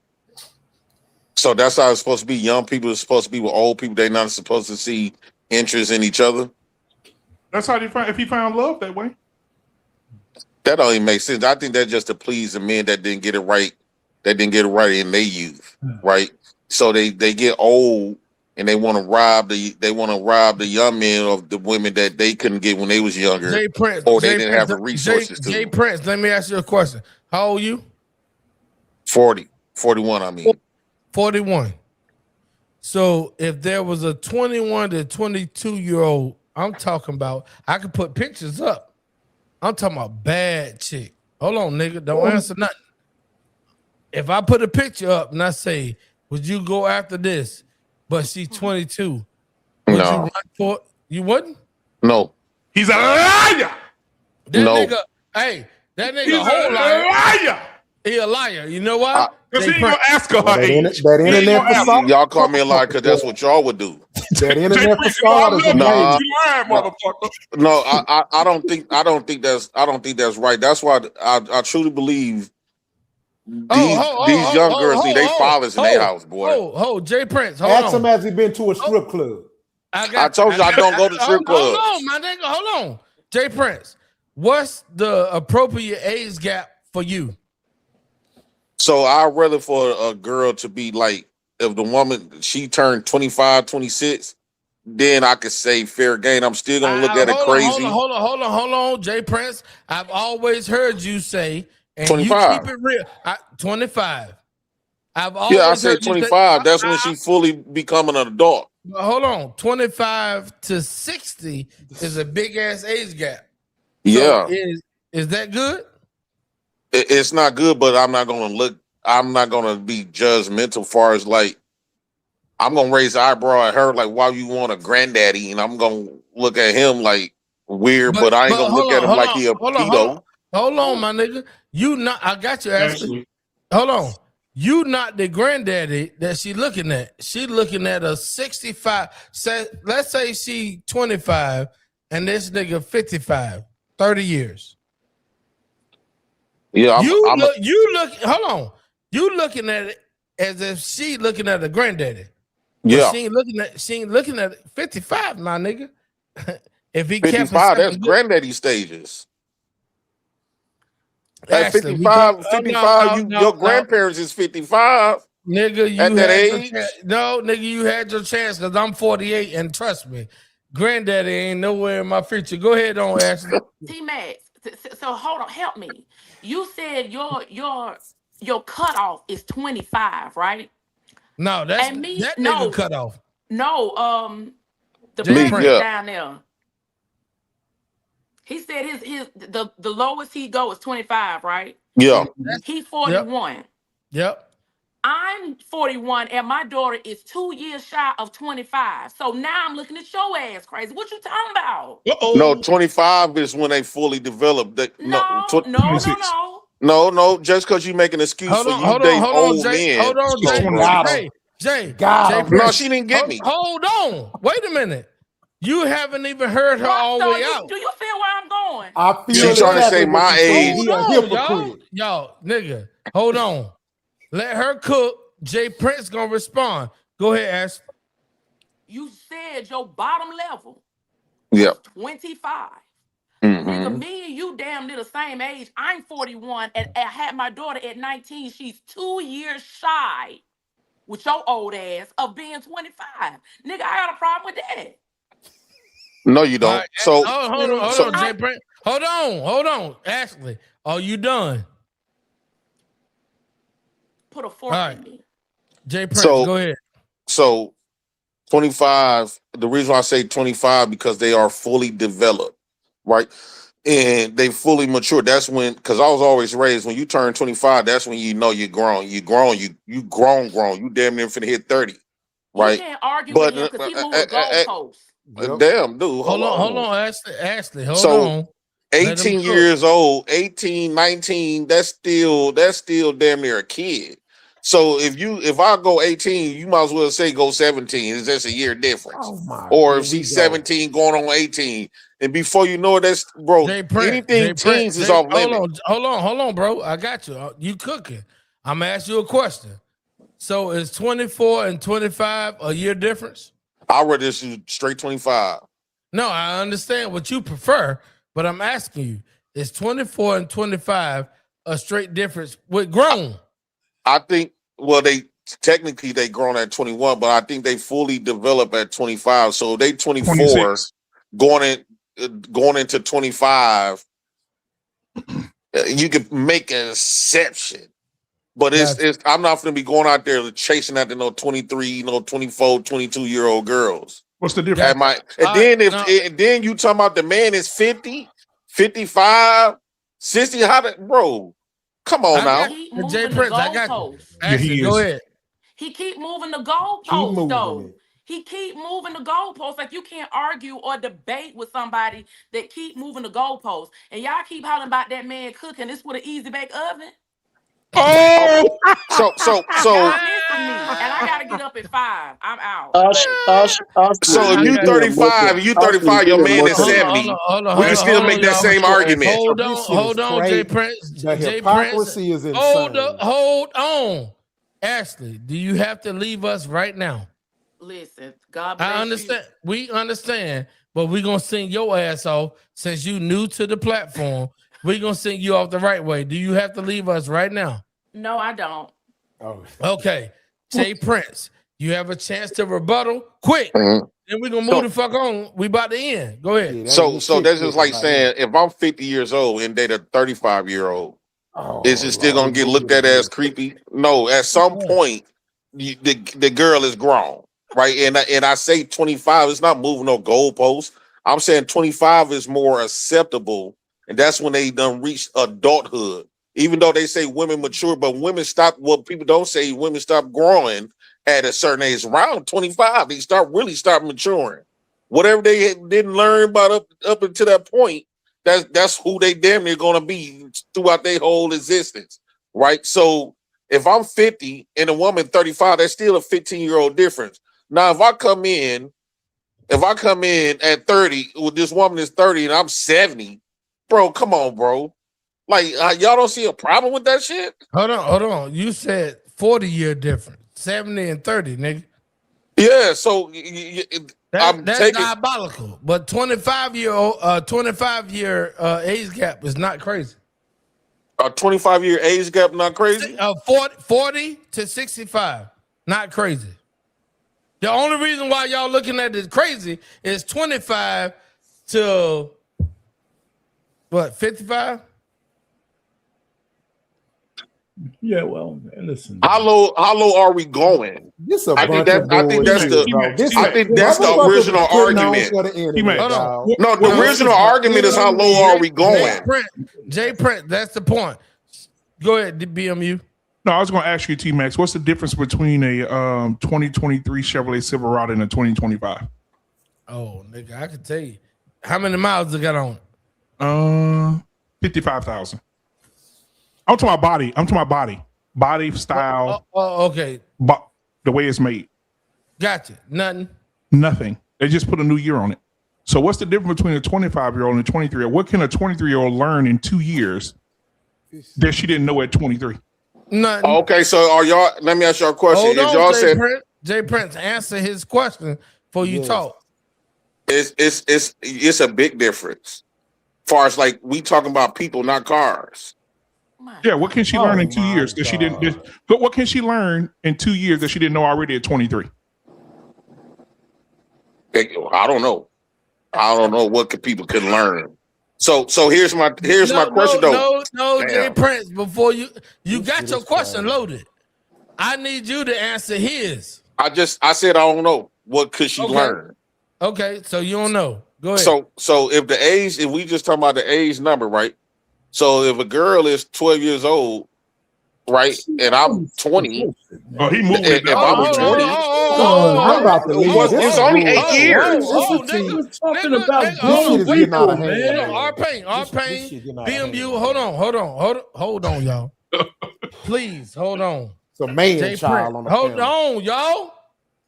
Jay Prince, every Yeah. age you reference, every age you make an example of, make it legal age and go from there. Go ahead. Okay, a 16-year-old No, in a that's legal age in 33 states. That's a legal age in 33 states. We were talking That's about 25, 23, man. in fact, in your state T-Mac, Georgia, you can be in Georgia, nigga. I'm in North Carolina. Now y'all see why North this nigga is a Carolina. failure in life. You can be 16. You can be 16. No, lying. Stop. I'm living in North Carolina. If you 16 and want to do anything what you talking about, you have to have the parents' consent. The parents. We already established that shit. Okay, what about, I'm saying in the 30 states, right? In all of them, nigga. No, hold on. Hold on, y'all. There's 30 states where you can be 16. Ashley, you okay? This nigga, he the only nigga with pedophile shit on his mind. He the only one. Nigga, I'm about to put the outro on you niggas because Jay Prince full of shit. Jay Prince, you name 30 states, and North Carolina ain't one of them. Well, it says South Carolina. It says South Carolina when I looked it up. He moved again. No. Hey, shit, y'all want to go fuck with little girls? That's all you know. Got shit to do with me and mine. North Carolina, you naming 16. He is the only person on the panel. No, what I'm saying is, let's just say we're gonna do in the middle. Let's just say 17. 17 and 25. Hold on, Jay Prince. Go ahead, Rock. He the only nigga that keep bringing up PDF shit. Pay a fucking attention. Yeah, you motherfucking right. So it's on your mind. A lot of us on here are parents, and nobody went there. Nobody. But here's the thing, though. Here's the thing. This was not being mentioned. Just because these people not agreeing, just because especially women. This is how these little girls used to get touched on because we had women that was okay with that shit.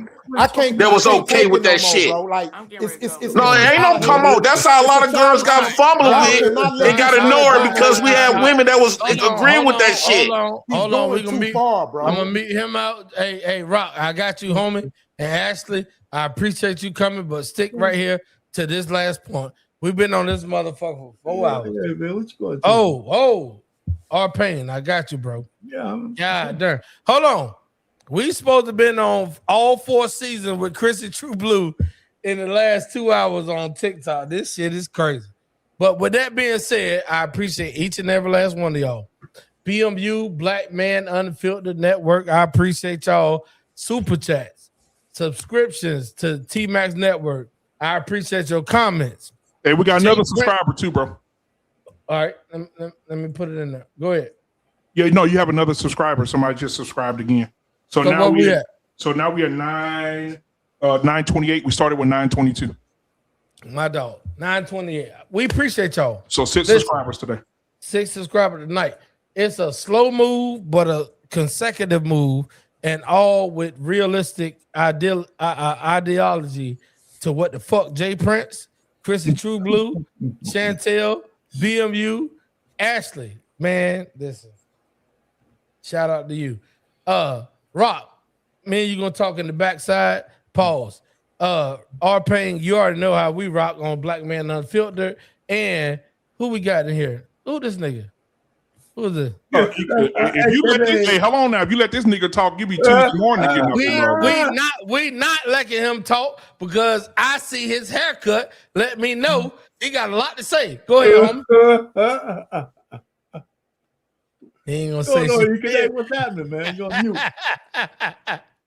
That's my dog. Ash, I gotta get you on the show. Put your email address in the back. No, stop, BMU. Stop. Ashley, don't so do you're trying to get that. me to say something? Go ahead. Yeah. What? The thing is, right? I got you, boy. Okay. Yeah, the thing is this, right?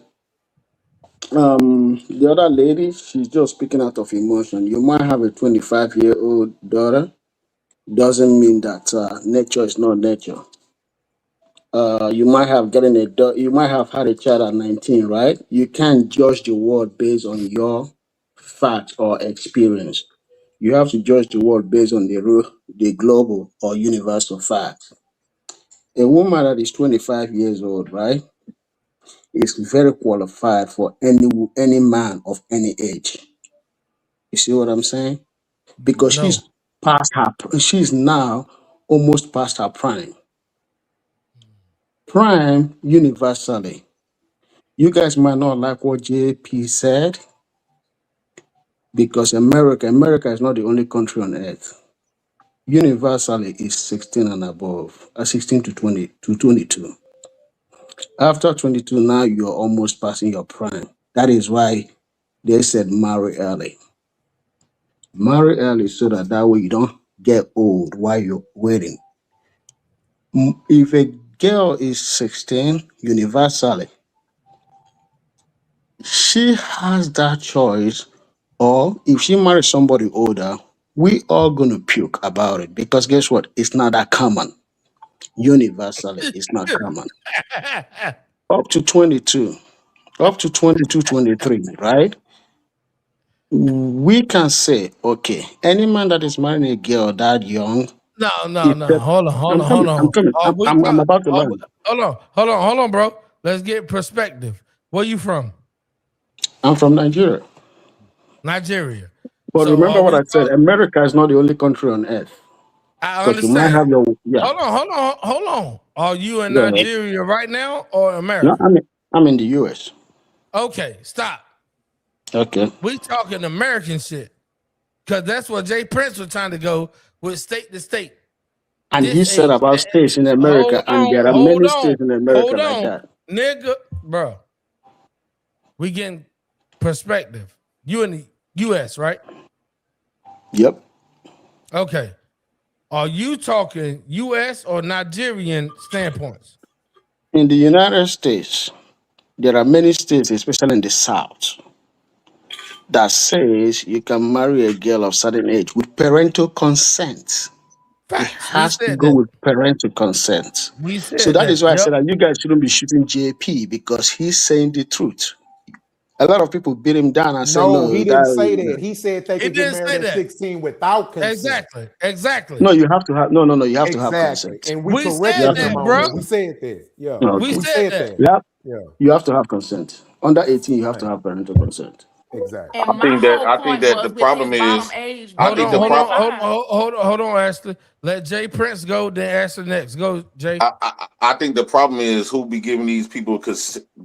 It typically be just a mother, and I think that women should never make decisions in that because they don't even know they need to be led. How is women that needs to be led by men can make a serious decisions like that? I wish my baby mama would let one of my daughters them bring an old man around. They've been getting away with this shit. That's what I'm saying. They've been getting away with this shit because the fathers wasn't around to make the final decision. And then the courts and the courts in the system undermined the fathers. I guarantee you, if father was involved, they would have stood on that, and no man will be able to come to their daughter and talking about at 40 and 50 years old, talking about marrying my 18-year-old, marrying my 20-year-old. No, that wouldn't even fly like that. But since women is the ones that's been undermining the fathers. JP, hold on. Whoever that is trying to speak, hold on to Jay Prince Friendless. We got Ashley coming next, then you. Go ahead. So I think that the only people that before these men can even ask consent, it should not have to go through the mother by herself at all. The father, you need to talk to these girls' fathers, and I guarantee you, if the father say it's a hell no, that's what it should be. It shouldn't be left up to the mother or they sneaking and doing it because women make stupid decisions. We already have seen how the dumb decisions that women make. Women don't need to be making no decisions, especially when it comes to my daughter. I wish my baby mama would allow some grown old ass man come at my daughter. I don't care what y'all do. My daughter's gonna be off limits, and I ain't gonna play that. I don't give a damn how nobody look at it. All right, your plan has landed. Ashley, on you.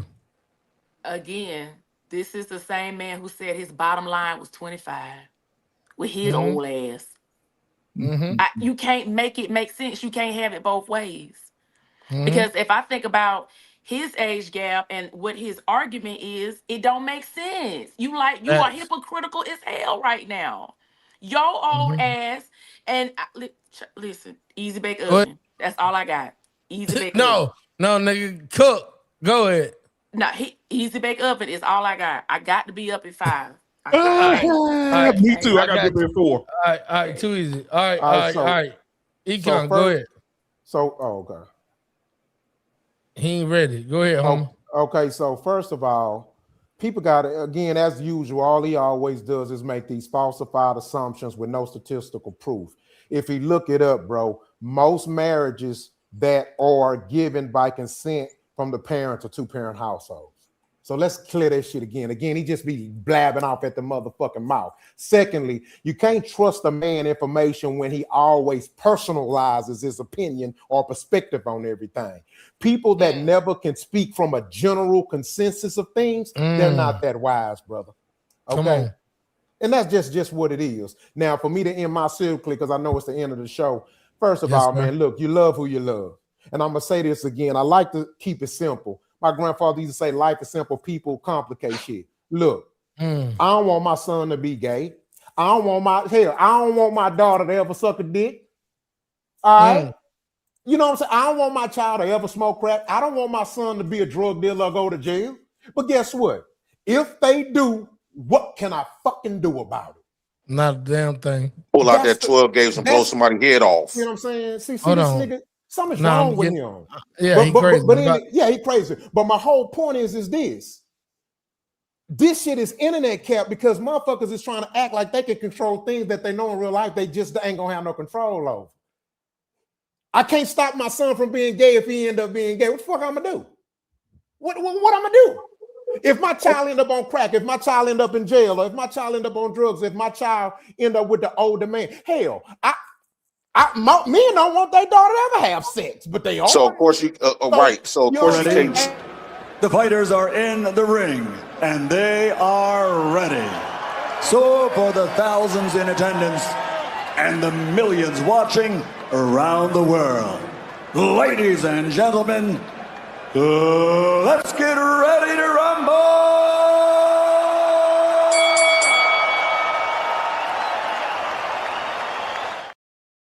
Yeah, that's what I do. So let me say this. First of all, I want to ask the panel this. Which How long does this mean you going right now, bro? Would you rather have your daughter marry a young, immature nigga who ain't got his shit together, who didn't have a dad in his life, that's maybe 2 years older than her, or a man that's probably 15, 17 years old? He's established, he's got his shit together, and he's a loyal, faithful dude, and he gonna take care of her and everything. I'd rather choose the older dude because at least I know I would not, because that means that you know what I'm saying. That means if he that age, how long you been talking? How long you been talking? So that means if he at that age and he still had to go searching in kitty litter to sit up here to try to find a wife, something is wrong with him, right? Well, so we're not going to just excuse that. Well, no, wait, hold on, bro. You keep interrupting people. Then you want somebody to stay there, respect your shit. So at the end of the day, if some grown man offer my kid, my 18-year-old son, some drugs, we're gonna have a problem. Now, if they go sneak and do some shit that behind my back, well, I can't control that. We is not gonna sit up here and allow these women to make decisions for our daughters, especially as a father. See, the problem is they not used to having fathers around, and they not used to fathers making the ultimate decision for their lives at a certain point before they get old enough to make that decision. So this is where the father is supposed to lead their daughters. You, older man, gonna of course take advantage because it's for his benefit. So reason why a lot of these older men been getting away with this shit because they didn't have to really deal with no fathers like that, especially in the black community.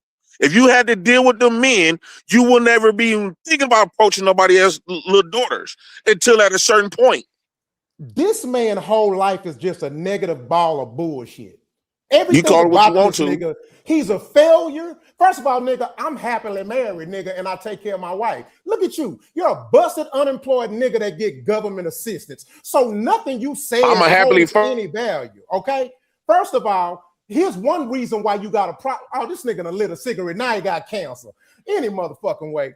First of all, one of the reasons why that nigga feel that way, because see, he never been him. See, let me tell you something. See, I'm 48, I'm 6'1.5" with an 8-pack, nigga, and I can run 8 miles in a day, right? You see what I'm saying? I look younger than a lot of niggas my daughter's age. See, when you ain't got that it factor, you shit on niggas like me and want to call them all kind of names and stuff like that. I look good enough and I make enough money to have a younger wife. And second of all, you want to know what my wife told me a month or two after we were talking? She said, "You gonna be my husband." That doesn't sound like a nigga that's praying on a motherfucker, nigga. My wife prayed on me, little boy. Come on, man. Hey, look. Well, that's how girls do. Girls don't know. Jay Prince, hold on. And Rock, hold on. Here's what we're going to do, because I'm getting you niggas the fuck up out of here. Hey, look. Shout out to T-Max Network. Shout out to the Content Creators Lounge. Shout out to Black Man Unfiltered Network. Shout out to Chrissy True Blue. Shout out to Chantel Dominique. Hey, listen, shout out to Jay Prince. Shout out to Rock. Shout out to Ashley. Shout out to everybody that pulled the fuck up on the panel tonight. Listen, y'all ain't seen nothing yet. We got 6 seasons. That's right. 6 seasons. Prepare for y'all. I got some topics, man. Listen. If y'all trying to comment on these topics, I got some shit that y'all ain't never heard of, because it ain't just about relationship. We talking family. We talking community. We talking economics. We talking spiritual. We talking all the shit that nobody want to talk about on T-Max Network. This has been another podcast live from the Content Creators Lounge. Y'all make sure you like, subscribe, comment. Father God, I come before you today, head bowed and body bent. T-Max, I'll give it up, give it up, give it up, give it up, give it up. Thank you, thank you, thank you, brother. Lord, I want to thank you that last night my bed didn't become my cooling board.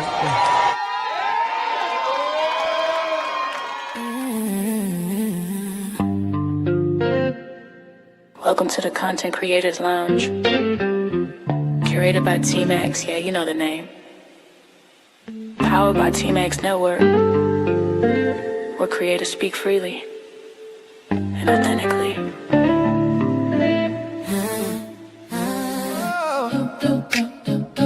Oh yeah, oh yeah. Yeah. Welcome to the Content Creators Lounge. T-Max set the tone, let your guard come down. Yeah. This ain't surface talk, this real life sound, where truth and timing always come around. Yeah. Open mics, open hearts, no filter here. T-Max in the room, voices loud and clear. Yeah. From the culture to the community, lifestyle, dreams to accountability. T-Max says, say it raw, say it proud. Every story matters in this crowd. No scripts, no scripts, just moments we allow. It's more than content, it's movement now. It's the lounge where creators shine. Yeah, T-Max vibes with perfect timing. From growth to laughs, we intertwine. Not just a show, it's a state of mind. Content Creators Lounge, tap in. Built by T-Max, where real ones win. Every episode, pull you in. Yeah, this an experience, not a trend. T-Max bring the voices to one space. Different perspectives, same safe place. Entertainment, growth, and elevation. Real conversations, real-time creation. We talk the wins and the lessons learned. Every mic hot, every story earned. Laugh a little, think a lot. Yeah, every topic hit a spot. If it matter to you, it matter here. T-Max make it clear. Every voice sincere. Say it how you feel. Say it with your chest. This the lounge where creators give their best. This the lounge where creators shine. T-Max energy, front and center. From growth to laughs, we intertwine. Not just a show, it's a state of mind. Content Creators Lounge, tap in. T-Max Network, let the convo begin.